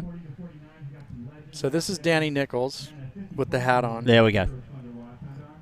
I'm gonna guess Taylor Evans also, and then they're doing some Snoop Dogg concert stuff. Not sure what's happening right there. It's competing synchronized coaching. First it was come in. Okay, it's back to come in. Sit down, come in. One sit, come in, yeah. So clearly 2 different teams, I hope. I hope they're not on one team. This is great. Yeah. I mean, look just beyond Danny's hat. You can see the current rushing through the shore break. And that's also what you've got to contend with out in the water. A little bit stronger in the inshore pull right there through the trench. And as you move out, in my opinion, it feels like it softens a bit the further out you are. Could totally not even be true, but all the years I've surfed Huntington, it feels like once you get kind of out the back, it does ease up a bit. But it's tooting now with the tide going down. It's going to be cranking. So, again, it's not going very low. It's only drops from a 3.5 to a 2.7. So it's not like the crazy drained out stuff, but it's definitely still on the way down. Yeah, you can see there. That's our surf in black. It the colours as the day goes on here. That the glare, the afternoon glare. Of course, the sun here in California sets over the ocean, down on the horizon there, and those late afternoon surf sessions with the colours can get pretty tricky. Oh yeah. To see, but I believe that was the surfer in black, Keith Brewer. They're looking to give Jesse Fain his time in the water, and for the South region, still with 2 waves and Heath Walker, as well as Justin Height. And it looks like, as well as that tide ripping through and that current that you mentioned, Chad, there's a bit more wind as well. Yeah, the wind's come up a little bit stronger than I was anticipating. I thought it was going to stay down. It's still, I mean, for HB at this time of day, it's still pretty relatively smooth. It's not complete cheddar yet. Sam Hammer finishing one, but it definitely seems like it's on the move.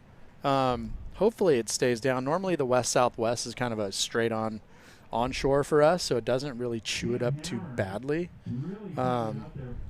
but we'll see. Let's see how he finished this one off, Chad. Bang! Sam up and over and nailed the closeout, or kind of glided the closeout. That negotiated that one really well. Notice he and afterwards shaking his head. So good surfing, but not completely. Probably not as happy as he had liked. But I'll tell you what, that's going to be another good score. And watch this. There is going to be a lead change, maybe, maybe not, or they're going to get close to this the red team. And Sam showing some speed on the sand as he looks to tag their last surfer, C.T. Taylor from South Carolina. C.T., another shaper, former ex-professional, great surf coach. Did a lot of work, I'm pretty sure, with Caroline Marks in the early days. So C.T.'s solid. Plenty of experience. This will be the final tag to Jesse Fain now from the LA team. There we go. A newly formed team. And what is he riding? Looks like he's gone for a traditional board. Don't often see him on a traditional thruster. Right. So do you know, is Jesse a Burley Heads guy? Was he from Burley back in the day? He has been out here for so long that I can't remember exactly where in Australia he was from. He's been out here for a long time now, and of course was traveling the world, working on the world tour for many of those years. So I'm not sure which club he would call home. I feel like he is somebody who really set up his life here. Up there in the beautiful hills of the Santa Monica Mountains. Yeah. Definitely takes advantage of the wind, I can tell you that. Yeah. Okay, Ian O'Neill. This would be his last wave, and we don't like that. And 15 minutes remaining. So... yeah, that's not going to help his cause. Currently sitting on a 3.43, so he's going to have to make his way in. So 28.46 is where the North team is going to reside in this 40 to 49. Same with the South Central. They do have an opportunity to better that 6.93 of Dave's. He's still currently in the water. And yeah, we're on the last guys of everybody right now. Well, what's interesting is the South region, and is that it's not showing a double whammy score, which likely means that the highest scoring ride of Cody Steele was not the one that he whammied. It was a 3.77.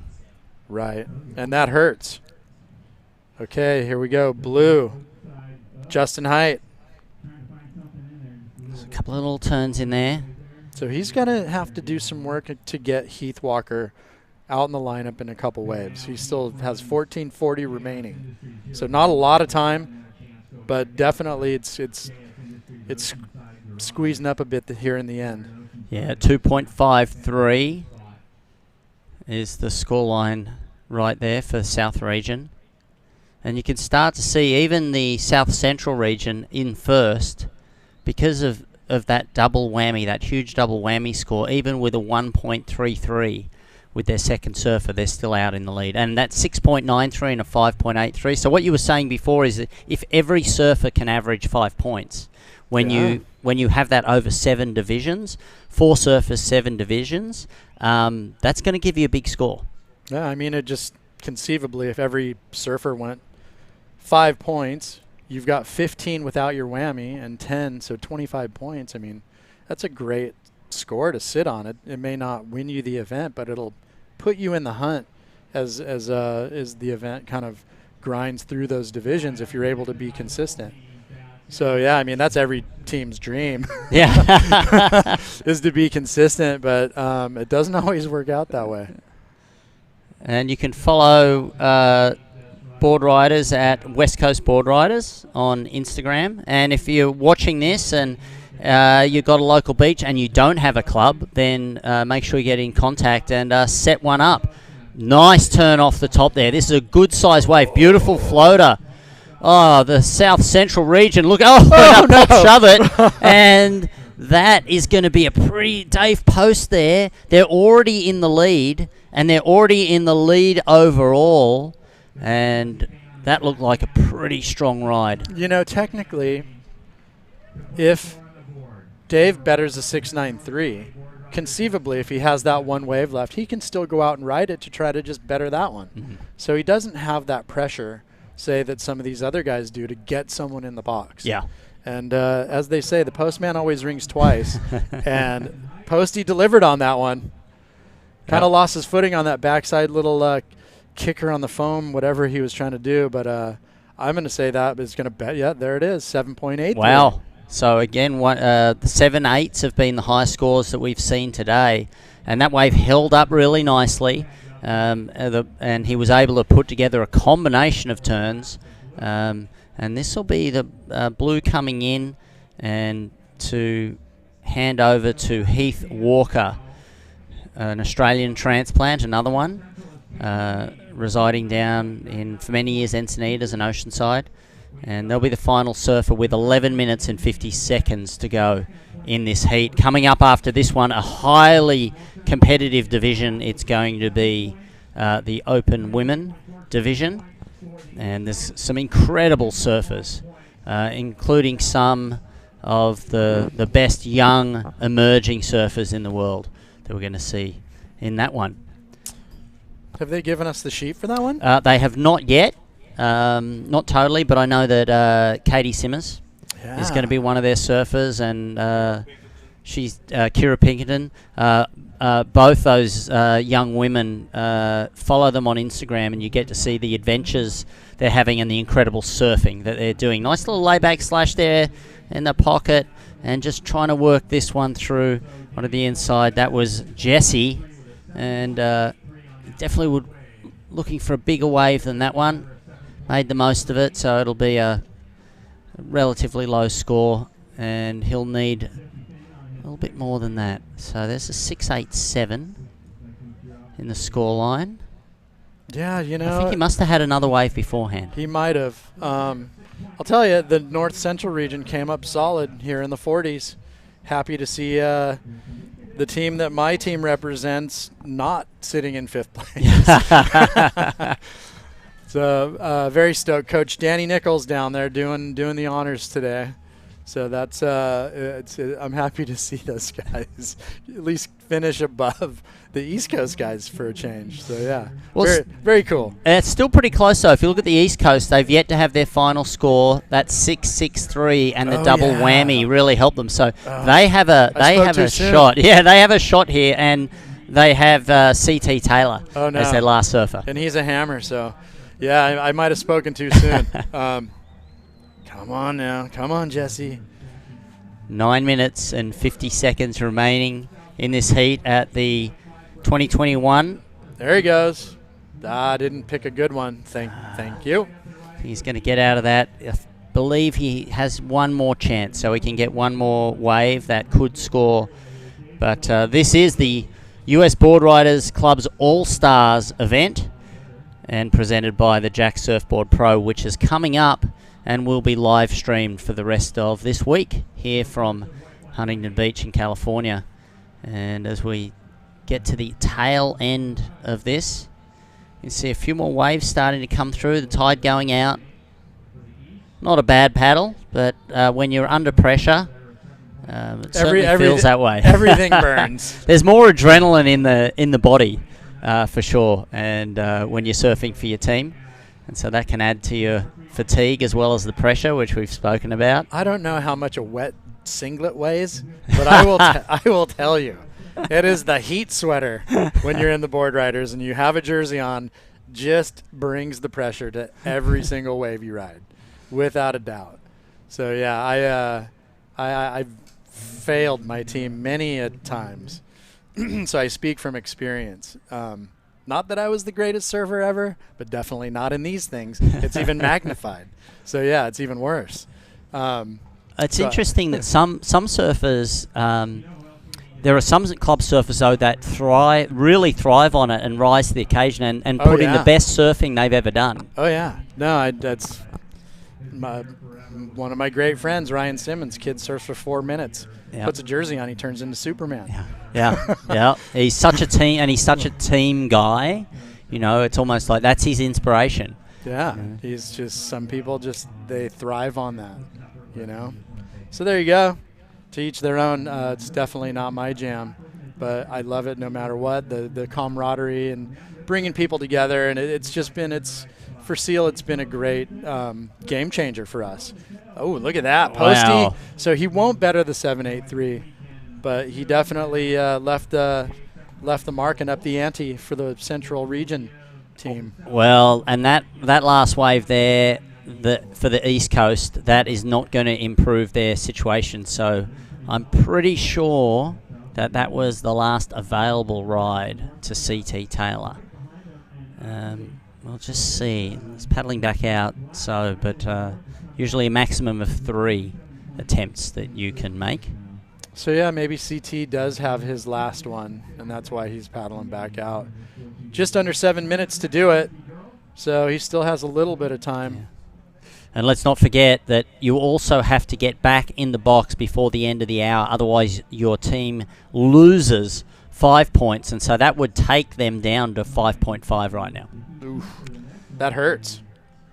Well, that would be the blue team if they didn't get back in, and they still have Jesse Fain. No, blue is Heath Walker. So yeah, Nutty's got to get himself on a wave and hopefully deliver a decent score and get these guys up into the 15 range. Yeah, and look at that strong performance there from the South Central region. 29.99. Nobody has cracked the 30-point mark yet. Missed it by that much. Yeah.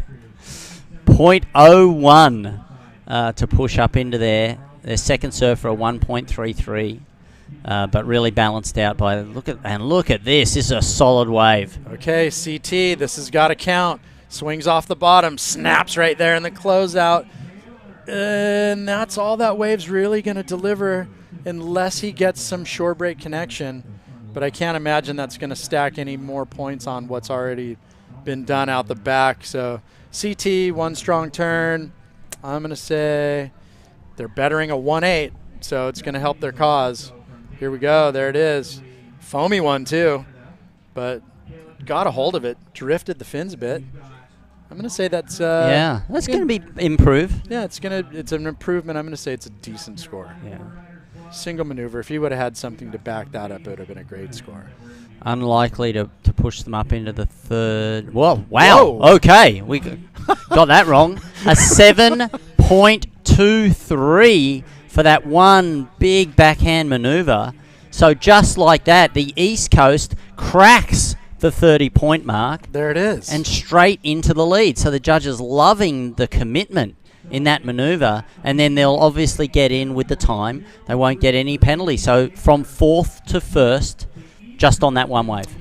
Quality of maneuver. It was a set wave. He negotiated well. It was foamy.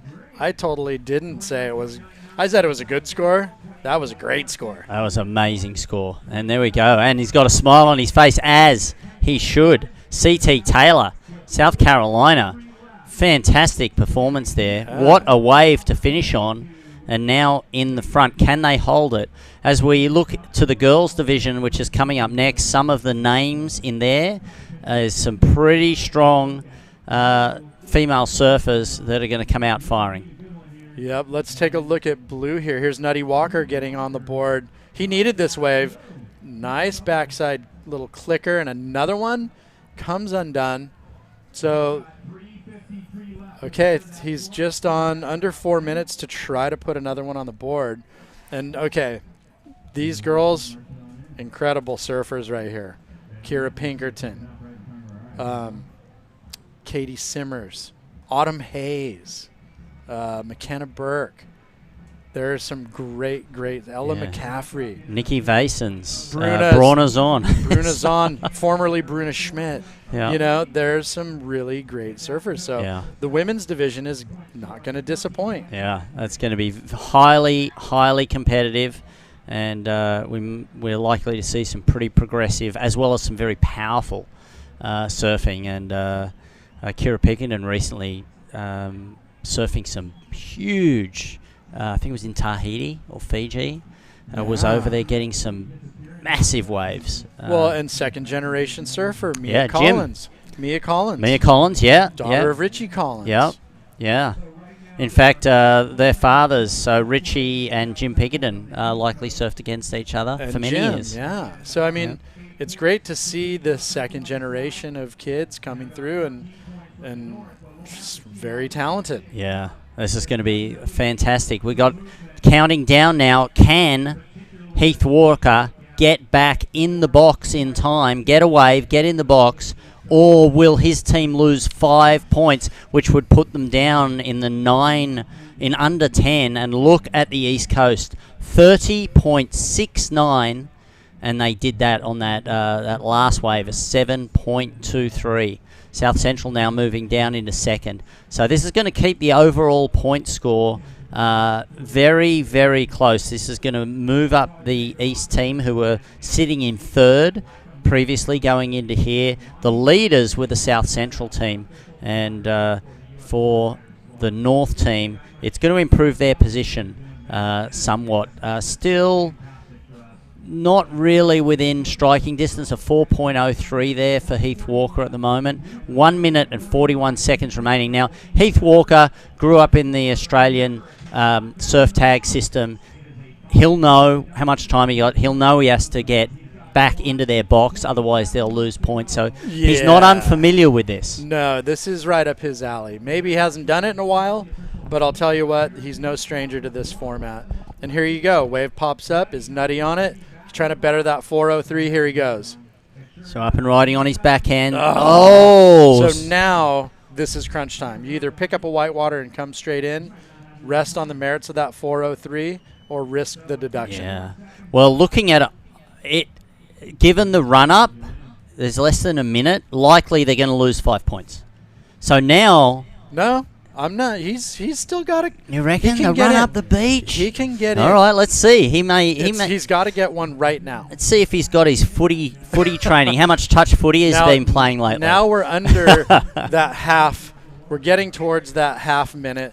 This is critical. Yeah, it's going to be a hard sprint up the beach. Now, if he doesn't catch this one, it's over. Okay, so he's not going to be able to get back in. There we see our girls getting ready for the next heat, and it's the East Coast. They are going in on fire. They're definitely going to take this 40-49 final, and for the first time today, we are going to see a team lose 5 points. And there it was. -5 for the South region. So let's take a look here at the highlights. This was Hans Hagen from Laguna Beach. Yeah, Hans did some nice work there on that one. Banged the lip, smashed the closeout, and he was doing some very solid surfing. But it was the East Coast team who were on fire, finishing strongly. And let's see, here goes the double whammy. Yes, it is. That was their highest score. So great surfing all round here at the US Board Riders Club All-Stars. Thanks to Jack Surfboards Pro. Stick with us. When we come back, it is going to be the Open Women's Division with some of the best young female surfers in the world. We'll see you then.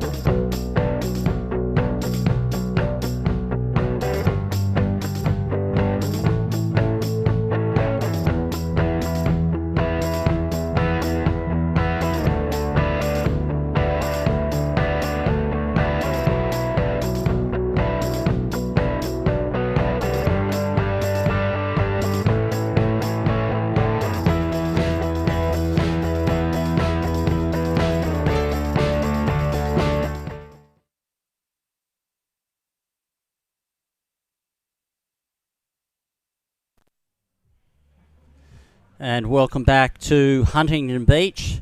Jack Surfboards Pro presenting the US Board Riders Club's All-Star Competition here on the south side of Huntington Beach Pier. I'm Mark Fuel, and joining me once again, the first world's ever professional surfing champion, Pete Townend. PT, welcome back, and excitement is building as we get into the second half of the competition today. And right now we have the girls in the water, and there's some incredible names in this lineup.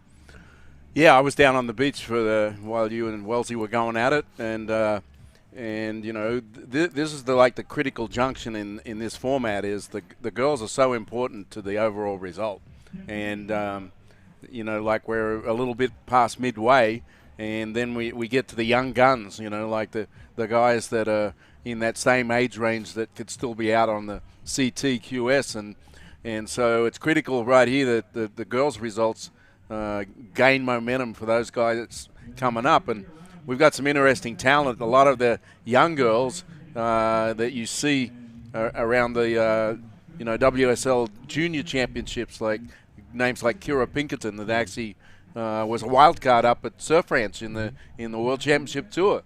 And there's quite a few girls in here of that caliber that also compete here, you know, in NSSA and WSA and USA Surfing Prime, what it's called Prime, which is the upper level, you know, that selects the teams to go to the ISA World Junior Championships. So, you know, critical coming up. I always like to call this stuff in this kind of competition special teams. Is, you know, there's more men in this thing, but without the girls, you can't win. And so this is critical. Yeah, you got to have strength and depth, and that's one of the great things about surfing around the world is we've seen the equal emergence of participation in the sport of surfing. I think the last time I was out at Snapper Rocks, there were definitely more young women in the water than there were young guys, and so that's why we're seeing not just the level of surfing come up, but the strength and depth, and every team have really submitted an incredibly strong team. Some of the names here that you're going to see come up, as you mentioned before, Kira Pinkerton narrowly missed out on qualification for the World Tour last go around, and she's been traveling the world surfing some massive waves. You can follow all these surfers on Instagram, and most recently saw her in the South Pacific tackling some huge waves. So Kira Pinkerton, Katie Simmers, who's one of the most exciting young surfers in the world right now, men and women. Already winning gold medals in the ISA competition in World Juniors. You know? Yeah, was the youngest representative, I think, for America at the ISA World Juniors ever, and won the Supergirl Pro in both the team and the individual last year against the best surfers in the world. Right. And then there you've got Mia Collins, daughter of Richie Collins, otherwise known as Skeletor back in the day. Really strong surfer, and Nikki Vasens from Space Coast Board Riders. Yeah, and there's a couple other names in that mix. Ella McCaffrey, she's been a standout in NSSA competition of late. And down in the East Coast, you mentioned Nikki Vasens, but there's a couple other girls down there that are pretty bloody good too, you know. So, yeah, this is going to be interesting. Yeah, and if we look at the scoreboard right now, it is South Central who is leading with 114 points, courtesy of the last two rounds. And that is Newport Beach, Laguna Beach, Dana Point, and San Clemente. And up and riding now, taking a look at that, that was Brooke Knox. The double whammy surfers in this case, Katie Simmers is the first surfer in the water for South, and from Oceanside, where she had that great victory at the Supergirl Pro last year. But all of the other teams, it looks like they're using their second surfer as their double whammy. And here we go, yellow, Kira Pinkerton. Good size set outside, and it looks like up and riding on that first wave is yellow, and that would be the girl you were just mentioning, Kira Pinkerton, with a good smack on the backhand there, driving down the line, and really strong opening ride. And that was the opening ride there for the East Coast, and that's Grace. And just pushing this through onto the inside. She'll be followed by Eva Woodland, who will be their double whammy surfer. So interesting that Bethany Z is the double whammy surfer for South Central. So Kira Pinkerton, whether that is by self-selection, or it's the team, not the double whammy surfer, but started off very strongly there. She's an incredibly powerful surfer, and give her a big open face, and she can mix it with anybody in the world in that type of conditions. This is probably Brooke Knox. Look at that one, a couple of turns. So a flurry of activity here, PT. Yeah. Well, there's plenty of waves out there, there's no question. The wind has come up a little bit, but there's still some pretty clean face. It's just making the takeoff a little bit more complicated. But once you drop in, the face is still staying pretty clean, as we saw on Kira Pinkerton's wave. And I think that's going to be a pretty good score that she just got then. She had a couple of really strong outside moves, and that will be a good opening score for her. And that team looking strong right now. So the points as it stands, South Central is 114 points. Let's take a look at Kira's wave. Yeah, she comes off the bottom. She's looking down the line. She sees the section, comes around, nice slash on the open face, drives down the line, looking at this next section, goes up, hits it hard, and two good, strong outside moves. The judges, I think, will reward her nicely. And it looks like she would have had another wave earlier, because she is coming in to tag the surfer that will be their double whammy surfer, Bethany Z. So in second place on the point score right now is the East Coast team with 102.3 points, and that's followed up by the North team with 99.41, and then that's followed by the South team in 86.34, and then North Central 82.68. So a big lead here for the South Central team with 114 points. But as we saw in the last heat, just a couple of surfers who can average over 6 points can completely change the scoreline. Yeah, I mean, we saw it in that last heat from worst to first. Yeah. The East Coast, right? Yeah. And that pushed them up into second place overall. After this heat, we have, as you mentioned, the guns. This is where the 30 to 39 and the 20 to 29. This is the general age for the men on the world tour right now. So this is where we're expecting to see some fireworks and some really strong surfers that are going to come through. Waiting on the scores to come in for all the surfers. I believe that Katie Simmers has caught a wave. It was during the break. And so we'll update you with the scores as soon as we can. Mia Collins, also, she'll come up. She will anchor that yellow team, the South Central team. It's a great day down here, PT, Yeah. just to see people gathering, these teams gathering, families coming down, multi-generational. Summer in Southern California, except they're telling me the water's. We had that devil wind a few days ago and brought the upwelling of the cold water. Here it's pretty cold in the water, though. I heard it's like 60. Under 60, yeah, it's under hovering 60. at 60, you know. Yeah, which is very cold for this time of year, which is lucky we haven't had any fog today. So taking a look at this looks like, is this Katie on a backhand? Big, oh, look at that. And there we see she's still looked like in she was going to come out of that. So that was Katie Simmers, one of the most exciting young surfers in the world today. Has an incredible air game, and her first ride. So not able to complete that maneuver. She is the double whammy for West Coast South, and that includes Oceanside, Carlsbad, Encinitas, and La Jolla. We'll take a look at that on the replay. Well, she comes up the bottom here. Nice first hit off the top.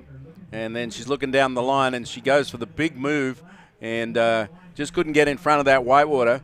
And it gobbled her up. And, you know, we've been talking about that all day long. If you can't get out in front of the whitewater here at Huntington, it'll run over you. And pretty much that's what happened right there. And one of the great things about Katie is she never holds back. She is such a progressive surfer. She attacks every wave. And last year at the Supergirl Pro, she took the win over Caroline Marks, who just represented the Olympics and was made it into the semi-finals there. So that's the standard of this young woman. And we saw a quick up and down there from, I think that was Makina Burke in the red from the north. Well, look at this, though. The first ride for Kira Pinkerton, 8.5. 8.5, and she is in, and they still have their double whammy. So an interesting strategy. Oh, an in and out there for the team in red. Makina Burke again, I think. That's two in a row that she's had some trouble. So she's only got one more chance here. Yeah. Unless she might have already. It might be it. That might be it. She might have already had another wave we didn't. Although I don't see a score for 1.13. So that's it. So the current overall leaders, South Central, have started off incredibly strongly. An 8.5. So that would have been 17 points had she been the double whammy. Now, it is an interesting tactic because now they have another surfer who's a double whammy. So it might work out pretty well for them. Yeah, well, we've seen the power of a double whammy just like we did in that last heat. So, you know, like they're in a really good position here because if your double whammy gets an 8, doesn't, I mean, she doesn't have to, it doesn't have to be outstanding. Yeah, I mean, as long as it's double digit. Yeah. So a 5 becomes a 10. Right, yeah, as long as it's double digit. Well, in and out for our red team, the North team, Makina Burke. So Autumn Hayes is going to be their double whammy surfer. Lots of time.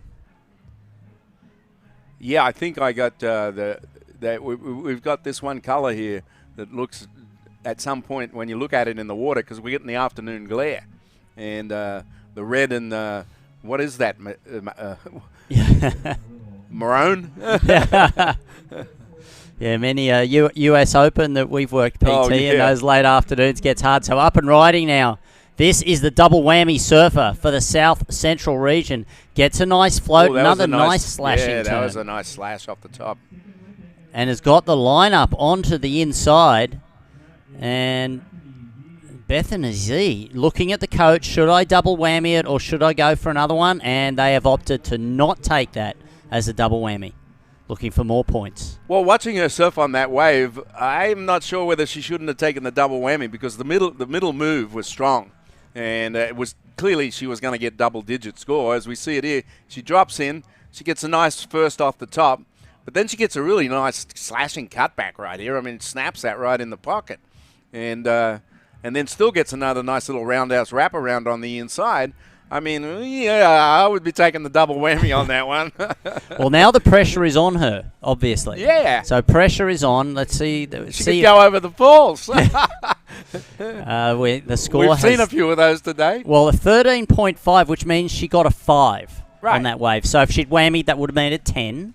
Right. So as long as you get double digits on your whammy. Yeah. If you don't get double digits, then then it's a waste. You've wasted the double whammy. Yeah. So coach deciding they believe that she has more than a 5 available to her. South region in second. So you can see, look at that, 13. Everybody else is in 3s or the 1s. Massive lead here for the South Central region. And they are the leaders overall.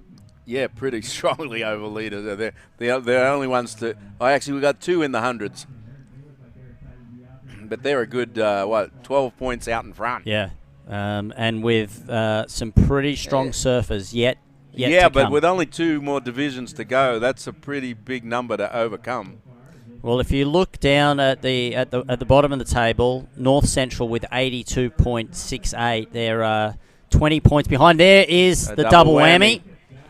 Katie Simmers. Now we didn't see the whole ride here. We'll see it on the replay, looking to work all the way through. And one of the things that is fantastic about Katie is always enthusiastic, so competitive, very quiet on land. You don't get a lot out of her on the land. Here we go. Let's take a look, PT. Comes off the top there strong, goes around this section. Nice little blast as the wave was closing out. Be close. I think her other wave was about the same. I don't think there was much difference there. Okay, so that is a look. So this is a double whammy here. No, because that was Bethany again. And so if she doesn't whammy here, 5 seconds to go. Okay, going for the last one. Well, this was her other wave right here. So Bethany Z, the team opting, say go get one more ride and putting it all on that one. That was a nice finishing maneuver there for, is that Autumn? I think that's Autumn Hayes. Yeah, I believe that's the double whammy second surfer. Yeah. And looking to the beach. Actually, Unless that's McKenna. No, that's McKenna. That's McKenna. So that was her third score. Yeah, so because her first two waves weren't that good. Yeah. And so she ended up getting a good third.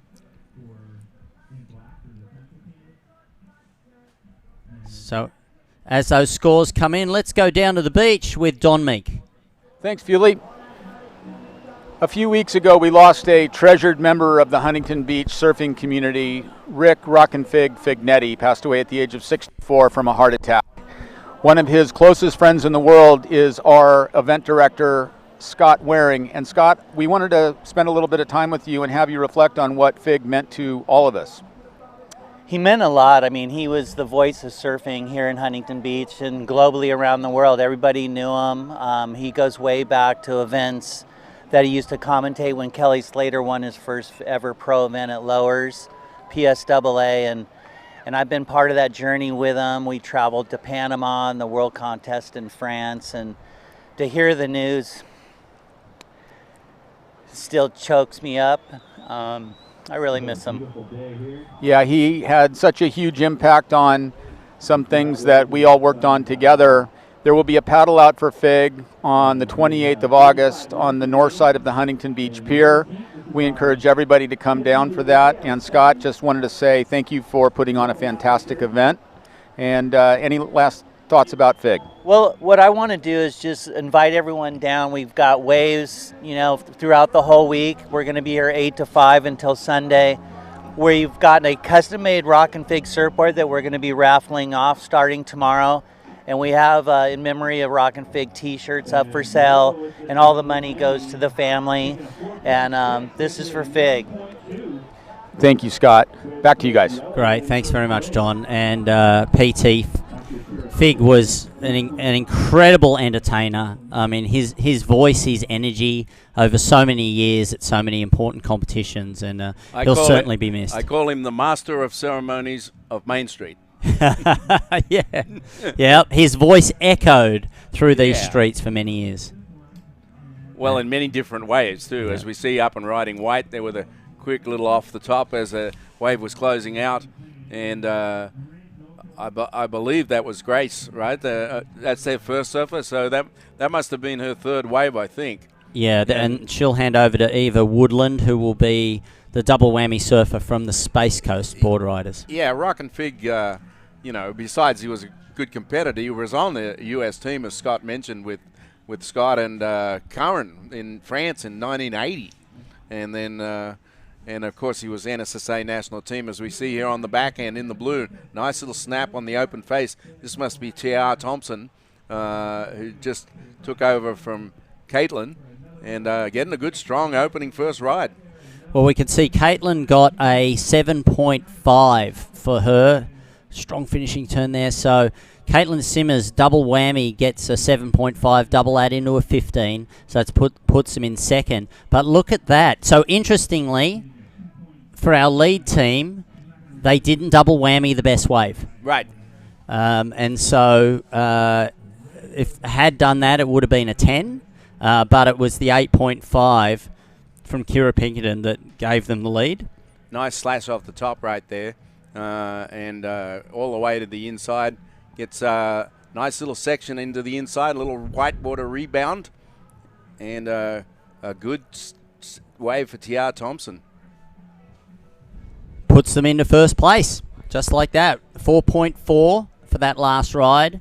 And then moving past. So right there we see the value of the double whammy and using it on the right wave. Now, if Kira Pinkerton had the double whammy, That would have added around about Well- 8.5, 6, 7 extra Well, points. and also I think Bethany's Z first wave was better than the one that they double whammied. It was a 5. Yeah, so she would have got it 10, so that's a bit of a strategy mistake right there.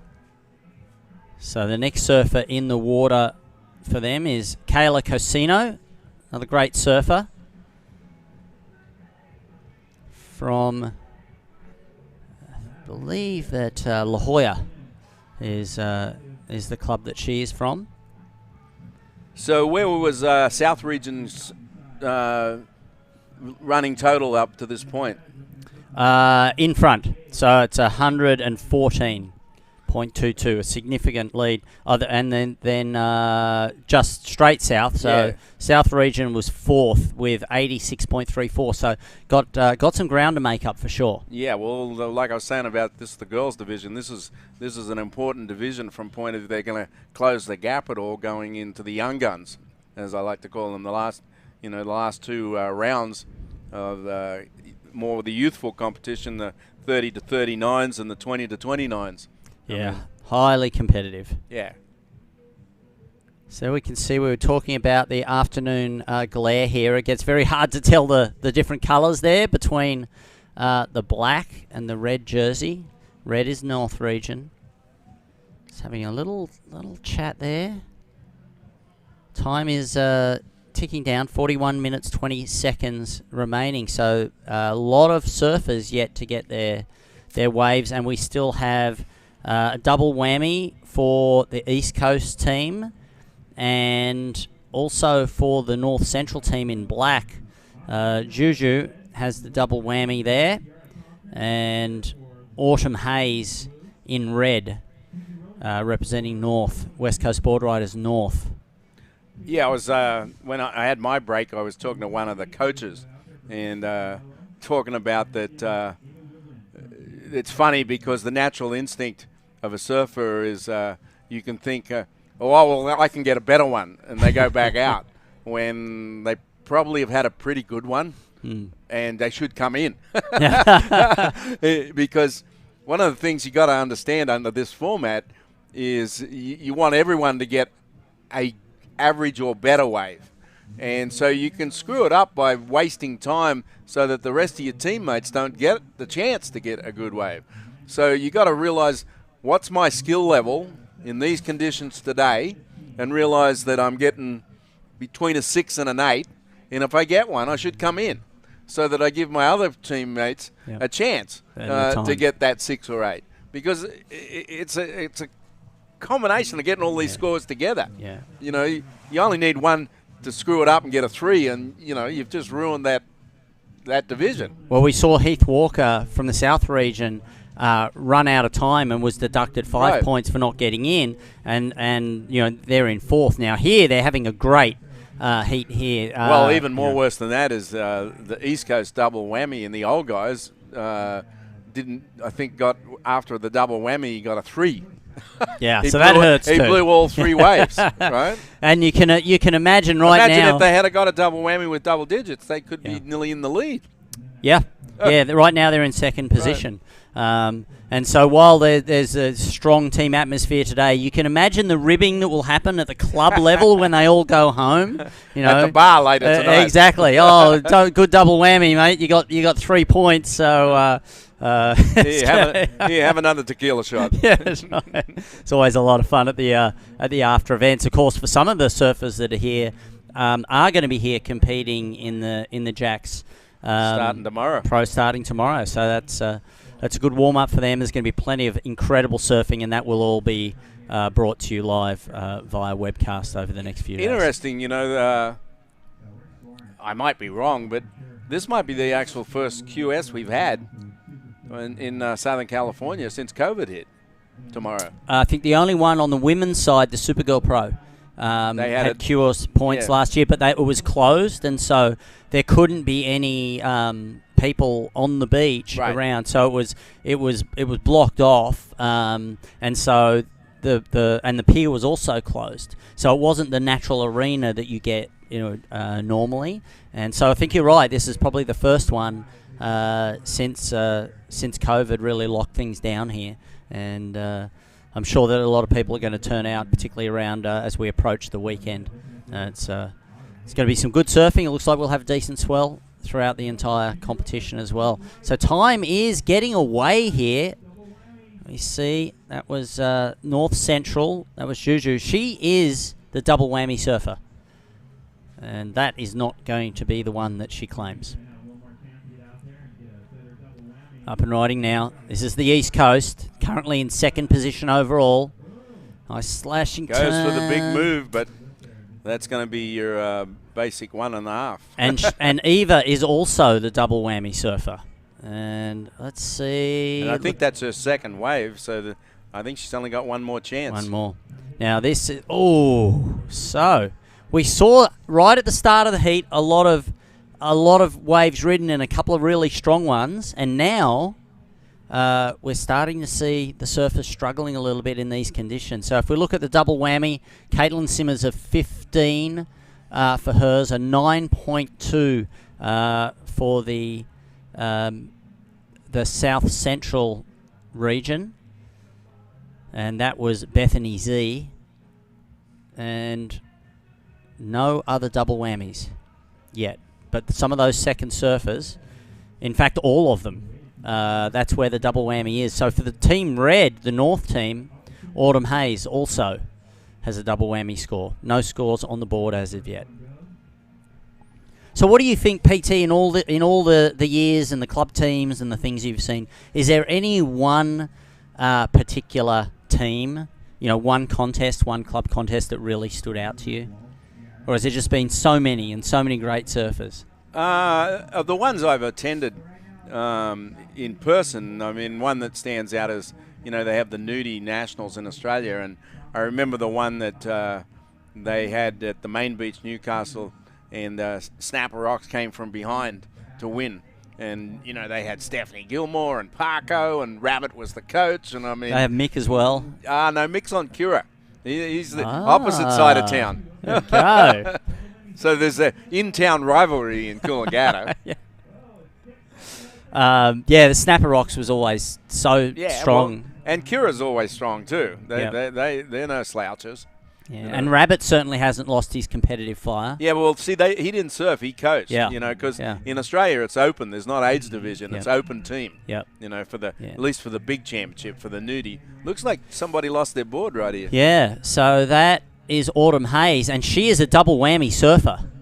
So they may miss out on a double whammy because if she lost a board, didn't whammy that wave, that may have been her last ride. Well, we'll see whether she even attempts to go back out once she gets to her board. But so either there was a leg rope broken or opting not to wear a leg rope, which would be unusual in this type of competition. South region now in front. That score probably not going to change the scoreline. 34 minutes to go. The girls are definitely struggling in this heat. There's a lot of incomplete, especially the ends of waves. Oh, nice move there if you can ride out of it. Yeah, and she does. Red region. Autumn Hayes, a double whammy surfer. Let's see it. Looking, you got to whammy this one. You got to. Yeah, there we go. Wow, that's stressful. I was just about to yell out. Yeah, I'm yelling it. I was about to yell out at the top of my voice. Makes it stressful for us here in the booth when they don't take it. So that will be the double whammy. Here's a replay of it again. She gets good first strong move right off the lip right there.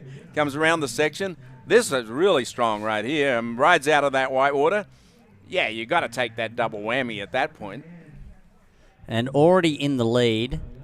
So Autumn Hayes finishes strongly on her last wave. Do I whammy? Yes, I do. Thank you very much.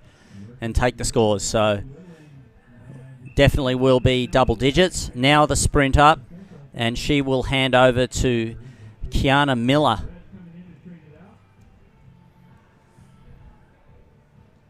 That sprint up the beach can feel like it takes forever. And there is the handoff. And their final surfer is going to be Vela Mativ. Okay, let's take a look here at the surfer in white. Nice cut back. Working it through onto the inside. This is Eva Woodland. She is the double whammy surfer from the Space Coast. I think this is her last chance. There we go. Yeah. I think her first two waves weren't that good. So 2 double whammy waves. Tiara Thompson. And there is the tag for Nikki Vasens, also from the Space Coast. Really strong surfer. Seen her competing for the US junior team at ISA Worlds several times I believe. And is very good under pressure, usually. So we'll see. Has also competed in the Aloha Cup. So she's got experience in this type of competition.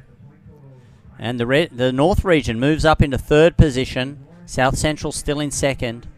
And it's a comeback for the South region, currently sitting in 4th overall, 19.4, thanks to their strong start. And they will hand over to Reed Van Wagner. That was a good finish.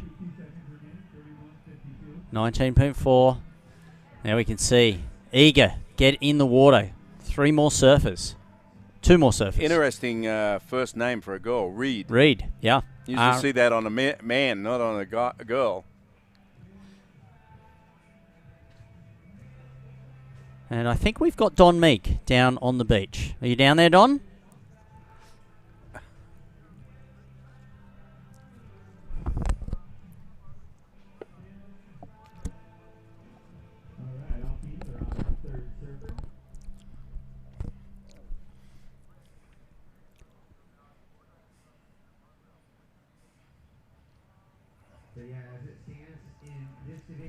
The South region with the 19.4, they sit in 1st, and then we have the South Central with 18.83 in the 2nd spot, 3rd spot, North region 15.43,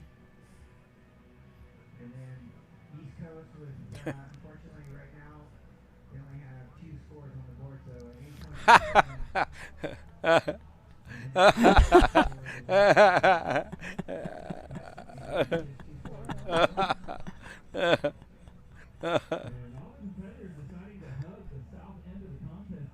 Oh, fantastic. That's absolutely brilliant. And there we see the rivalries that we spoke about and the drafting that starts to happening in the negotiation. Mate, you know back home in Australia, the rivalries like between like Snap Rocks and Narrabeen, right? And these days, the La Bar, you know, the Ballina area, those guys won it a couple of years ago, and then you got the Central Coast now. I mean, you know, but the old school rivalries, which Narrabeen, Snapper Rocks, you know. Yeah, Bondi in ITN as they were known were really and Maroubra. Maroubra. Maroubra. Oh yeah, the Bra boys. They were really strong and Bondi. Yeah. ITN was certainly a powerhouse back in the day, and but that when you see people turn up for a represent a club and the other clubs weren't expecting it, that's where part of the fun was. So that was epic. Great to see. So let's see here. And what is interesting about this as well is because this is regions surfing together. Yeah. After this, they then go back to their clubs. So next time they match up, they'll be matching up against each other. Yeah, we've had a little bit of coastal rivalry here with the NSSA Interscholastic. You know, Huntington has won, I think it's a tie now. San Clemente and Huntington both have 17 national championships, right? Yeah. In the high school competition Divisions. every year, and the Interscholastics, they have national championship every year. And so that's a bit of a rivalry, not so much as a club, it's a high school team, but it's the same mentality, you know, and every time they have the NSSA Interscholastic Nationals, it's on, you know. And the level of surfing is incredibly you got high. incredible teams that have come out through that program, you know. You got people like the Gadauskas brothers and Brett Simpson here in Huntington. Yeah. Kanoa Igarashi surf for Huntington, right? Yeah. Well, I think we're going to see Pat Gadauskas. I think he's surfing. Yeah, he's today. surfing for San Clemente in the must be in the south. Yeah. Yeah. So South Central. South Central, yeah. So who are currently in the lead. So that's going to be really close. That was Kiana Miller that we saw on the wave surfing in red right now. Currently sitting in 3rd position. We see we're just talking about the South region out in front, 19.4, and surfer in black and in and out, so that score's not going to count for much. That was Nikki Vasens from the East Coast. Have some ground to make up in this one. Kiana Miller, it says from SC, that's San Clemente, correct? Well, no, Santa Cruz. That's north. Santa Cruz. Santa Cruz. Santa Cruz, yep. Yep.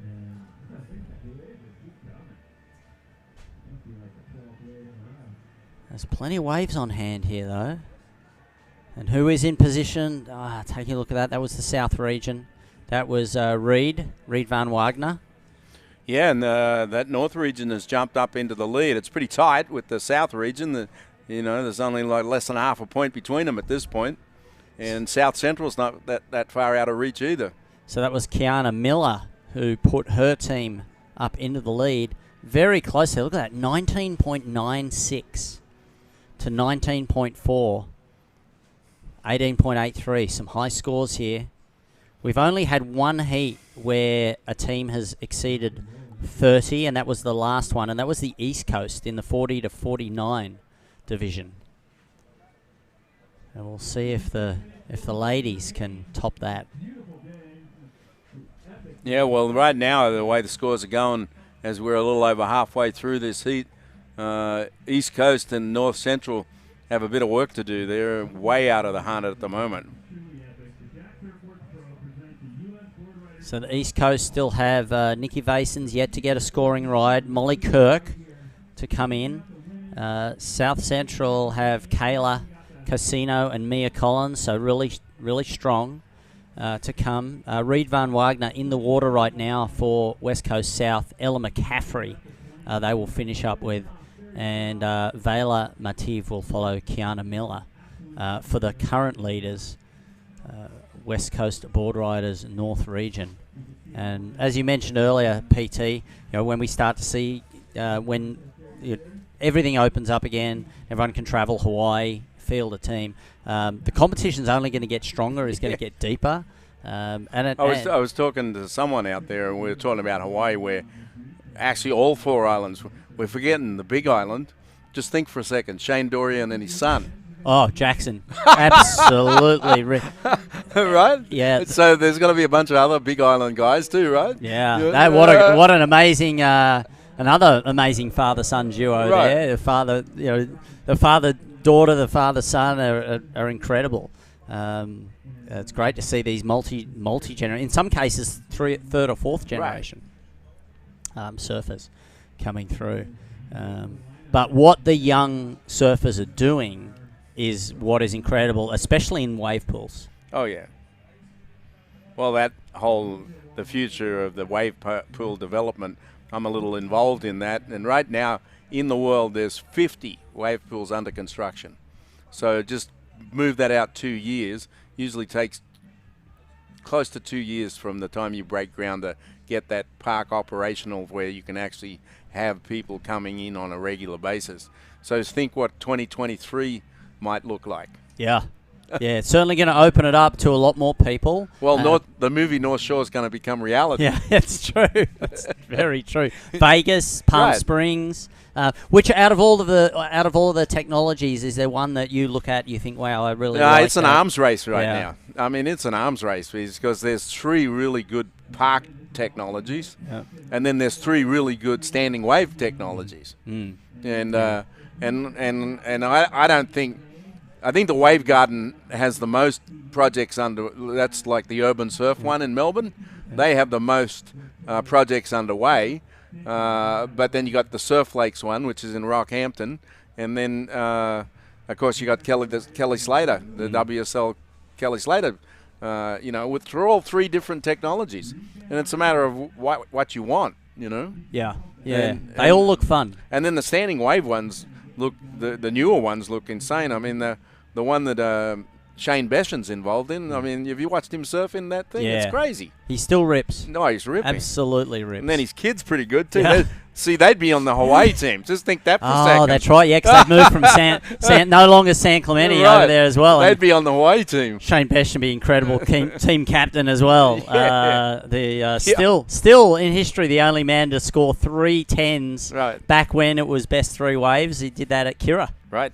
And incredible surfer. So Reed van Wagner there the blue team currently in the lead. They've actually opened the lead up a little bit more.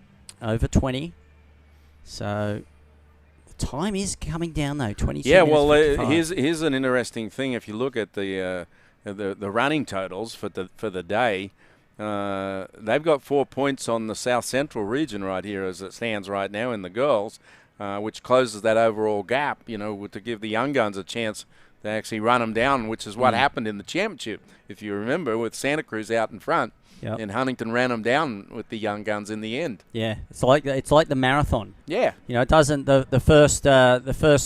You know, they say that it's not the first 20 miles; it's the last 6. Or the cycling. Yeah, the exactly. cycling's another one where you run them down at the end. Yep. Yeah, and so same here. You have to maintain your consistency overall for the team, and if you can come home strong as Huntington Beach did with the Wheat Cup, that's how they took the victory. Yep. Snatched from the jaws of defeat. Yep. 21 minutes 51 remaining. 22.13 for our leaders, and that all started right at the beginning with Katie Simmers. Yep. With that 15 to kick off.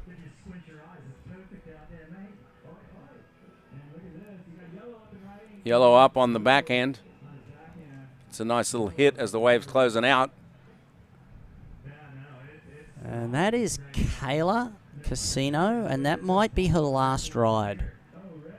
So she's going to come all the way in, and let's just see. Yep, that's her final wave. So they'll tag the last surfer, which is Mia Collins, and up and riding in the white. Oh, late drop.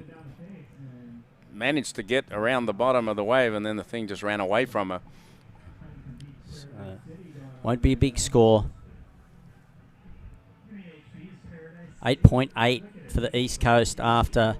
Yeah, they've gone reverse. They Yeah. went from worst to first. This time they've gone first to worst. Yep. The only team to go over 30 points in the heat, which they did in the last one. So this should be the final tag for the yellow team, South Central, West Coast.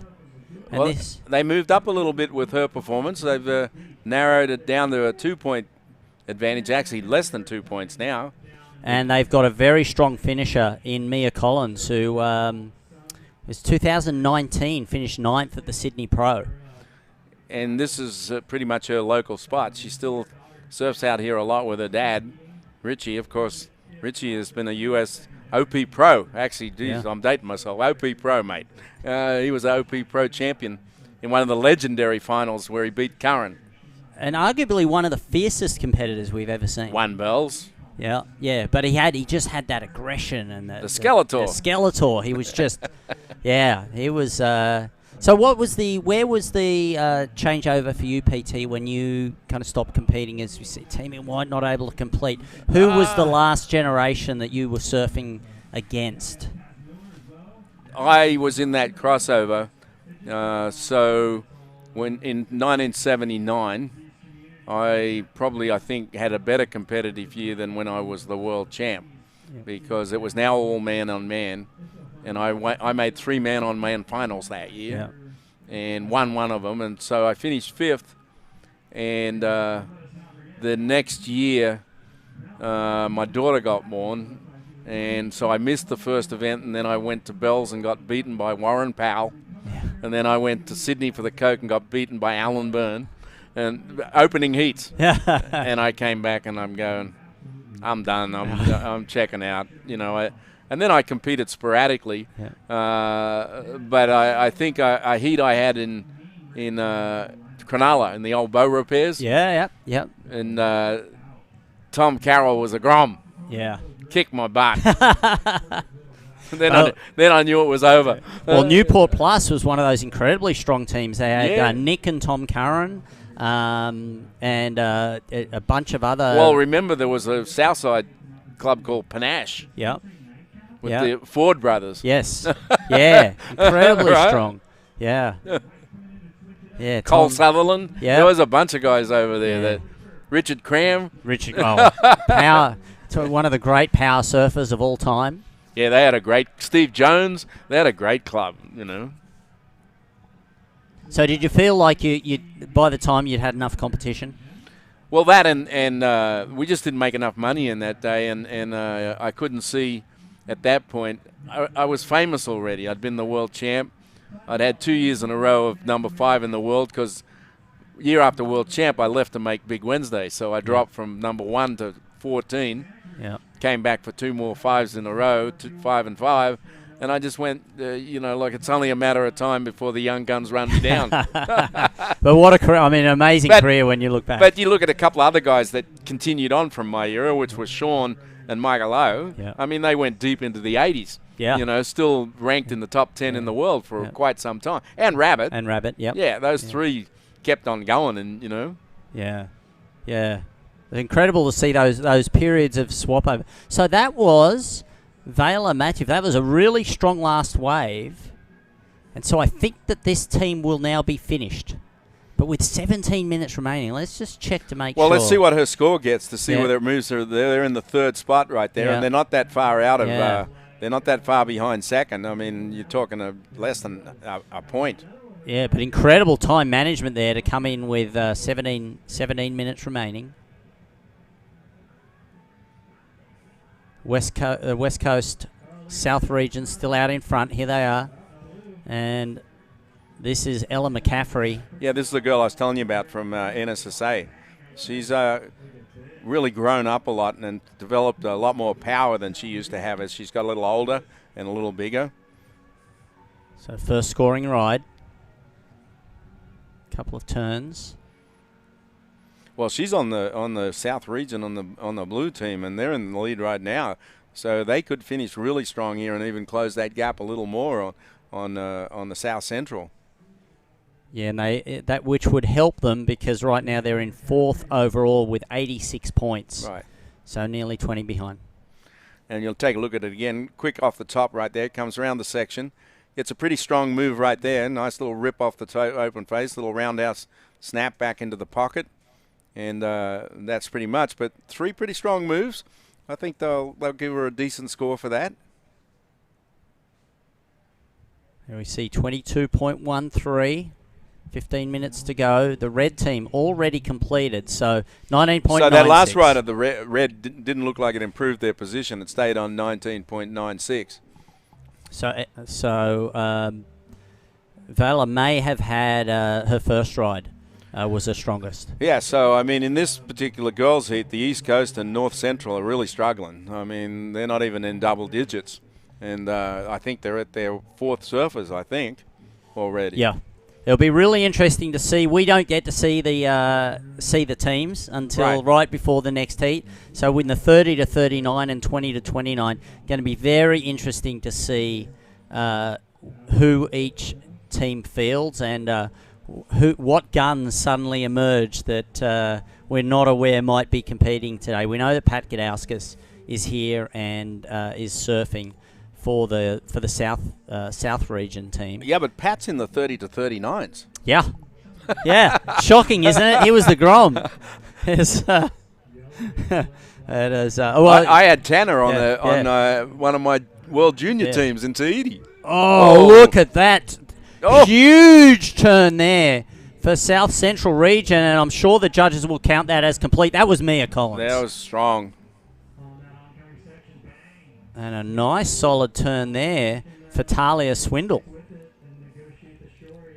from North Central. Oh, so there was. Or was that Bruna? No, sorry, that was Bruna. Bruna Zorn. Yep. So they have one surfer left, but that was a massive hit from Mia Collins. Incredible. So looking forward to seeing the score on that and seeing what it does for their team. The yellow team currently sitting in 2nd position. Here we go. Let's take a look. There's Mia's hit again. Oh, that was right up there, vertical. Incredibly strong. Did ride out of that. Now the sprint up. Well, Tag. did she ride out of it? We'll wait and see. I mean, yeah. This was a pretty strong end on this one too. There's a good little tag here on the end of this one. Brings it back around. I mean, she was committed on that turn. And great control as well there. The end. So here we go. South region. Wow. South region just jumped way out. They gave 5-5 for that last ride of blue, which must have been Ella McCaffrey. Ella McCaffrey. Yeah. So what are they going to give to Mia Collins in the yellow team? Yeah, well, it's right now. It's not that. It's not that. They need to reward her, Yeah. so that they can get back in the hunt with the South region. This is an in and out there for Molly Kirk. Or is it Nikki still? We didn't see the tag for the white team. That is the East Coast team on your screen. So there we see. Well, North Central, Bruner got them got them into double digits, and now East Coast just got out of double digits, but they're way behind. They're half what the other top three scores are at the moment, with South region out in front. I don't think Mia's going to get enough to get South Central into the first position in the girls, but she might close the gap a bit, though. Yeah. Well, she's right now. The score is a 1.83. That's not the unless they say it's an incomplete, like I said. How unfair would that be? It might. It might be. Yeah, you're right. Be. Yeah. If you look at the on the World Tour that was incomplete. Right. So we saw that with Italo Ferreira. Yeah. Well, that was controversial. I thought that one was complete. Yeah. So, but we have seen that judges on the world stage have been very strict about did you ride out of it? Did you ride out of it? So that you're probably right, PT. That could be, but that turn was incredibly powerful. There's Ella McCaffrey again. Very smooth and not able to do. Yeah, well, just the wave just petered out on her. Yeah. It's got one more wave to go. Well, she's already sitting on a good one. A 5.5 is, pretty decent score today. Well, Chad Wells previously was saying that what the Seal Beach team does is if every person on the team can focus on getting 5 points, that usually will win it. Win Just the whole that thing. Consistency.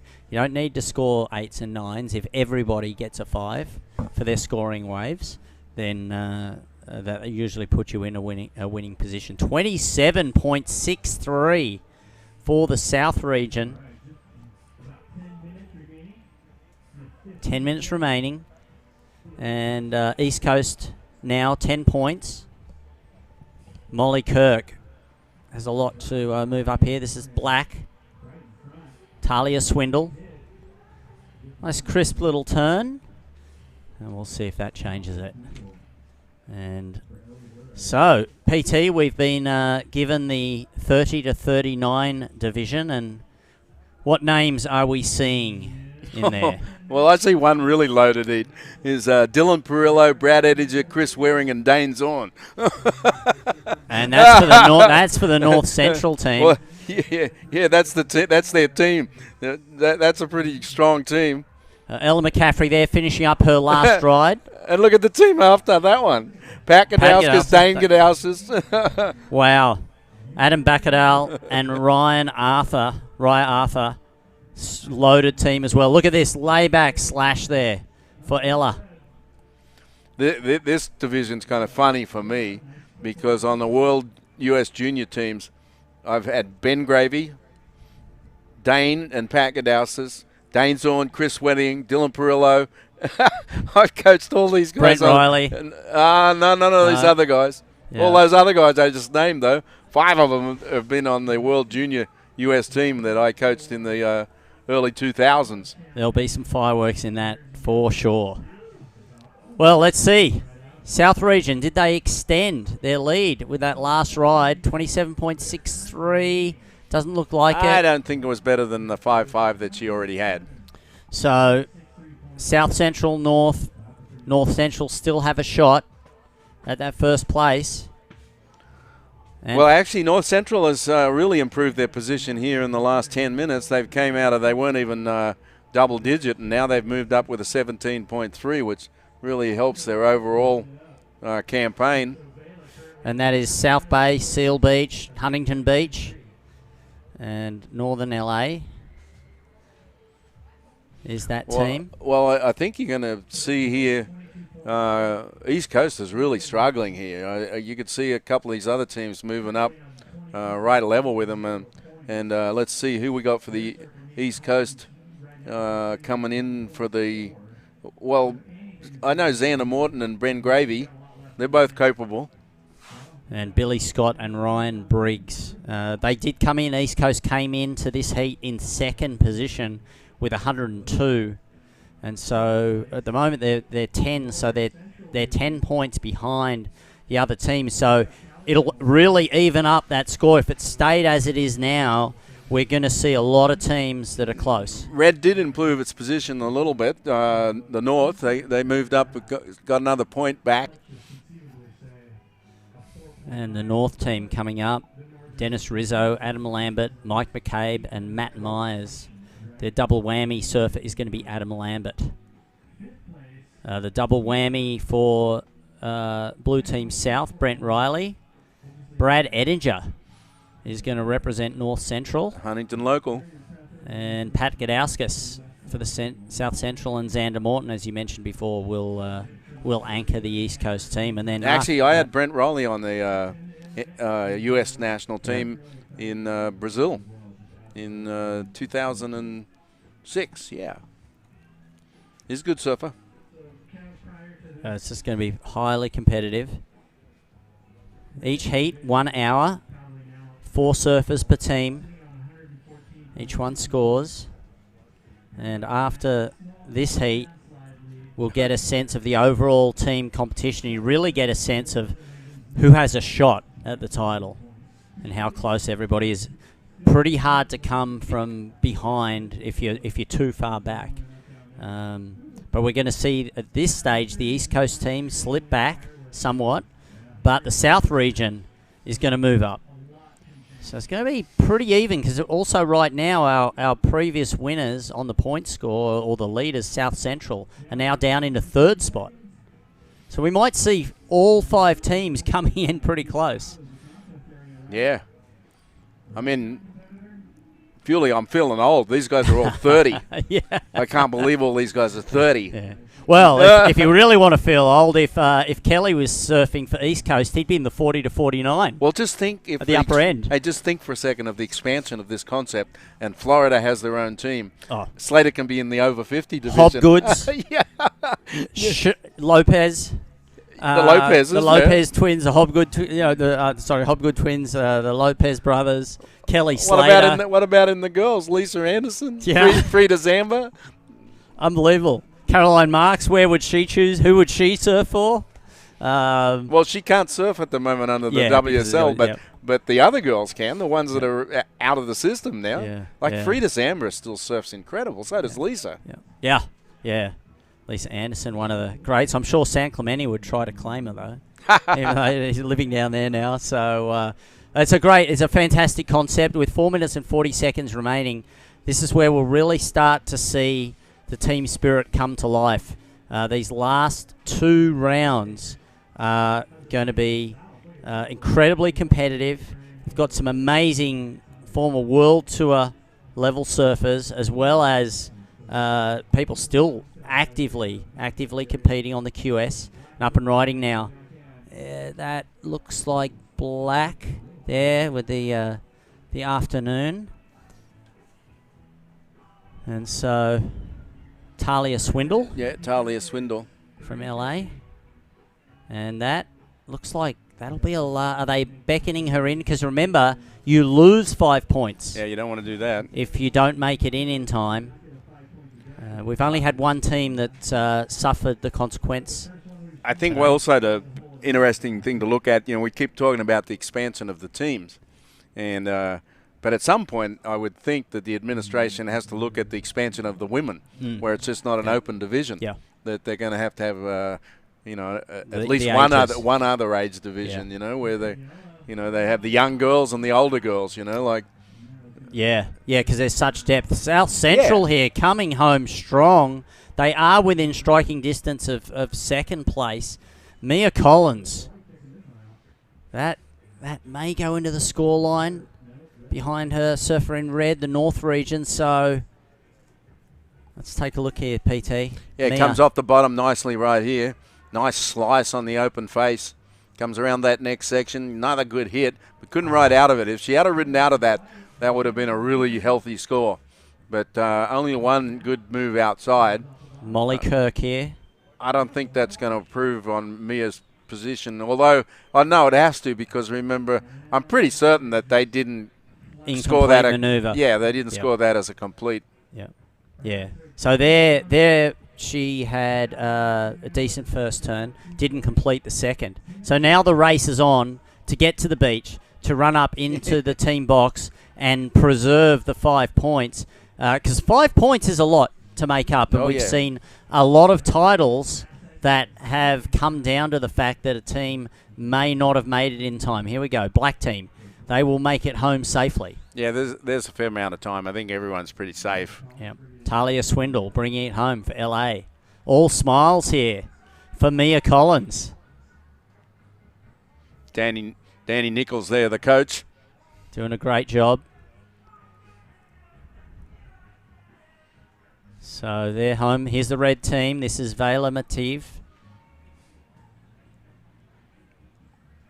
She'll make it home safely as well. There's not a lot of time left. Let's see who is left in the water. How is the East Coast going?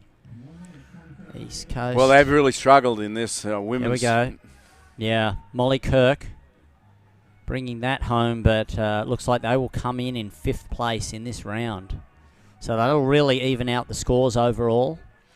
Yeah, it's gonna. I think we're still going to go into these last two with the South in pretty strong. Here's a good end ride here, though. That was Kira Pinkerton. There's the first recap. ride. Yeah, we're looking at the recap here. So that was Kira Pinkerton, who an 8.5 opened up really strongly and put their team in the lead, but it didn't hold throughout the entire heat. So we'll take a break, and when we come back, it's going to be the incredibly competitive men 30 to 39 division. Just 2 heats remaining. Who will take victory here at the All-Stars US Board Riders? Presented by the Jack Surfboards Pro.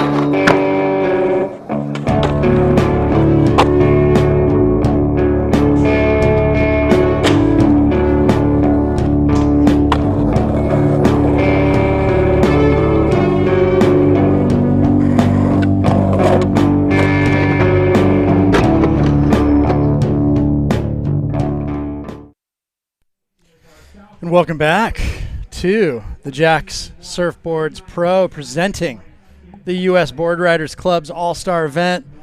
I'm Chad Wells. Sitting next to me, the legend himself, Mr. Peter Townend, PT. Yes, we're having some fun here today, and it's a little warm at the beach today there, Wellsy. Yeah, it's a bit steamy in our little tent, that's for sure. Man, Want to do some Bikram yoga later, you know, we could work this out. Let's go. But it's warm in the water, too, from point of view of the action, that's for sure. Cold water might be a bit cold, but the action's not cold. Yeah, you know, I mean, I guess the hope is that some of the south brings the warm water back. You know, the wind puffed for a good 10 days and created that upwelling, and it's, you know, upper 50s, low 60s. So it's a bit chilly now. Not so much on the beach, I can tell you, but talk about a topsy-turvy women's division. Yeah, absolutely.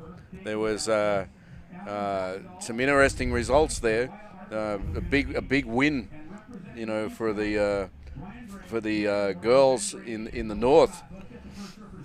Yeah, so actually it was the girls in the south. What am I talking about here? The current 27.63, you know. Yeah, the current rundown, PT, not to interrupt. First place right now, South Central, sitting on 140.59 points. Second place, 122.7. That's the North region. So just for perspective, the South Central region, you guys out there, is Oceanside, Carlsbad, South Central, Newport, Laguna, Dana Point, San Clemente. So powerhouse team. They've just come out of the blocks firing and have just maintained a solid, consistent run through this event so far. Second place, the Northern region, Santa Cruz, San Luis Obispo, Santa Barbara, Ventura. Santa Barbara, a brand new team to this. So they're sitting currently in second place. Third place, the East Coast team, 115.24 points. They traveled across the country to compete, and they have not backed down there, putting up solid scores, find themselves in third, fourth place. The Southern team, this is, Oceanside, Carlsbad, Encinitas, La Jolla, 113.97. And then the North Central team, my division, or my region, which is comprised of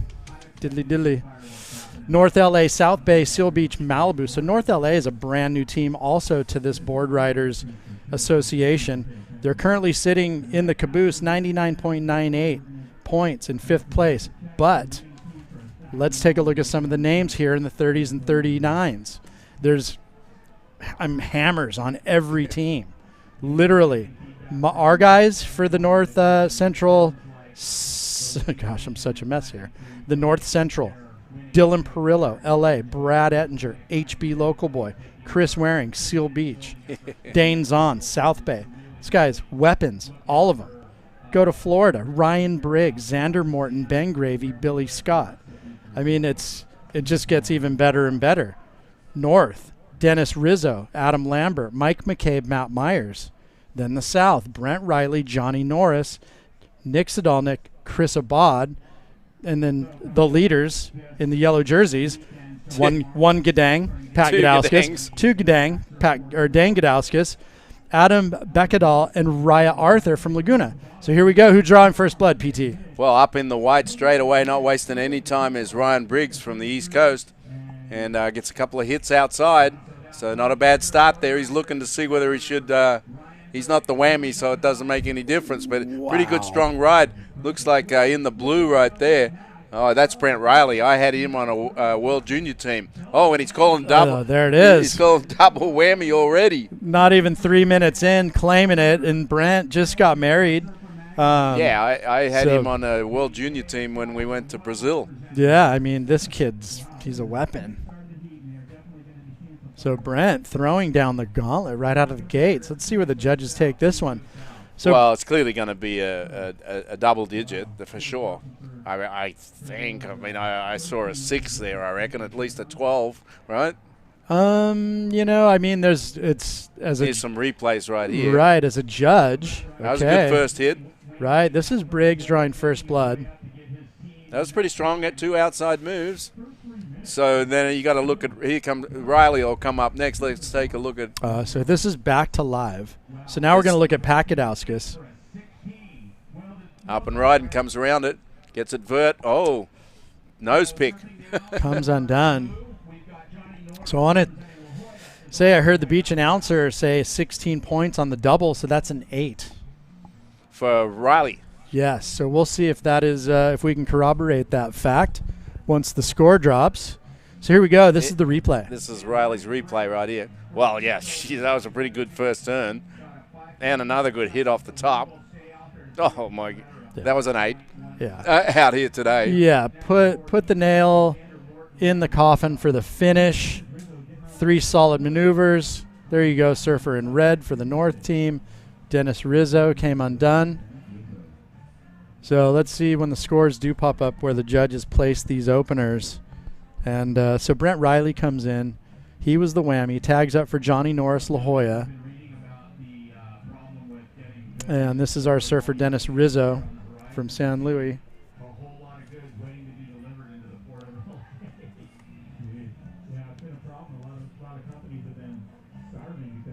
So let's see where the judges take that. Pakadauskas, he is the double whammy for the South Central team.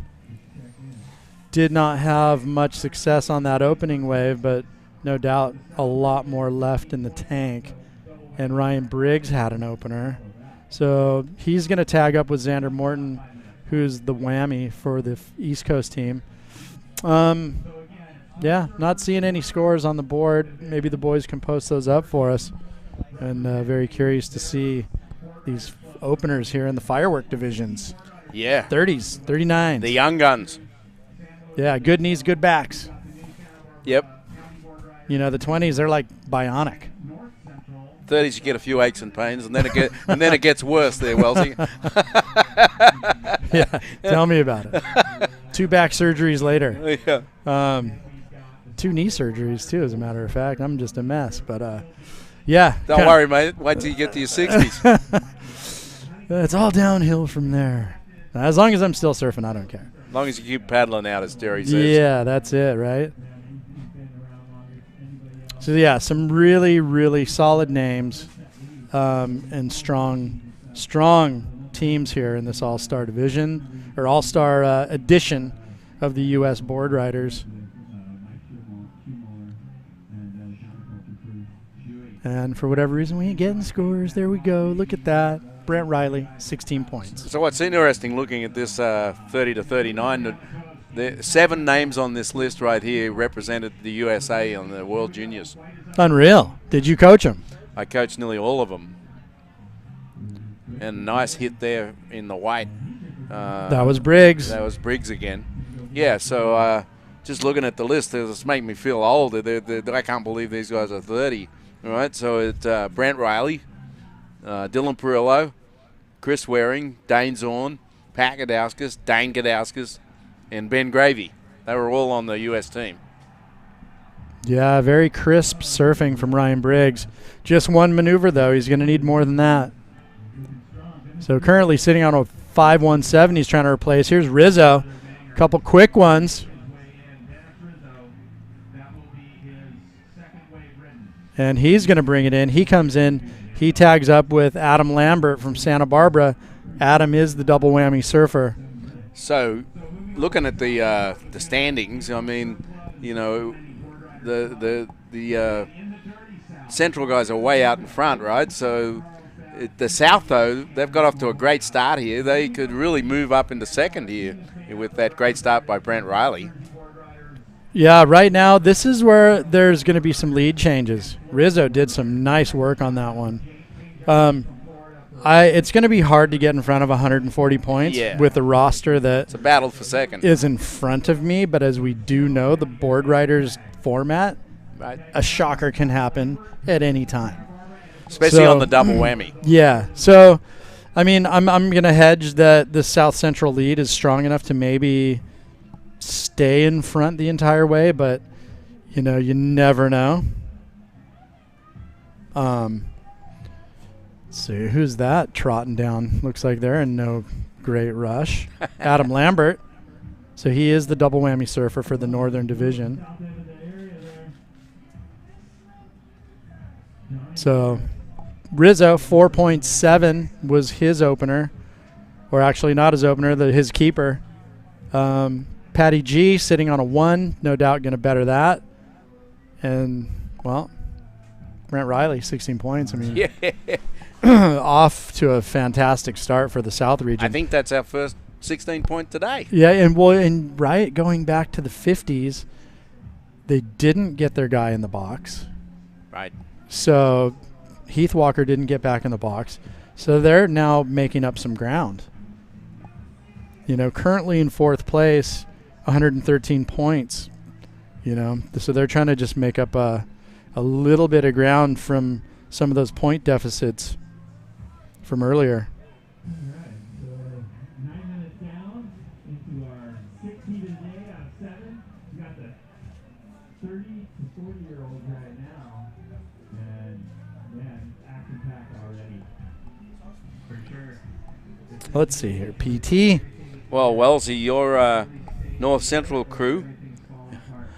Yeah. They look good on paper, but they close the gap. Yeah, Dylan Perillo, Brad Edinger wearing Zahn. I mean, let's start sending Perillo some smoke signals.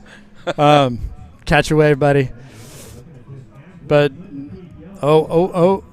okay, there we go. South Central. I mean, guys are up and riding. We didn't really catch all of this, so Patty G undoubtedly put something together. He double whammied it, so what we didn't see outside must have been good. Huh? Yeah, and he's making the connection here too. So, and solid finish. Wow, that might be better than we didn't see the beginning. We'll see it probably in the replay. Yeah. But that might be better than Brent Riley's. You know, it's going to be interesting see what they did catch and where the judges throw this. But again, 140.59 points. You know, that's a strong lead. As he tags Here we go. 1G to another. Whack. Comes around the section. Another good hit outside. Wow. This might be the biggest score of the day. I'm calling biggest score of the day. I'm better than Riley's. That last hit on that outside was serious stuff. Okay. I'll let you see how my judging is. I'll let you throw it out there. I don't even want to touch it. I'm, not going to say I've been right, I've been wrong. Well, no, we're not the 5 wise. Oh, there's 5 wise men upstairs in this event. Don't forget, though, Brent had 3 good outside maneuvers. Patty G 2 with that finish. Yeah, but the second one was pretty better than any of Riley's moves outside. Ooh, there was a nice hit outside. Is that red or black? I'm going to say that's black. It's getting harder to tell as we get later in the day. Yeah, that's Perillo. It's at some stage in the afternoon you need welding goggles to be able to see colors.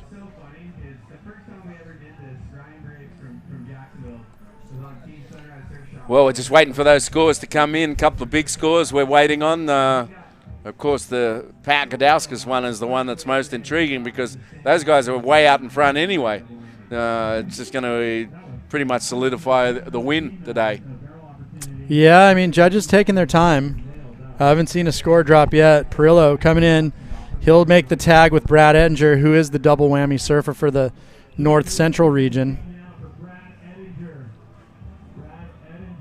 So there's the tag. Brad making his way out. Brad, local boy here in Huntington, ripping. Yeah, Johnny rips. Put in a lot of time in the QS. Now doing real estate. Just a very, very accomplished and solid surfer from La Jolla.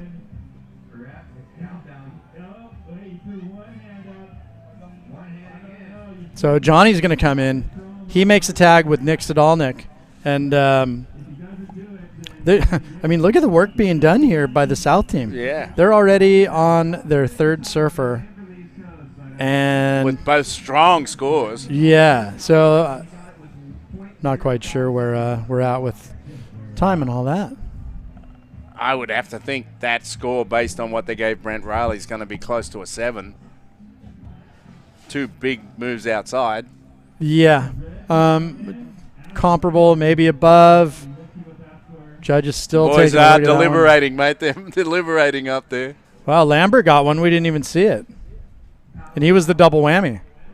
In the white jersey from St. Augustine Board Riders, Mr. Xander Morton, living in Southern California, real estate agent down there, longtime rider for Stab and Surfer on his way out, and he is the double whammy surfer for the East Coast. I think the judges must be looking at Brent Riley's first wave where they gave that 16 and comparing those last couple of rides to that, because that kind of set the scale for this heat. Yeah, and that's I was meant to kind of finish my sentence way back when was, as a judge, this is where it really puts you to the test. Right. Because you've got an excellent scoring wave right out of the gates with a lot of heat left. Right. So you don't want to put the ceiling too high, but you do need to reward the great surfing. Right. So, that as a judge is a tough one. Well, here's some scores coming in. Still haven't given the Pat Gadauskas one, which is the one we want to see. Well, it went to 6.863, and there was only a 1 something on the board. So Yeah, but he double whammied that. There's no way. That this is a typo. That can't be right. That can't be right. So here we go, Dane Gadauskas, PT. Oh, he did the Dane back. The drop wallet Dane back. Extremely steezy. So that was Dane Gadauskas getting one on the board. Yeah, we're waiting to see what happens with this double whammy wave. South Region second wave, and look at their score already. 2 waves. Yeah, look at the time. Barely 15 minutes has gone by, and they're already on their 3rd surfer. They could break that 30-point barrier. All right, so Dane Gadauskas getting one up on the board. Kind of waiting on this update score for Pat Gadauskas, but let's throw it to Don Meek out on the beach. Thanks, guys. I'm here with legendary waterman Buzzy Kerbox, who's in town to promote his new book, Making Waves. Buzzy, welcome to the U.S. Board Riders All-Stars. Thank you so much. A pleasure to be here. So it's been quite a journey for you in the world of surfing. Tell us about your book. Well, it's my life story, journals, and scrapbook style as my life weaved through the evolution of surfing. And one of my first stops was 1971. I came here for the U.S. Championships from Hawaii, my first trip over, and realized the water was cold. And I walked up to Jack's and bought a wetsuit. So that was 40 years ago. Oh, that's awesome. We're really excited. Tell us where you're going to be signing your book so people can stop by and see you. Tomorrow I'll be at CV's in Newport, and then on Friday I'm going to post up here in front of Jack's Friday afternoon. Fantastic. Well, the book is Making Waves. It's Buzzy Kerbox's life story. We're really happy to have you here. Thanks for stopping by. Thank you so much. Pleasure to be here. Back to you guys. Right on, Don. Thank you. Don Meek, you still listening? Yeah, well, Buzzy's off by 10 years. It's 50 years ago. PT wanted me to remind you that it was actually 50 years ago, 71. Hey, Buzzy. Thanks, hey, Buzzy, we're older than you remember. PT wants me to tell you that you guys are older than you remember. I'm not good with math. Sometimes maybe being bad at math is good. Thanks, Buzzy. Classic. PT, you're good like that. Well, Buzzy and I were rivals in those days in the World Tour. He was one of the guys who was his biggest. Well, he won at Sunset, but he also won the Coke contest in Australia, 1980. Oh wow! Yeah, that was a huge win. Where was that? Manly? Is that it was in Sydney. It was at Narrabeen. I think it was that year was Narrabeen.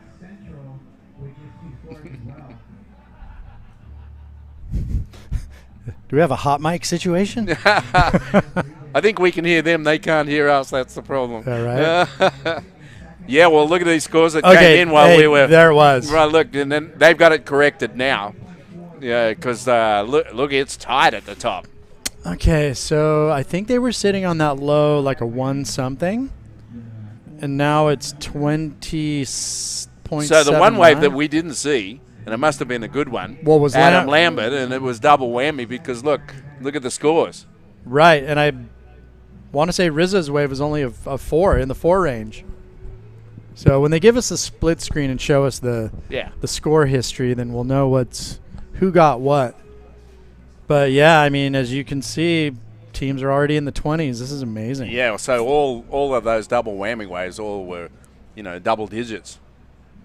Yeah. Healthy double digits. Yeah, so Patty G's, you weren't far off. Dropped a hammer.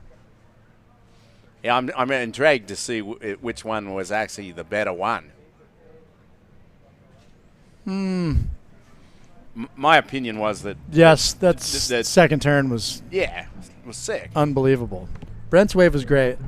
Forehand layback wasn't as solid as his second and third turns, but oh boy, look at this.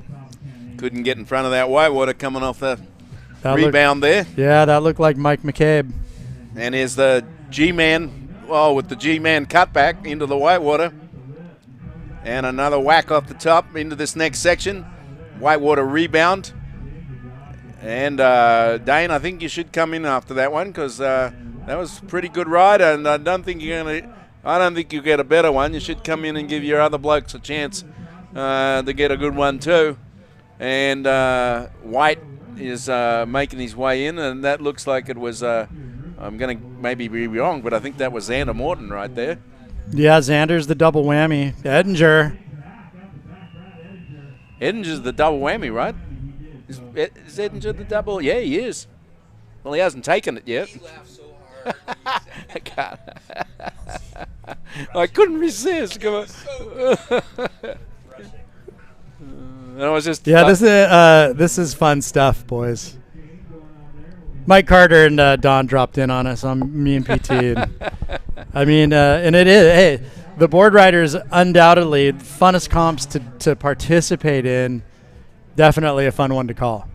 So here we go. Here's replay. Brad. But he's double whammy on it. He didn't call it on this one, so he must have another chance. Yeah, I mean, see, Mike. He's got more in the tank. That was just kind of a one kind of quick check turn. Look at this. That was vertical. Xander. So now we know what's happening. Xander bangs a huge one.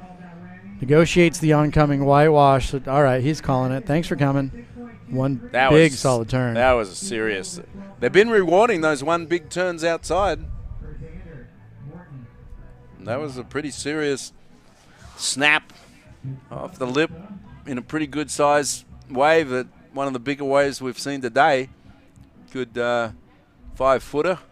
Here we go, boy. This one's hotter than hell on a hotter than hell Orange County day. Yeah, I think if you're outside this Beekram studio here's a replay setup of this we one have, here. It's not so bad. Oh, it's that nice. was vertical. Yeah, Xander. That was one of the best backside hits we've seen today.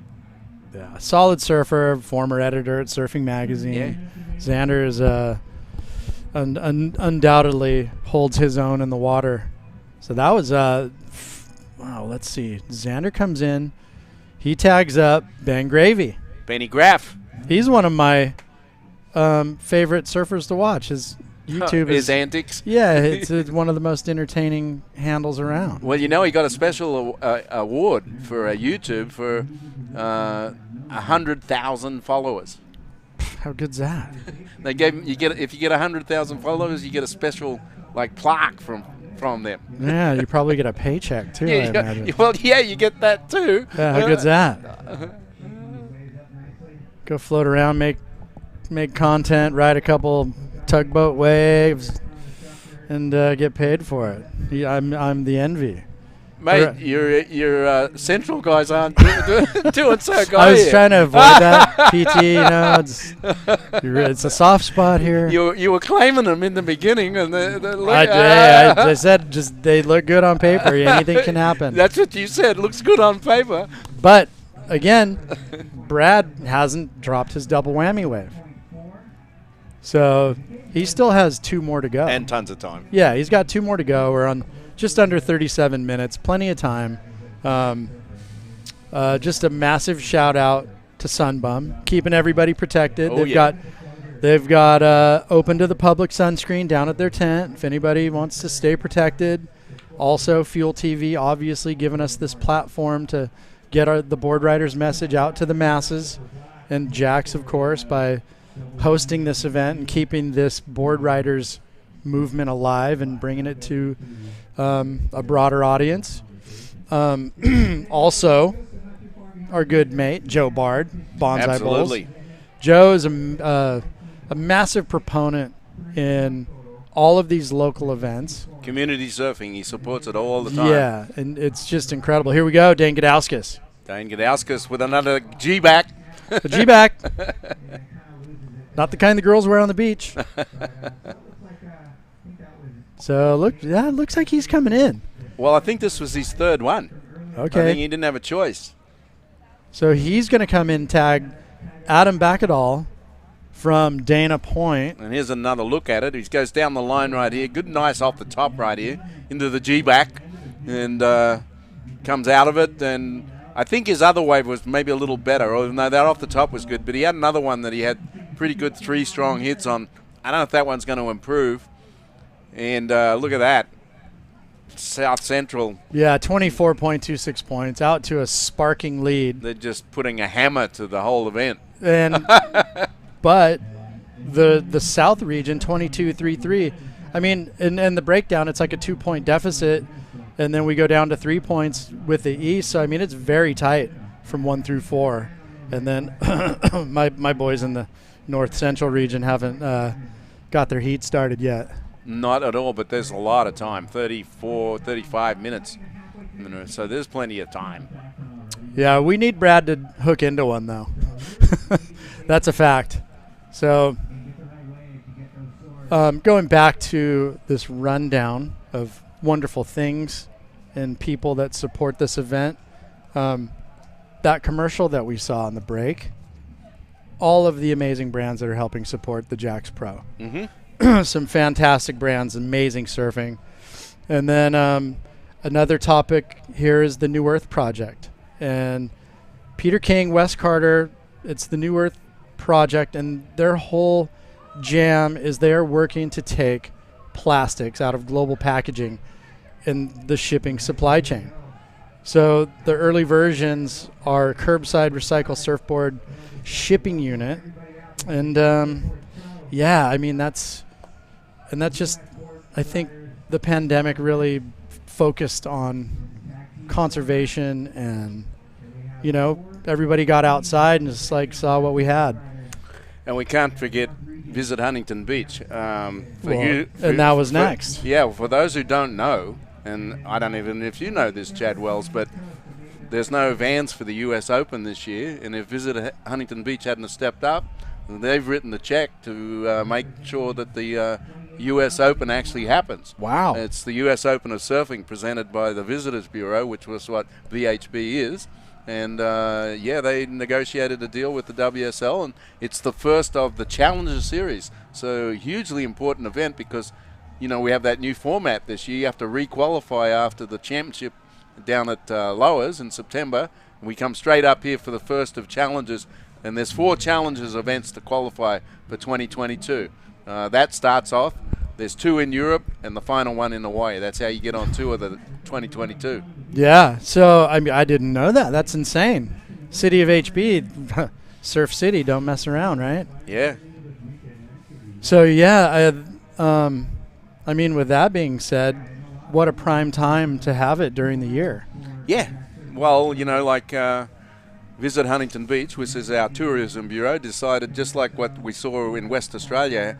How great was West Australia for promoting West Australia with Rottnest Island and, of course, the Margaret River area. I mean, it just made you want to go there. And, you know, at some point we got to restoke the tourism economy. People come back to Surf City, and so we felt, I serve on the board of directors of the Tourism Bureau, and we thought that it was a good opportunity to tell the world that Surf City's still here. Yeah, well, I don't even want to ask you what that check looked like. It's bigger than you and I can write, that's for sure. Yeah, right? I've got a handful of pennies in my savings account. A piggy bank, one of those piggy banks, right? As you break it open. That's amazing. Who knew? I mean, now you know, anybody that's listening. But going back to the action in the water, here we are. We're just almost on half, 31:40 remaining. South Central region in the top spot, 24.26. The South, it's very tight, 1 through 4. You can see it on your screen. And then my boys, double whammy surfer, Brad Edinger in the water. Well, I think he's had 2 rides. So this third one, this is where you talk about the pressure, right? Oh, you're right. He did. He's had 2 rides. I forgot about that first one. Right. Uh-oh, pressure cooker's on. Yeah, so this one's got to be a good one. He's got to go double whammy on this next one no matter what.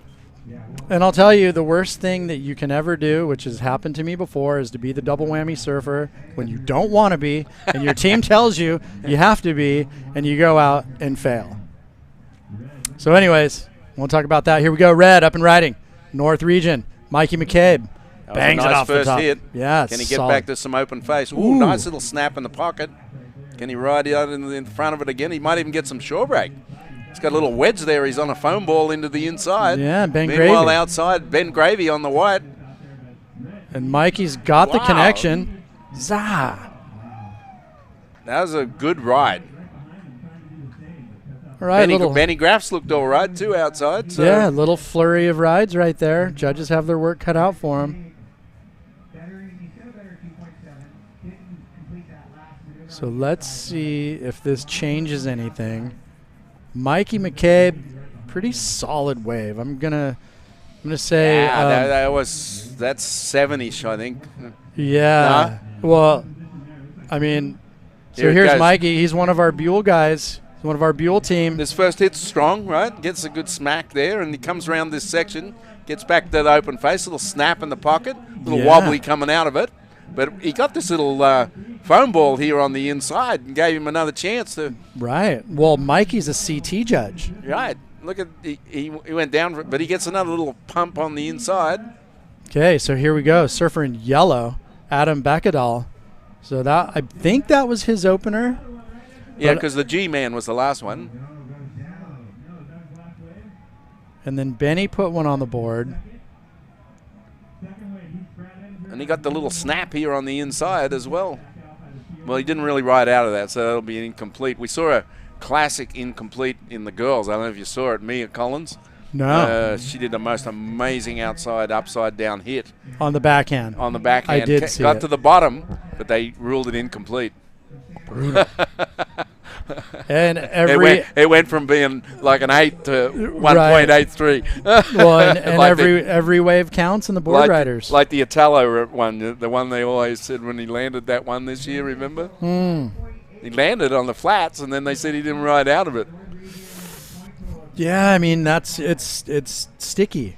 They've been tough on that. They've been tough on that call this year. Yeah, he landed the maneuver, right, but had put himself so far in the flats that he wasn't able to get back in front of the whitewater. Here's a look at Benny's one outside. Yeah, super debatable on that one. Obviously, it was a bit of controversy. So here's Ben's wave. Yeah, he only got the one, not too serious a hit outside, so I don't think that's going to make a lot of difference. But where's your man Brad Edinger? He better get something sooner. He's going to stuff his other teammates in the hole. Well, take a look. The South region just jumped into the lead. Wow. So that must have been Nick Sadalnik's wave, and Chris Abad is in the water.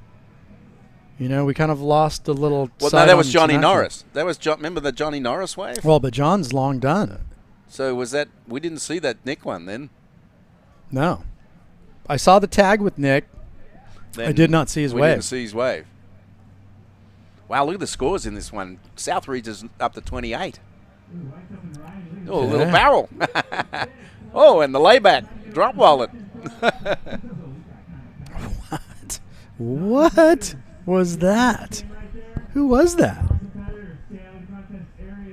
What color was that? It looks like black. Is that Hard black? to tell now in the glare. No, that's not black because Edinger's still in the water. That would be Waring It if it had was to be black. blue then. Blue. It has to be Suzuki. Is that Nick Sadolnik?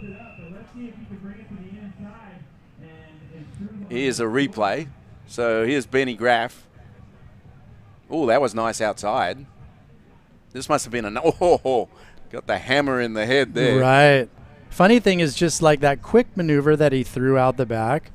Takes a lot to commit to that when you've got so much chunk on the face to, and to it's come running down. and it's running away. Yeah, from it's you. like it's a dumb maneuver in the sense that it's not a big high score. You're kind of just throwing it up to connect the dots.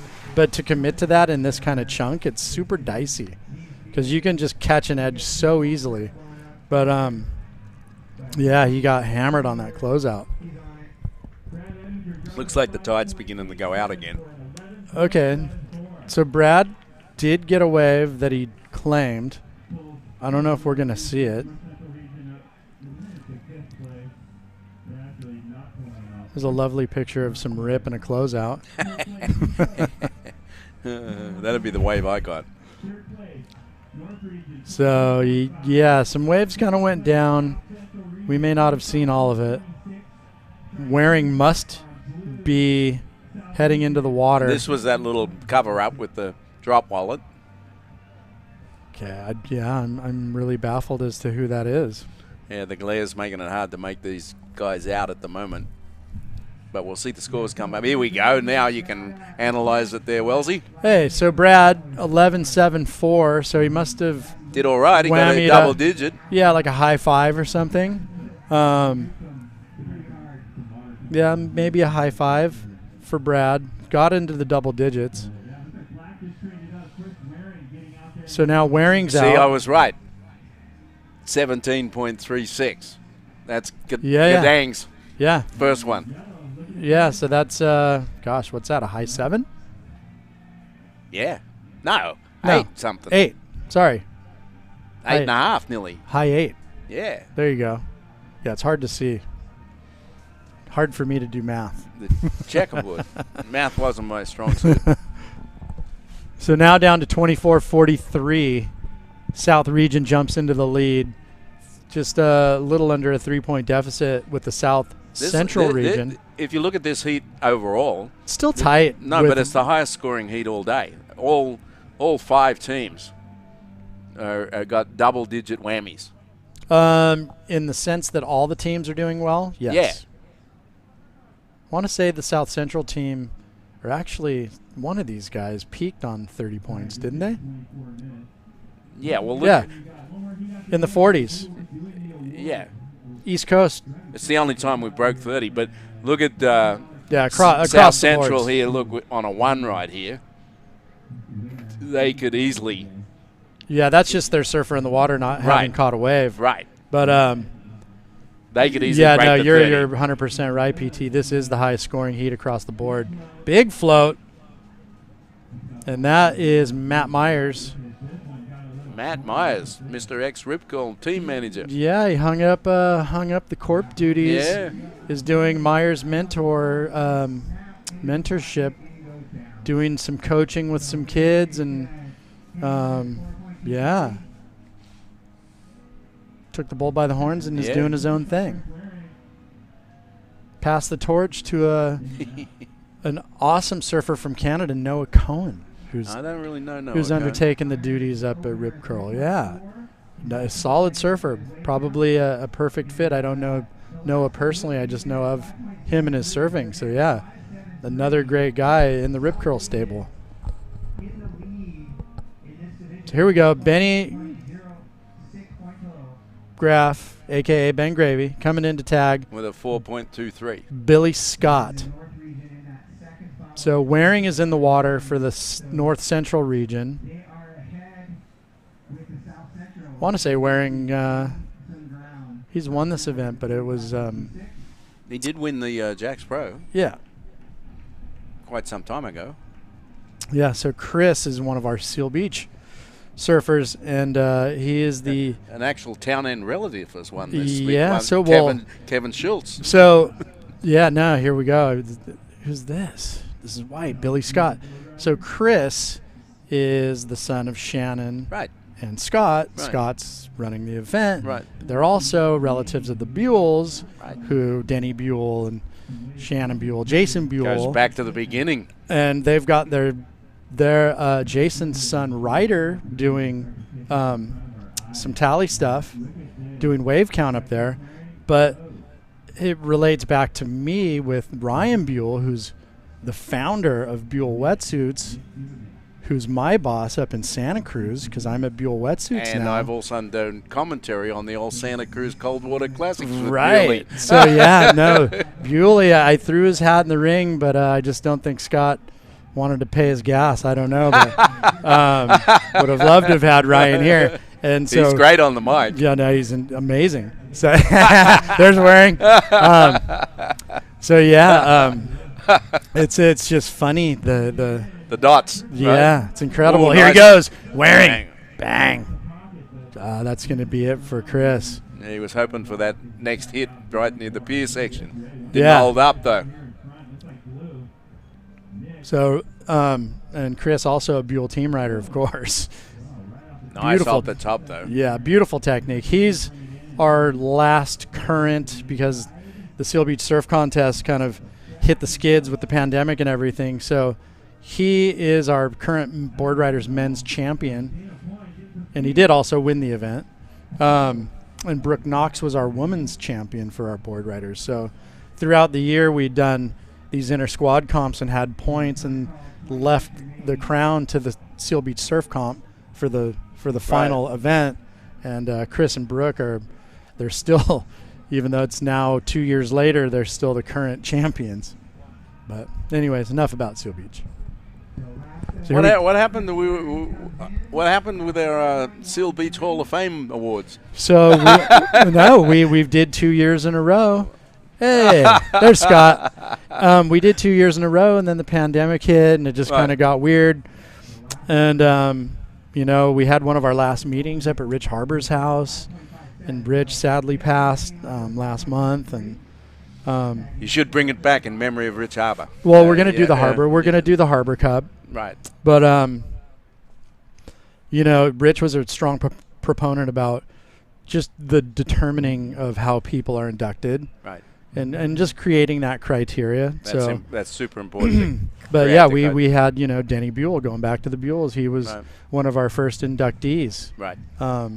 Into the Seal Beach Surfing Hall of Fame. Now, we had some pushback in town because we had to go out of town because there's no venue in Seal Beach. And here we go. Here's the tag. This is the last surfer from Laguna for South Central, Raya Arthur. So he's got 19 minutes to cruise. Do you think and there's put a some score scores. missing here? Because whoever was there got a 1. Well, that was Adam, and I don't know if he really put up anything great. Didn't look like it. He fell on the last wavy road. Yeah. So anyways, the Seal Beach board riders, the Hall of Fame, we did it in Long Beach, very close to the border.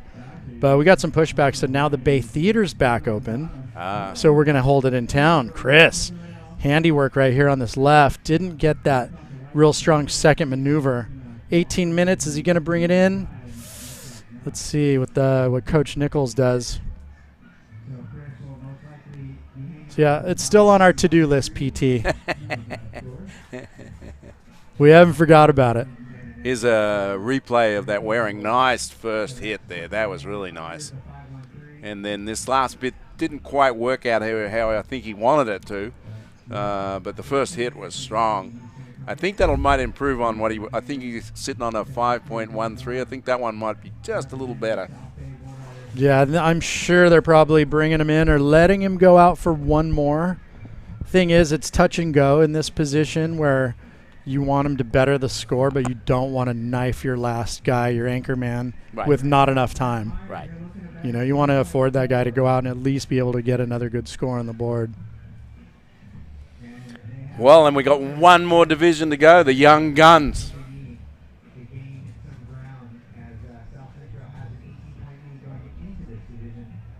The CTH division, 20 to 29.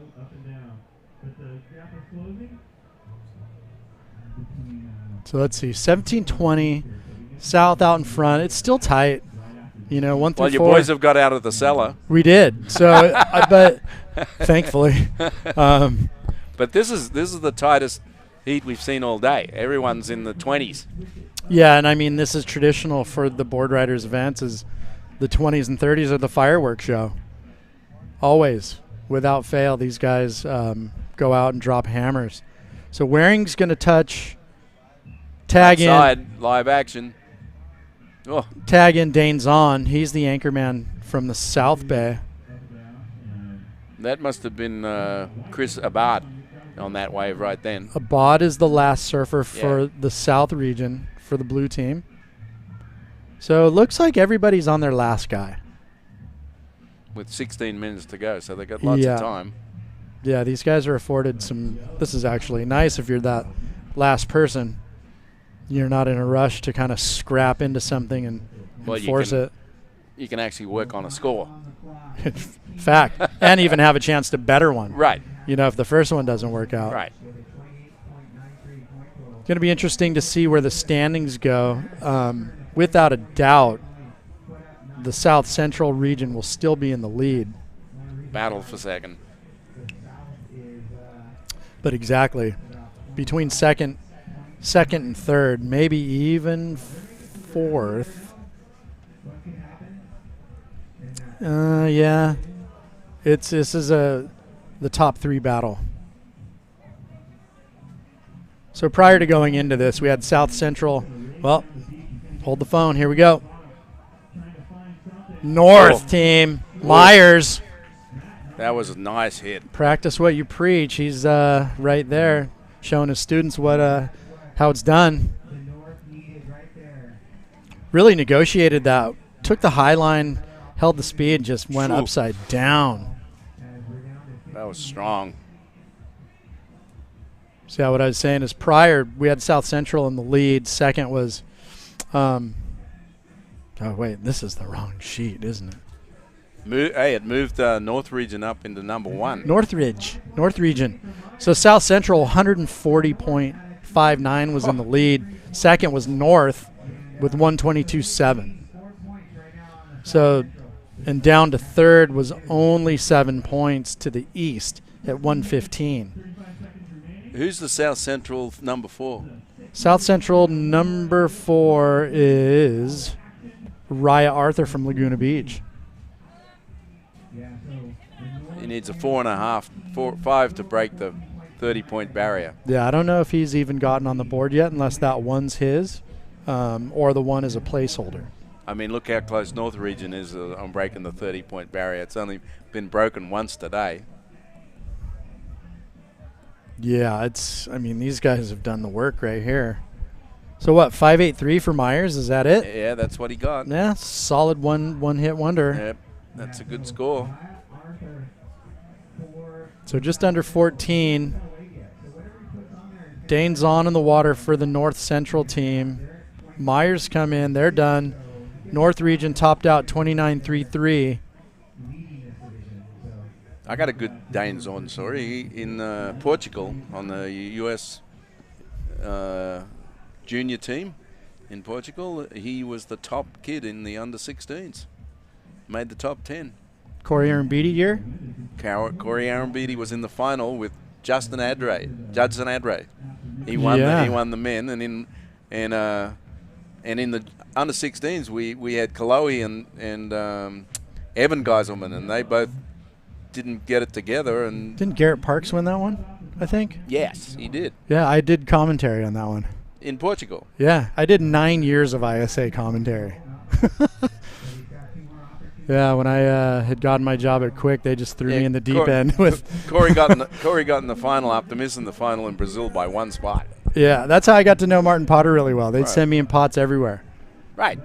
So yeah, good times back then, and saw a lot of these names come through the mix. You know, It's crazy. Laura Enever won the women's, right? I'm almost positive. And Sage Erickson won the bronze. Oh, there you go. So yeah, that was and it was funny. Remember the weird little train you'd have to take out there? Yeah. And if you missed it? Yeah, so what is that? Costa de Caparica. Yeah. So it was at the end of the jetties, like by a few hundred yards out in the middle of just this long stretch of beach.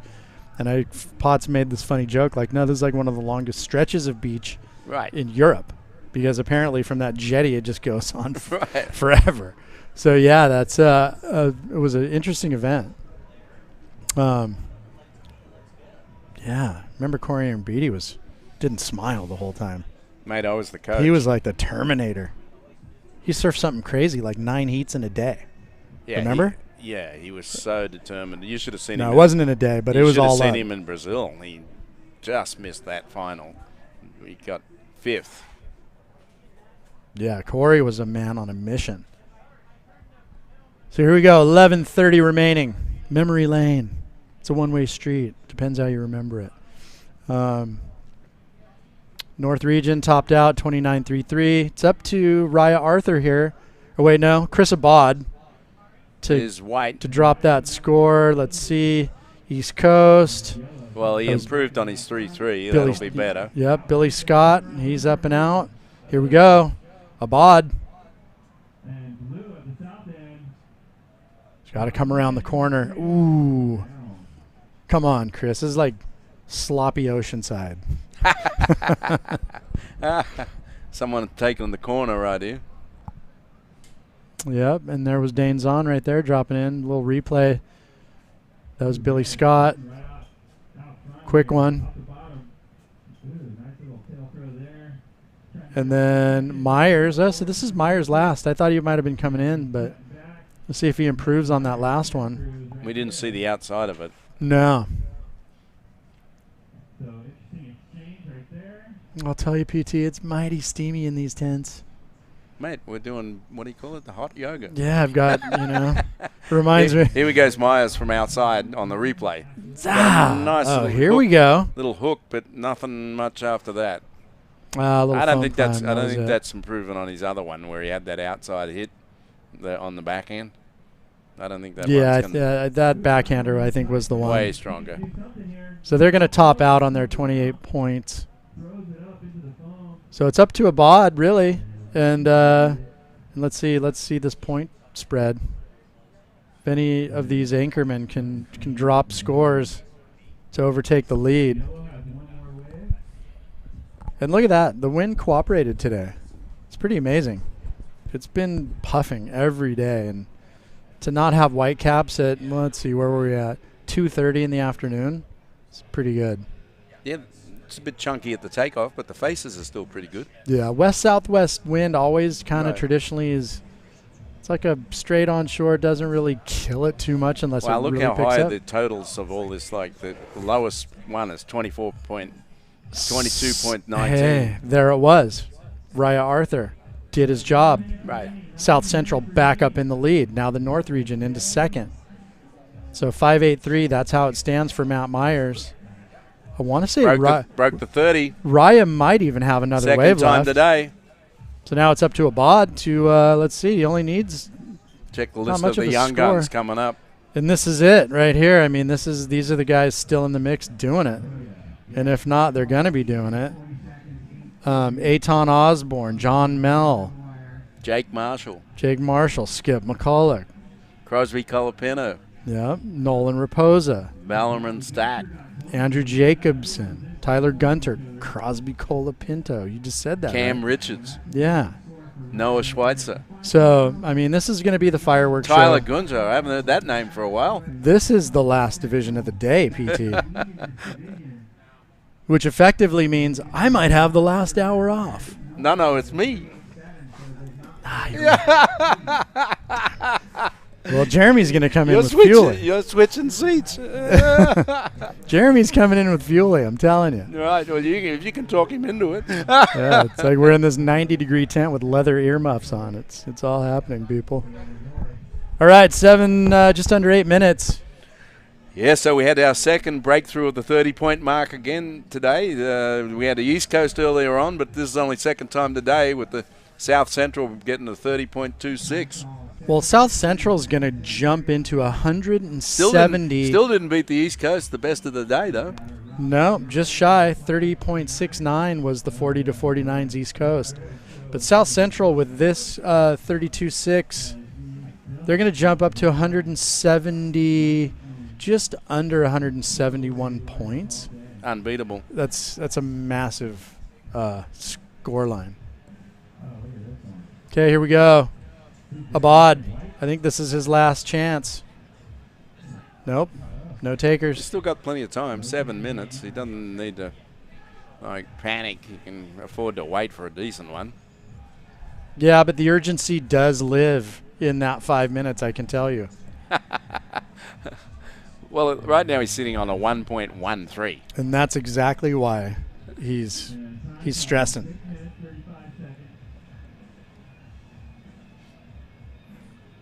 Come on now. All right, 6.5. So well, they should break the 30-point barrier too if he gets anything decent. Yeah, well, and also, the North region's cooked. Right. They've topped out at 29.33, Yeah, so they're done. Really, it's up to Abad to, it's up to Abad. They could get the top combined score of the day if he can beat a 1.13. But a great effort, nonetheless, between these top three teams. Also, my North Central region did an amazing job, 25 points, almost 26 points. So that was one of the stronger showings they've had. No, 40-49, they went 28-4-6. So how's the battle looking for second then?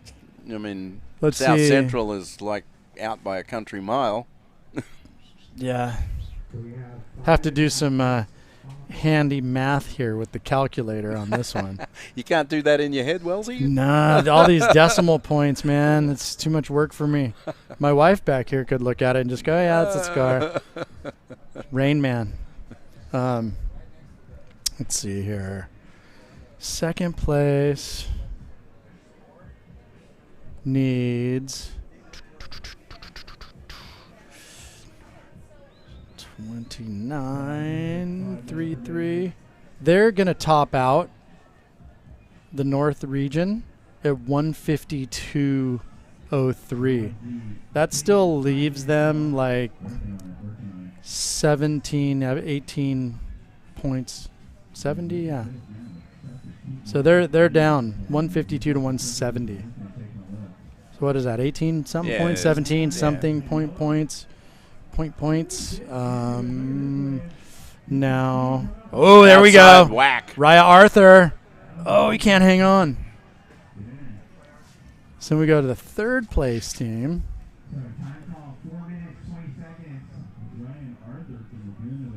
Here's blue. Chris Abad. Is he right out of it? I don't know if they're going to give him that one. So, yeah, third is the East Coast. This, unless they improve. Oh, he didn't really get to hang it up there. Couldn't get up on the lip. Considering they don't improve, they're going to top out at 144 for the South region. So, yeah, there's still some work to be done. And there's Dane Zahn coming out of the lip right there, so he's going to wrap it up. Let's see where the judges throw this one. Maybe they can better their 40 to 49s. Oh, wait, I take that back. This is the best showing for the North Central.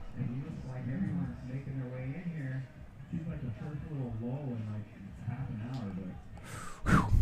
It's hot. Yeah, and all the scores are in, so the last are red at 387, last are blue at 287. So, PT, you want to hedge a bet? Who do you think's going to take it? In this heat right now? Whole thing. Oh, there's not even a question. It's going to be the yellow guys. They're like South Central. So, South Central, their last Who's their last team? group, Dante Madrigal, Tyler Gunter, Cole Futak, Crosby, Cole Crowley. Pinner. Who's double X? Who's the double X's? That's a Tyler Gunter. Ethan Osborne, he's good. Yeah, Aton. Jake Marshall, he's good.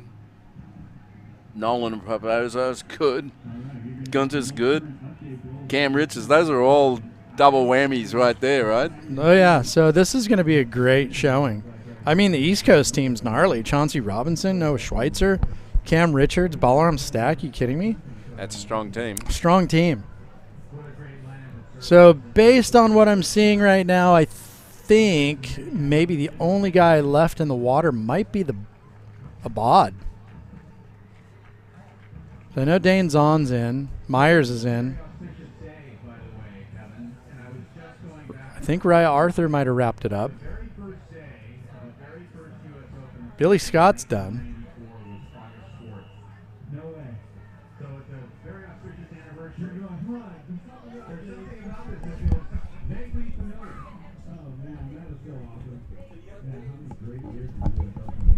Okay. That is what you, if you were down here, this is what you're looking at, people. Miles of open beach break and a lot of beachgoers, and then there's us, PT. And the devil wind has kind of held off. It hasn't got as gnarly as it can get, and we got one more hour of the young guns, the 20 to 29s, with a whole lot of talent going to hit the water for the final heat of the day. Yeah, these guys are spry and strong. Good knees, good backs. So, not sure what's happening. Okay, as we get ready, I'd like to set the stage for our final heat of the day that will start at... Maybe everyone's in. I can't tell. Yeah, I didn't get the official Shubin whistle. The Shubin whistle. Our referee, Jim Shubin, I didn't hear it, but it sounds like they're setting the stage for the final battle here. Yeah. All right. Where is the Shubes? I'm looking for him here on the beach. Yeah, I still think there's one guy left, but I could be wrong. And if not, then I am wondering why we haven't cut to the highlight reel.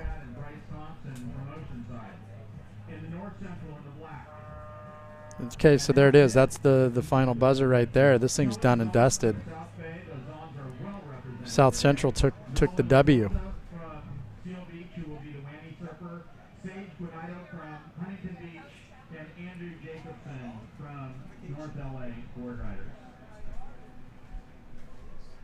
In South Central, we've got Dante Madrigal from Laguna Beach in first place. Tyler Gunter from Newport, who's the Wendy surfer. Cole Peacock from Dana Point. And from the Colapinto clan, we've got Crosby Colapinto in fourth, surfing for San Clemente. So yeah, this the 30s. We be done.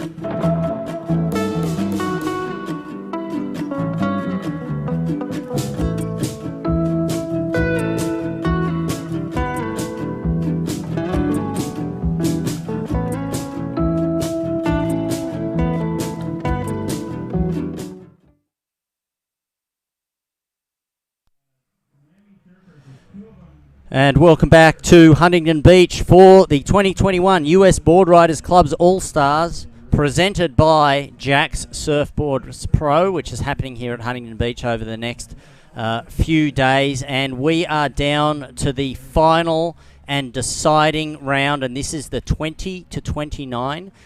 We have an hour to go, and joining me here in the commentary booth, Jeremy Ryan, who competed today in the 40 to 49 category for Ventura, and now joining me here in the box. And Jeremy, you'll be on hand for the Jack Surfboards Pro for the rest of this week. Yeah, that's correct. Yeah, thank you for letting me sit in with you. But definitely some good waves. Super stoked on the conditions. I mean, we can't ask for anything better than this. So, this is going to be a great event, and hopefully the swell stays through the weekend. Yeah, well, we're talking a lot about the atmosphere and what it's like to surf for the team in a team heat. So, as somebody who was in the water today, tell us a little bit about that. Right. Yeah, it's so different than any other contest because it's so nerve-wracking. It's most contests you go out, if you do well, great. If not, it's on you and that's it.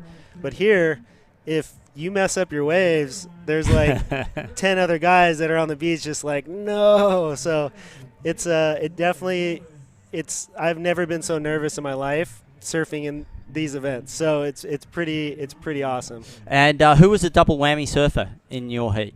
I was. You were, so you had the double pressure. Yeah, so I had the pressure, and luckily I got a decent one. Here we go. So this is the team in black. This is North Central. Currently at the moment, North Central is in second position.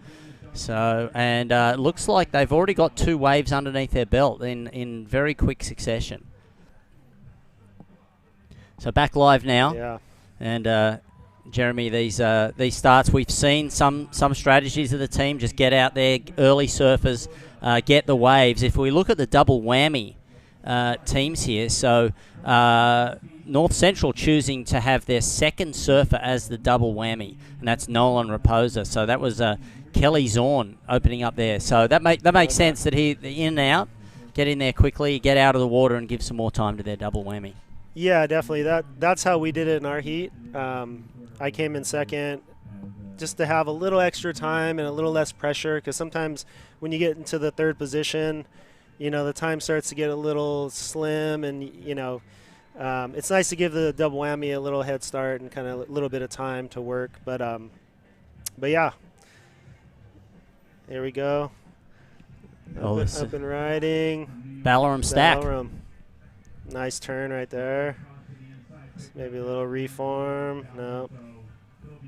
So good opening ride here. Solid wave, overhead wave here for our leaders, South Central. Oh, that was pretty sick. Big hit, and that was Dante Madrigal. That was a nice one. Nice and vertical, and just went straight up into the lip. Oh, here we go. Aton. Oh.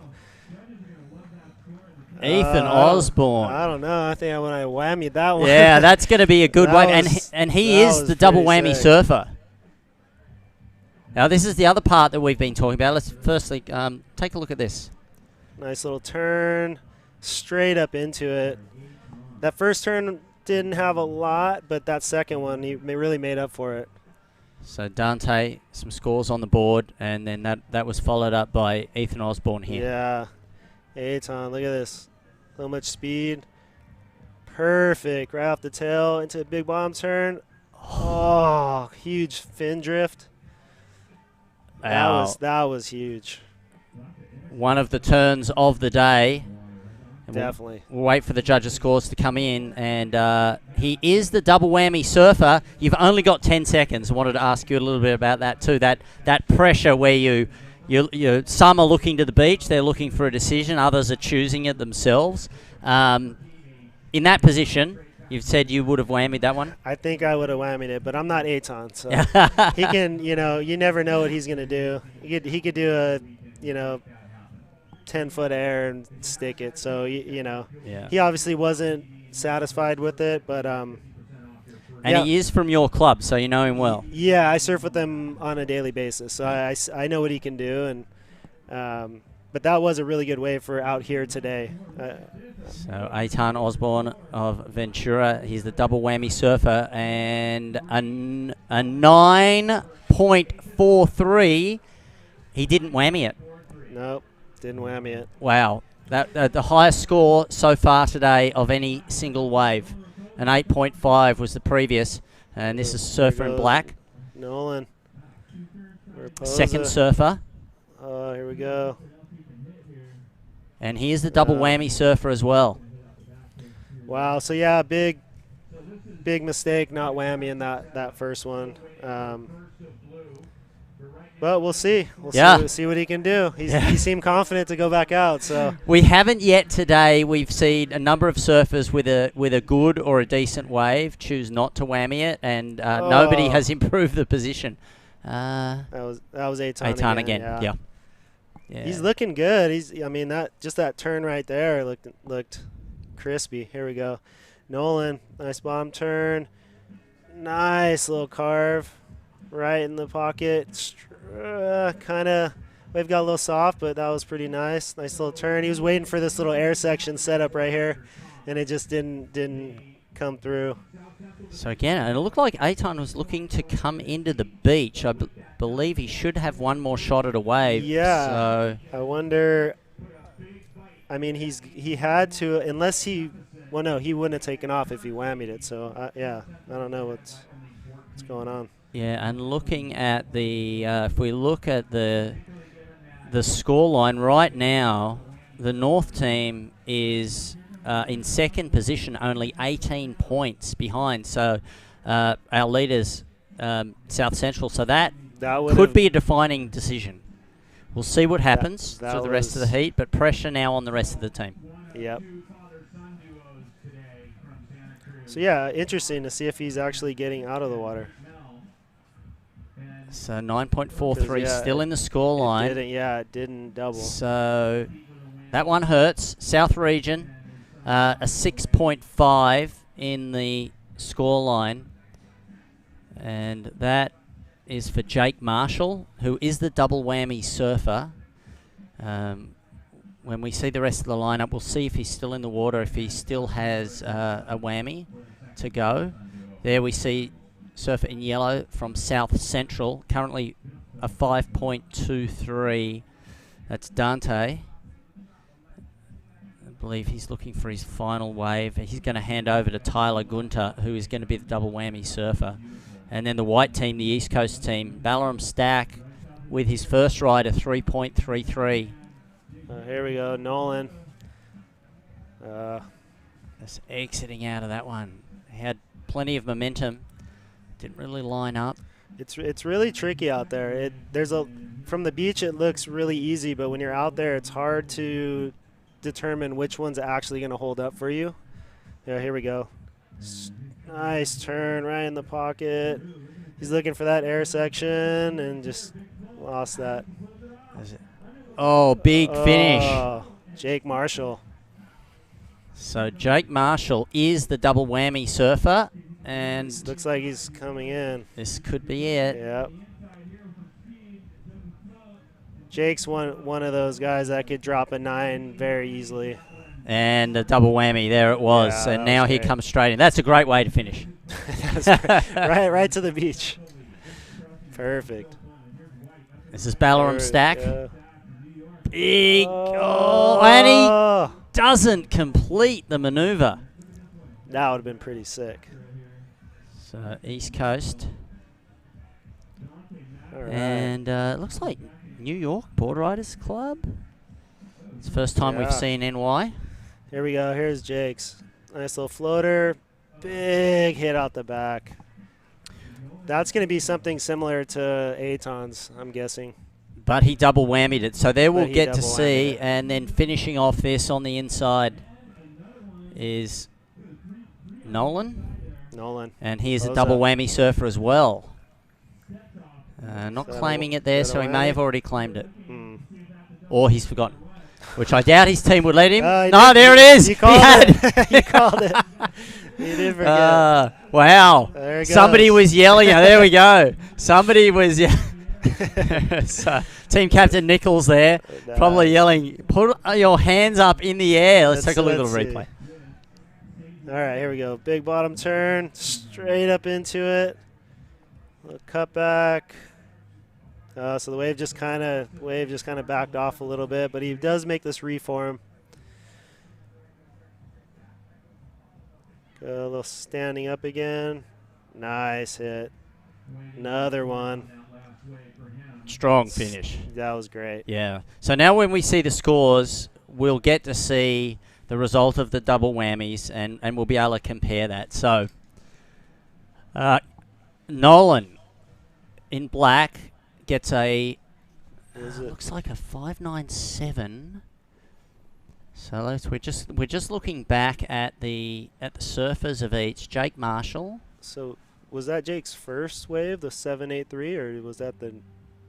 That doesn't. I think that in. we're waiting on another score to come down. But that 9.43 for Eitan for your team. Yeah. That's the one that we believe was the first wave. We didn't see him double whammy, and based upon that wave, we believe that was it was well over a 4. So we don't think that that was the one. It was just a better wave than the wave that he used his double whammy on. And the South region now a 7.83, but we're for Jake Marshall, but we're not sure if that's the final. Is Eitan still out there? I didn't see him run in. He might have maybe one more. He is. Might maybe have he does more. have one more. So we're looking for red. We can see there's definitely been a changeover in some of the surfers. There we are. So you called it. 7.23. Is that what it was? And then gets doubled. So just like that, and then there's a double whammy there for the South region for Jake Marshall. So they've now caught up with the scores, and it is the team in black, North Central, who right now are in last place in the overall rankings. So they need a big score here. South region are in third position with only 26 points behind the leaders, who right now are down in fourth position with just a 5.23. So these big scores, I think it's a 17.34. Yeah, Nolan's last one actually came through pretty well. And so looking strong here. So this is the money end of the game. This is it. All pressure on this division. But 20 to 29. Yeah, these are the kids. No pressure, boys. Yeah, Step it up. Right. And a 9.43 for North Region. South Central, our current leaders overall, just a 5.23 in the scoreline. 47.5 minutes remaining. So, Jeremy, tell us a little bit about your region, Ventura. How was the surf this year? Oh man, this year's been great. Since from last winter until even now we have some surf. We have some weird sandbars. They pump some sand and things have moved around a little bit, but we've had tons of waves, and yeah, definitely we've actually had really warm water too, which was strange up until this last week. It just got really cold again, but yeah, we were wearing short arms, and even in the summertime up there. It's cold normally. Yeah, it's like I wear a short arm maybe, that's it. Yeah. But it's like 3.2s, I'm never trunking it. So I've been actually coming down here quite a bit and just surfing Huntington and just getting used to it and just getting in some warmer water and but yeah, it's been a really good year of surf. Yeah. And with that run of swell and also the club scene, what have you seen in the young talent coming through the ranks? Oh my God, there are so many amazing kids coming up right now, and just in that area you go out and you're just, no matter where you surf up there, you're gonna see some crazy stuff. Right. You're gonna see some full rotations, you're gonna just see spray everywhere. I mean, kids are surfing so good now. Yeah. It's insane. Yeah. And Any names that you think we there's should look out for? Yeah, there's a few. You know, like Dimitri Polis, he's definitely blowing up right now. Trevor, there's you know, Jabe, he's amazing. There's a Pitus that he was surfing for us today. I mean, and there's so many that I don't even personally know that I just see all the time, and I'm like, who's this kid? Where did he come from? You know, and yeah, so it's there's a lot of talent up there, and you know, we have Dane, we have Aton, we have Mickey. You know, there's so many guys up there that are just helping raise the bar every day. You know, and it's, you know, for the most part it's uncrowded, so you can get a lot of waves and really work on things, and yeah, so it's been pretty good year. Yeah, that's awesome. And the great thing as well about now this club scene building up, and there's 36 teams already. As we start to see more competition between the teams, everybody gets to see the surfers and the rising talent that otherwise you wouldn't get to see, and they're getting the experience that they might not get otherwise. Right. Oh, here we go, up and riding. Is that Ballaram again? Cam Richards. Double whammy surfer from the East Coast. And Cam knows how to perform. He's amazing as well. I've surfed with him a lot. Here we go. Let's see. Nice little bottom turn, straight up into it. Little fin drift. Nice finish. Yeah, Cam's amazing. All right, here we go. That's red. That's this is not John. Is it John? John yeah, Mell. John Mell. Peter Mell's son. John Mell. Fantastic surfer. Let's take a look here at John. Go. Nice bottom turn. Nice spray. Just hit that perfect right off his tail. The wave just didn't really do anything after. Well, that's a good start. I've always thought it would be really hard to be John when your dad is pulling into 50+ foot barrels. Serious. And you meant to follow him. Serious. And he's over 50. Yeah. So still doing it. Still doing Getting it. bombs. Still doing it. But and dropping 8s today. Yeah.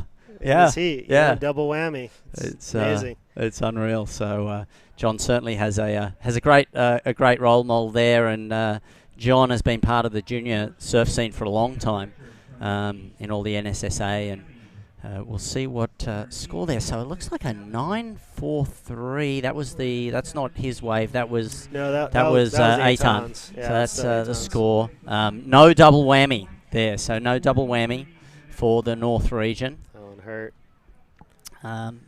And there we go, 3.07 for that one turn. So the judges are definitely being pretty hard with their scoring as we get to the end. This is the final heat, and this will determine who goes home as the winner of the US Board Riders All-Stars. Yeah, they definitely want to see. They want to see a good finish. You know, like that first turn that John Mell just did it was so perfect, the technique and everything, but they want to see that exclamation point as well at the end. So he almost had it. If the wave would have allowed it, he would have had it for sure. And what's interesting right now is that our leaders are currently at the bottom of the table in the overall points. So they have a good lead, 170.85.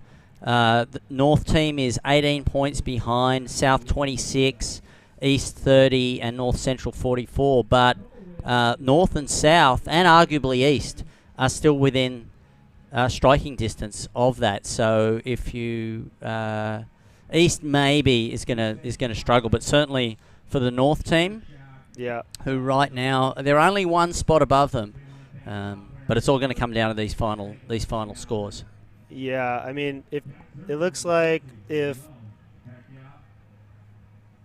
South Central basically just gets 5s across the board, they're easily going to win. Like they don't really need to do anything special. They just need to get some basic scores, and they pretty much have it in the bag. And they do have 1.5, a 5.23, a 3.73, a little bit lower than what they would like. But also for that team, though, if we look at they haven't used their double whammy. Tyler Gunter's still out in the water. We believe. So he hasn't used it yet. So 3.73 is his first score. There we can see there's Tyler in the yellow, far right of your screen. And so he still has a shot at significantly increasing the score with that double whammy. Yep. So yeah, let's see what these guys can do. Yeah. Well, the energy on the beach is bound to be building, and we'll get to Don Meek when he's in position. But this is where the teams start to get very loud. Definitely. They start giving a hard time to the other teams. But at the moment, it does look like it's likely a race between South Central and North team, which is South Central, Newport Beach, Laguna Beach, Dana Point, and San Clemente, and the North team, Santa Cruz, San Luis Obispo, Santa Barbara, and is that right? Just looking at the colours. Yeah, red. It's red and yellow. Red and yellow. So have a good shot here. Yeah, if we get, I mean, we're gonna need for the North. We're really gonna need some 8s and 9s right now. Yeah. In a hurry. Yeah. To pick that up. Yeah. Otherwise, there's no. Yeah. But Eitan holding down the highest single wave score of the day. That wasn't whammied, but it was the biggest score for a manoeuvre, and putting it right in the critical part. It was a solid size wave as well. Yeah, it was a set. I kind of feel like even if he would have double whammied it, I mean, we would still need some 7s and 8s. So either way, whether he whammied it or not, it was going to be a pretty tough task to get through. Yeah, 18 points. And if we look at South Central, they've also got Cole Futak from Dana Point and Crosby Colapinto, pretty strong finisher. Yeah, that's a good finish right there. So we'll see. I mean, conditions look, I mean, right now from what we're looking at, it looks pretty riptidey and bumpy. And, I mean, like I said, it looks so much easier on screen. When you're out there, it's really tricky trying to see which wave's going to actually hold up, if it's going to just run from you or close out. So it's a little bigger too than it looks on the screen, and some of those sets, Huntington Beach, sometimes when you're out in the water, you don't always see the sets coming. Right. Especially with this chop on the water, and then being in the right position at the right time. Tide has bottomed out. We want to thank all of our sponsors, of course, Jack Surfboards. A big thanks to the crew there for making this event possible, and also as the title sponsor for the Jack Surfboard Pro, which is coming up over the next few days. Fuel TV, we're stoked to be coming to you live on Fuel TV, the global home of action sports. Sunbum, protecting us out there in the sun. Huntington Beach, of course, who are a huge supporter of surfing generally as Surf City. Bonsai Bowls have been keeping us fed, and New Earth Project, the project by Peter King and Wes Carter, and check them out at newearthproject.com. So as has happened in Australia, we expect that there'll be more interest in club surfing. In Australia, the top club takes home over $20,000 in prize money. Awesome. There's a long heritage there over many years. It's since certainly since the 80s, it's been running pretty much non-stop. And Steve Harrison of Global Surf Tag really has developed that over the last decade now. Brought it over here for a while. I remember a demo contest up in Malibu, so he's put his heart and soul into that. But yeah, it's a lot of pride on the line over there, and they also work with the WSL, and so the WSL surfers, if they're around, can surf for their club team. So you see some strong teams turning up. That's for sure. Oh, I can't even imagine how good the teams are out there. Yeah, all these yeah. years. Well, Snapper Rocks has Parko, Kira has Mick Fanning, North Narrabeen, which has probably won more than any other team. Damien Hardman, Nathan Hedge, really strong across the board in men and women. Snapper Rocks has won a bunch of times. Merriweather used to be super strong. QBC, my old team's won a couple of times. But up and riding now. There we go. This is South Region. And Skip McCullough. Skip. And that was pretty nice. And that might be his first ride. It was. That was his first ride. They started off strongly with a good double whammy. 15.66. All right, let's see. Here we go. Getting some speed. Nice little off the top.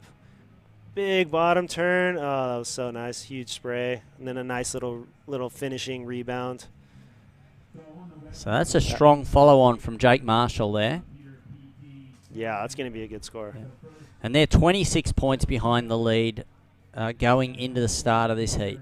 So it looks like he got a 6.87 for that. And pushes them into the lead. So the South team now taking the lead. And South Central, our overall leaders, down the bottom. And while they do have a decent lead, they're going to need to improve on that situation because if they continue at this rate, they'll be challenged. Yeah, they're gonna have to step it up. And don't forget, there's the time penalty as well. If you don't surf all your surfers and get back in the box, it's 5 points. And if you look at the score line, losing 5 points is significant in these conditions. It's huge. When we did the champion, oh, here we go. Up and riding. Oh, nice hit off the top. Oh, Tyler, he's the double whammy surfer. And let's see. He's looking. Nice. I would have whammied that one too. Yeah. So double whammy. And so that may well help them. That's going to get him. That's going to be a pretty good score. They'll drop the 3.73. We know that. That might have been just enough. That pretty much all they needed to really secure it. Smaller wave, but super critical. And definitely rode out clean. Looking for guidance here. Do I claim it? Yes, I do. Thank you very much. My job is done. Yeah. And he will now come in, and he will hand over to Cole from Dana Point. Yeah, I think that pretty much did it right there. Yeah. So look at that. Just with that one wave, 18.63 goes from 5th into 3rd position. So still within 4 points of any other team. So maintaining their overall lead right now. Yeah. Here we go. That's black. Can't tell black or blue. Yeah, it gets black. hard. I think that's is that Nolan? If that was black, then it's Sage. Let's see. Yeah, I believe that's black. In that we've mentioned before, the glare in the afternoons here makes it hard on the on the judges in particular. Yeah, so that was Sage. That was Sage. So that moved them back up into the 3rd position, but they have more waves than the South Central region has, and also the North region. So that's why you'll see a little bit of movement there. It's not equal waves right now, and there is little over 30 minutes, 32 minutes remaining here, and this is going to be where the title is decided. It's going to come down to the wire. Yeah, we've seen some incredible surfing today, some big performances. And was that a dolphin or was that something else out there? Here we go, Sage looking at something. He's going to take this there wave. We go. All right, straight down. Nice little tail slide, little drift. Cut back. He's going to get another hit. Looks like he might be coming in on this one. So doing pretty well on time. Pump it all the way through. Sage is a really good surfer. I've been coming down here the past few weeks and just surfing, and I see him out here a lot, and I'd never met him before about a week ago, but he's really good. He's definitely one of those up and coming kids that are gonna definitely could do some damage on tour. Yeah, it's incredible the talent that is here along the coastline, just in that stretch. Yep. And the East Coast as well. All right, let's take a look here. Yeah, let's look. Nice deep bottom turn, pretty vertical, and just kind of just release the tail a little bit. Really clean, smooth, nice little turn, and then the wave just kind of got weird on him, but he's stuck with it, and that was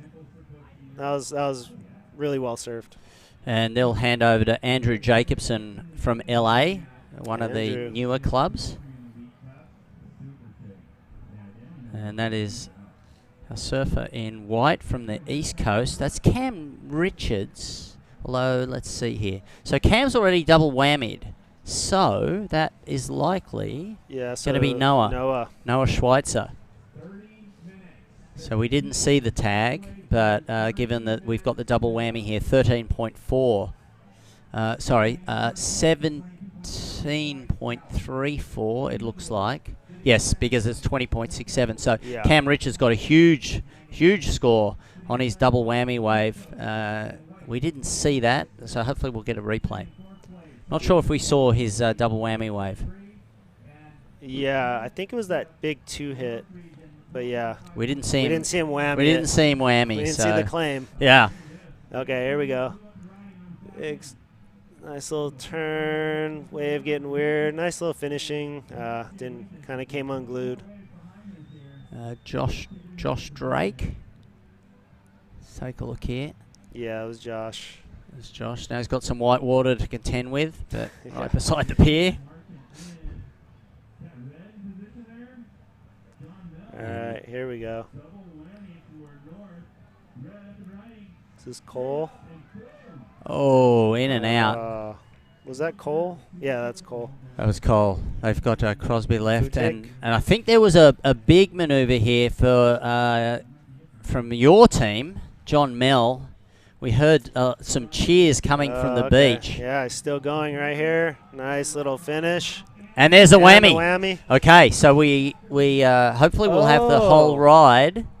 Oh, so Aton wasn't the whammy. Here it is. That was nice. Oh, that's interesting. So there was a switch in the whammy. So they switched it. Okay, so we were blaming Aton for a bad decision, but sorry, Aton. We take back everything that we said because he had that 9.43 on that scoring ride, and John Mell, that must have been a last-minute switch, and not on our scores here. So big finish. Let's wait for the scores to come through. So your team, on fire right now. So that makes more sense. Yeah, it does, and sitting in second position overall as well. Nice. Just 18 points behind the South Central team, who have been leading overall points from about the third round. So right on. Good job, boys. Yeah. Keep it going. There we go. And the handover to Jade Morgan from San Luis Obispo. Okay. And that is going to make a big difference. We heard the cheer from the beach, so we knew that something was up. Something happened. Here we go. All right, white. Nice off the top. Nice little float re-entry. It just kind of came unglued. Even that first turn, the nose kind of started to dig, so you can tell he maybe had his footing just slightly off. And just couldn't get it back together. So here we go right here. Straight up, it was so nice, but that nose kind of got under, and it was just enough to slow him down to lose that control. Noah Schweitzer. And good control there. Noah, another amazing surfer. Lots of style from the East Coast. So many good surfers from the East Coast. It's shocking. If you look at Kelly Slater, the Hobgood brothers, the Lopez brothers, and years ago I remember Shay explaining that when you grow up on the East Coast, people think they're suffering a lot of time, but they travel a lot. and so they're getting down, especially into Central America, and so they're going hunting. They're looking for waves, and so in a sense that having to work harder at it, but not sitting around when it's flat on the East Coast is part of it. Yeah, and it is that was Shea Lopez, right? Yeah. Yeah, and it's so funny because most of the East Coasters are really good at big waves. Yeah. And that's what's all so of weird. them. Yeah, like Cam Richards, I mean, he charges pipe. He's got, you know, he had like a wave nominated for Wave of the Winter. Yeah. You know, and it's like, yeah, and Kelly. Ballaram? And all these, Ballaram charges. Yeah. You know? So it's like they're so hungry to get out of the small stuff that they just like put me in Maybe whatever. it's an advantage. Yeah. There's something Yeah. going on. Those who become really good are working at it, and still, they all still rip. It's that hunger. Yeah. Yeah. So look at that. East Coast now in the lead. Wow. Now they do have one more point than the North and South region, and that is the difference right now, because look at that, 24.57 to 24.23 and 22.53. So it's only 3.9 score. So North and South region here, but our overall leaders are still down in the bottom there. They do have a lead sitting on 20 points altogether right now. Their lead over the North team, 18 points. So as long as they stay within that 18-point range, they're going to be okay. So, but we'll see. Stranger things have happened, because right now there's a 1.37 in the scoreline, and North region and South are yet to drop the score there.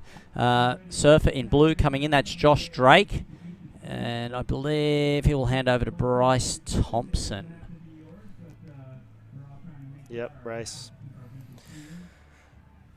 Well, actually, maybe that's 6.87. That might be Skip. Handing over to Josh.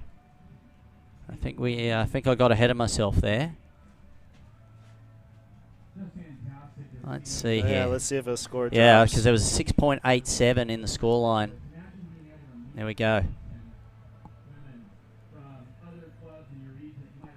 So I think that is Josh. So Josh Drake now heading out into the water. Oh, big turn. Oh, wow. Oh, makes it. So 2 quick hits in succession, and now working it through onto the inside. This is a good wave. This is going to be good. I want to see this replay. Wow, finishes strongly. That was pretty. It was a good finish. So let's see what happened out the back. Here we go. Big bottom turn. Oh, kind of. That was pretty good. Nice little. Oh, that was nice. Wow. First turn, he kind of got loose a little bit and lost control, and then he just brought that back beautifully. Those 2 finishing turns. And so now will come in Noah Schweitzer. That'll be his best wave. That was really well served. Incredible surfing here. Let's take another look. All right, so coming up through this big bottom turn, big carve. He kind of, the fins released a little bit, but he pulled it back, and then nice vertical hit, and then this section, boom, wow, just hammered it. Way to finish strongly. That was the exclamation point. All right, here we go. Yellow, nice little carve. Oh, second one. Oh, hung in there. Okay, so that's Cole from Dana Point, my home team, and he will hand over to Crosby Colapinto, who is expected to be a strong finisher. And Crosby is going to be, I'll come back to that. Let's take a look at this last wave. Slow bomb turn, little carve, kind of got hung up, but connected into that. Pretty nice, decent, you know. Good surfing. Yeah, so that should help. They're sitting down the bottom at the moment. Crosby Colapinto is going to be one of the stars of the new drive-through series that's going to be filmed for Fuel TV, and they're going to be visiting all of the board riders clubs as they drive around the Californian coast. So, nice. So that should be fun. Donovan Frankenrider making a return visit, and Benji Weatherly. Yeah, the classic videos. So that would be a lot of fun. So Fuel TV has plenty of good action, and that'll be action and entertainment. So there is Colapinto of the famous Colapinto family. Griffith, of course, on the World Tour and has a shot to make the final 5 for that final event down in Trestles to determine the world champion. Wouldn't that be awesome to get him at his home break for the finals? Yeah, it's Morgan looking like between he and Morgan Siblick for Right. that 5th position now that John is out for the rest of the season. Yeah. So that did move them up a little bit there. Coles Wave a 4.7. So just moving past the South region. So 23.33. The East Coast team pulling ahead, 27.94, and the North region 27.06. And this is a tough heat. Yeah. So that lead that the South Central region had coming in is being pulled away. But it's a decent lead. It's 18 points over the North team. And so North now moving up. Just a 2.83 for that wave there. Okay, here we go. A smaller one. Nice flow. Just kind of a small wave. So that's Jade Morgan. Jade Morgan. San Luis Obispo. So looking to replace that 2.83 to increase the scoreline. Let's take a look. There we go. Just got a little speed. This was almost seemed like a warm up, just kind of get something. Yeah. Wearing the gaff helmet there and a interesting looking fish board. Good for these conditions.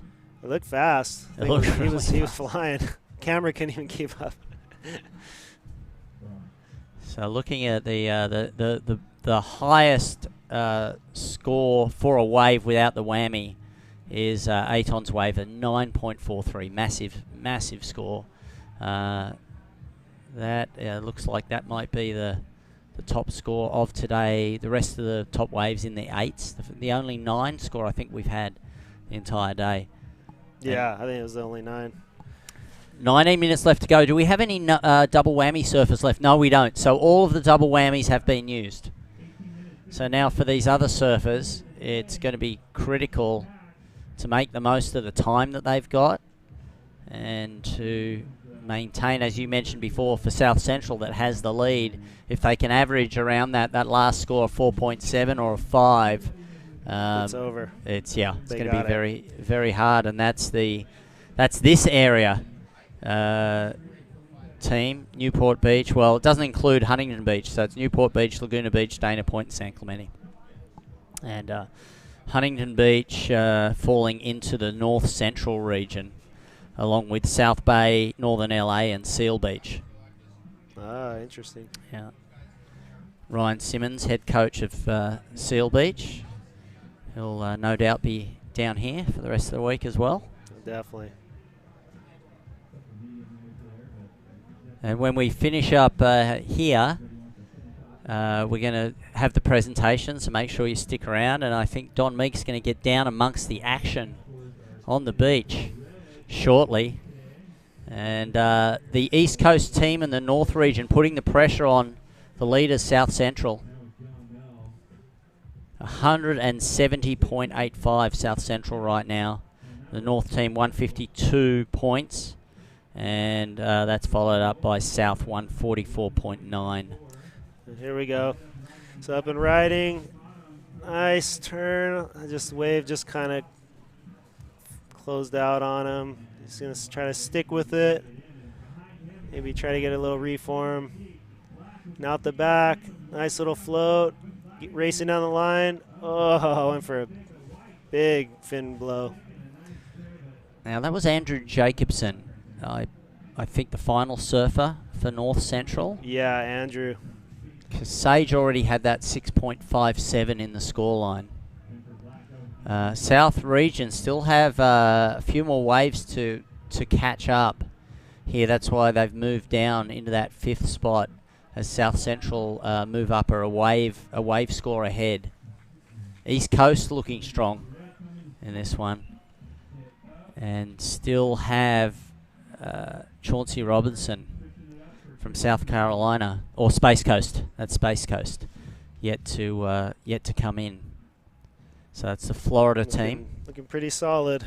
Yeah, North region, 2.87 in that third scoring wave right now. That was Jade. He's going to hand over to Christian Lundy, Santa Barbara. Christian will have 15 minutes or so, 14 minutes by the time he gets out.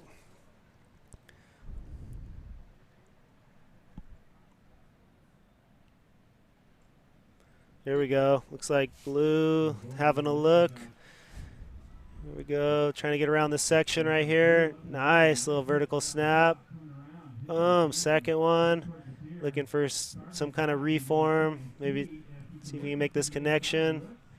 Here he goes. Going to start to go right. Can he get to it? Almost. Definitely made the most of it. It was a good effort. Yeah. So looking in to the coach to see, should I go and get another wave or come in? All right, here we go. Nice little bottom turn. Oh, he just look at his fins just engaged so well on that first turn. Second turn was really good. This little cut back and just trying to stay with it. It's such a tricky little spot right here when you start to zigzag back and go right. You know, sometimes it does it, and sometimes it doesn't at all. So that one definitely flattened out. It was showing promise. It looked like it was going to really stand up, and then it just went, you know. The iconic Huntington Beach Pier, which has been home of the US Open of Surfing for a long time, and some iconic battles among men and women here. This is, I remember the year that Felipe Toledo made a name for himself, taking the the US Open Junior title here. Yeah. And it was the first time we'd seen what he's capable of. And of course, if you go back to Tom Curran and Mark Occhilupo, had many a battle here. Yeah, and like waves are a third of the size. Yeah, that's right. Yeah. It seemed like for so many years it was just always tiny. Yeah. You know. Yeah. But, so I feel like we've been so fortunate with these Jacks events. The past 5 years, it's been solid overhead and just pumping the whole time. So really stoked that we're going to have waves for this entire event. And fantastic to have Jacks, which is where it all started. First Jacks surf shop was here in HB, and while they've expanded out, this really remains the home. And Surf City, Huntington Beach. And it's great that this event is really hopefully the start of it all coming back, but those big events where we've seen literally the US Open during the course of it, over 1 million people come and check out the action. Yeah, those are insane. It was just people as far as you can see, just sandstorm from the dust from people walking. It's just crazy. Hopefully we get back to that soon. Yeah, the entire industry here and some incredible surfing. All of the great surf stars have made an appearance here and won titles. So if we look at the scoreline right now, with a little under 13 minutes to go, it's the East Coast who are out in front. They've actually extended their lead. Look at that, 33.44. So right now they are 10 points ahead of our leaders. That's not going to be enough. They need to pick up 30 points, but that could change the positions overall. There's a lot of pride here. It's not just about the win. It's about the pride. Yeah, no, I mean, you want to get second more than you want to get third. Yeah, that's just this far up to the top you can get. You just keep doing it because, yeah, it's for bragging rights, and you know. Is there a prize pool? Yeah, there's $1,000 to the winning team. Nice. We've heard that likely it's going to go to charity. And is that Andrew? Good couple of first turns there. That was nice. Kind of got hung up on the last one, but yeah, that is Andrew from LA. Oh, and looking at something wasn't quite right there. Wasn't happy with the way the board felt. Looked pretty good from here. It looked really good. Let's check it out right here. All right. Nice little bottom turn, little setup turn to get around the section, and just straight up into it. Just kind of got hung up on his tail or fins or something. That's why he was giving it a look. Yeah, some of the bubbles getting over. Huntington Beach sometimes has that weird, like the foam can do strange things, and obviously the board didn't feel correct. Wow, look at this wave. Oh, here we go. Big hit off the top right here. Into this section. Oh, another one. Wow, East Coast on fire right now. Chauncey. Yeah, that was Chauncey. Wow. They're coming home strong right now. Yeah, they're not playing around today. Let's see, look at this set. All right, here we go.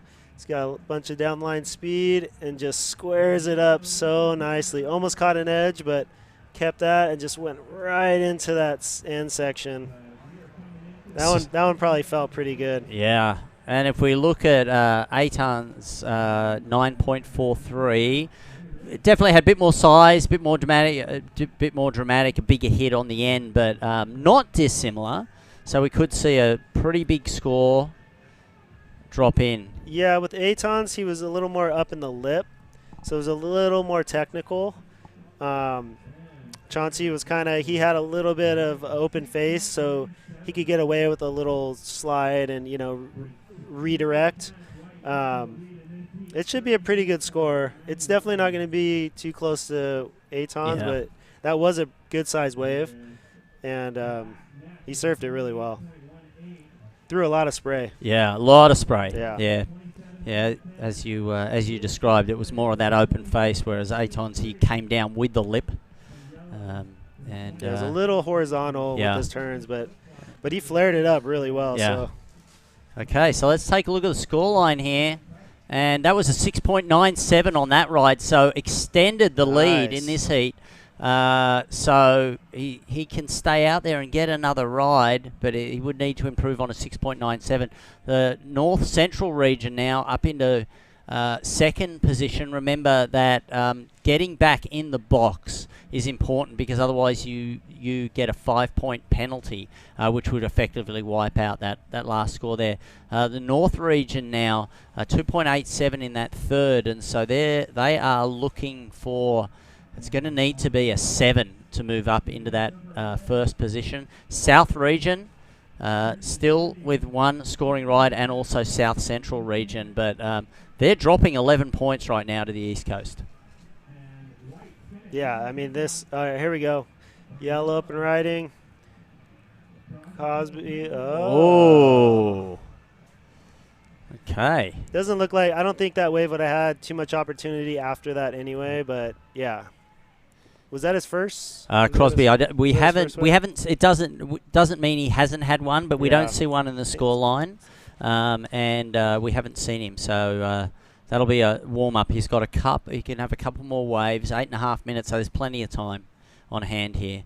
And at the moment, even if he got a 0, they have a big enough lead that they would take the win. So 1.17 there, 24.5. At the moment, if he was stuck with that, there's still only a 13-point spread. Oh, here we go. Here's something. It's the East Coast that are charging home strongly. Look at had a bit of a soft start with a 3.33, but then a 17, 7.27, and a 6.97. This is a huge strong heat. Yeah, they really stepped it up this heat. Yeah, and your region, the North region, also have an opportunity here to drop that 0.8. So just a reminder, coming into this final, North was in second after South Central, 18-point difference. Then it was the South team with 26 points, East with 30 points, and North Central with 44 point difference. So a lot to make up, as you come into the final round, and that just shows how important it is for every division to have a decent performance. Yeah, I mean, the rule of thumb is like if everybody can get a 5, you're looking pretty good. Yeah. And it doesn't seem like it would be that hard, but it's pretty hard. There's a lot of pressure, and with the time constraint, you got to be quick about it, and it's.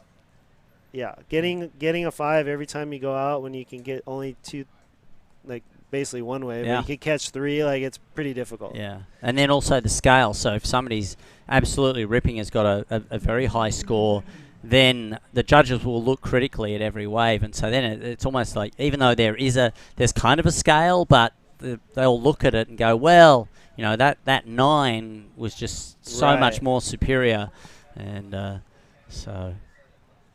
But Yeah. this has been a fun day, and the team rivalry's been great to see that. And the other thing noticed is it's brought people to the beach. It's not just about the pandemic, that there hasn't been a lot of this for the last 18 months to 2 years, but it's brought some people out of the woodwork who probably haven't been to a surf contest for a while. For sure. Yeah, I mean, I love these events. I mean, I love the Jacks Pro and the regular events as well. But there's something about these team events that just, it brings so much camaraderie, and you get to surf with, people that you wouldn't normally go surf with. We have the Groms, we have the young girls that are out, then we have the 50 and over, and everyone kind of, on a day-to-day, you surf with your friends, and it's usually in your age group. So this is so cool. It brings everyone together, and and it's great for, guys that are like in their 50s or like myself in my 40s, where I still like competing. I'm not going to be trying to go on tour, but I love to compete, and I still feel like I'm improving every day. So it's just really fun for everybody. Here we go. Blue up and riding. See if you can get around this. Kind of a chunky one. Nice little turn. Yeah, waves just kind of, it's looking like the wind, and I don't know if it's the wind or the tide, but it's definitely getting a little. Here we go. Wow, he got through that section here we well. go.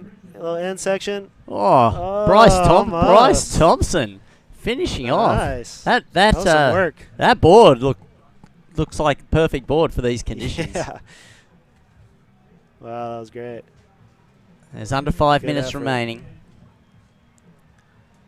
So that's not a bad scoring ride. So now the decision for Bryce and the team is, do you take that and come in and keep the 5 points, or risk it, paddle back out for another?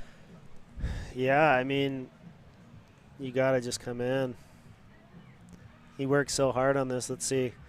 Little snap off the top, nice little carve. He's just looking for some open face. He's just trying to figure out.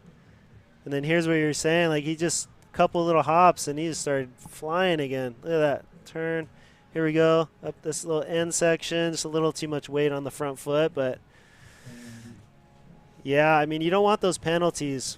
At our team, the Ventura team, at the championships last month, we had 4 penalties. Oh, wow. During the day. So 20 points got deducted. And it, you can't have that. Yeah. And what was how far back were you from the winning? At the end, I think we're like last. Right. Yeah. After all that, but it's just one of those. It was one of those days where everything we're trying to do just didn't seem to work. Yeah. But yeah, you don't want to lose those points. All right, here we go. Up and riding, white, kind of weird one. Yeah, this might be come in, and with 3 minutes to go, just get in the box. Yeah, and this was Chauncey Robinson, who had that 6.97 already. So he did his part for sure. Yeah, so he's going to come in. They'll be safe, but under 3 minutes. Let's see what the other teams are going to do here. This has been a risky heat for the South Central region. They're I won't say they're lucky because they earned it, but it's a good thing they went in with an overall lead, a significant lead. So North region still have a surfer out there. Is Christian still in the water? Because I'm looking at the scoreline here, 1.67. Because that is that's the only team that has a shot here at overtaking South Central region. Cruising in here with 2 minutes to go. This is Chauncey. And great performance by the East Coast team here. Such a great performance.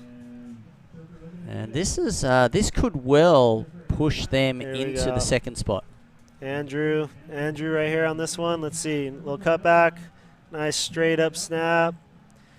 Here he goes, trying to make that reform. No, he's just coming in. And the worst thing is, too, when the wave doesn't carry you all the way to the shore and then you got to paddle your way in, especially with 1 minute 30 remaining. He's down near the pier. He's got to run ahead of him. This is going to be close. And there's nothing coming in to push him in either. Yeah. This is going to be a close one. This is where the choice is. He's probably going to be okay, but with coming up to under a minute, it's like, do you dump the board and just go for it? It's full speed, ditch the board. Yeah. He should be fine. Yeah, so 4.5. But Crosby's still out there. Yeah. So and he only has a 1.117. Wow, so that would deduct him to under 19. That would be 15 points. It's still not going to be enough. Okay, you got this right. I don't know if he's going to actually make it in time. If this goes flat on him. Yeah. We don't know where in the lineup he is. If he's down the south, if he's right in front of where his team box is, he's going, the pressure's on here. They're probably still going to be okay for the overall points, but here he goes. No, you can see it. He's smiling. And the team's going to be screaming at him. Okay, he's going to pick up this wave. We've lost our score. We've lost our timer, so we don't know. He's laughing. They're going to make him run for it. Here we go. Is he going to make it? Let's see if he trips over his leg rope on the run up to the box. He should be. Oh, it's the seconds are getting down. Oh, he made it. All right, maybe he's got a role on the US hurdler team. 400-meter hurdles. Good job. So that our lead team, South Central, going into that Newport Beach, Laguna Beach, Dana Point, San Clemente. I know that down there at Dana Point, where I live near Salt Creek, there's going to be a lot of cheers there. Take a look at these final rides. This is Aton's 9.4. Oh, wow. That turn was insane. That was the wave of the day. Here we go. Nolan, Raposa. This was such a good one, too. Kind of got soft right here. This is the one he wanted that air section and didn't do it. And so much good surfing. John Mill, is that? No, that's his. That's Nolan again. Yeah. That was his backup. There we go, Jake Marshall. Nice little float. That was a double whammy. That was the whammy, yeah. That was pretty similar to Aton's. Aton definitely got a little more up in the lip, but that was... All right, here we go. Nolan. This is the whammy, I think, for Nolan. So incredible surfing here as we wrap up here the final of 7 heats, the 20 to 29 division. We're going to take a quick break, and when we come back, we'll have the presentations. I want to thank Jeremy. Thanks to you for not just entertaining us with your surfing, but joining us here today. To Chad Wells and PT, thanks as well, and of course Don Meek, who when we come back will have the presentation. So stay with us. This is the US Board Riders Club's All-Stars presented by the Jack Surfboards Pro here at Huntington Beach.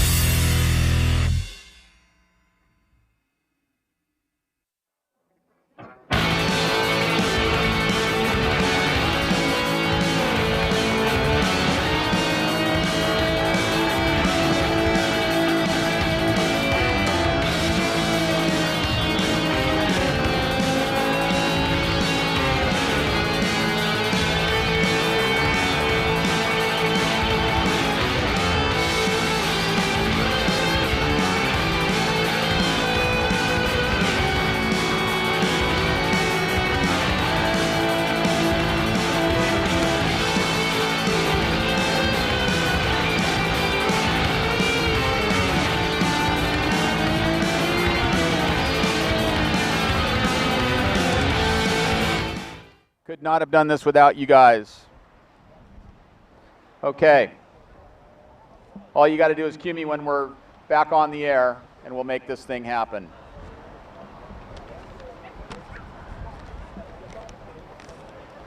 A great day.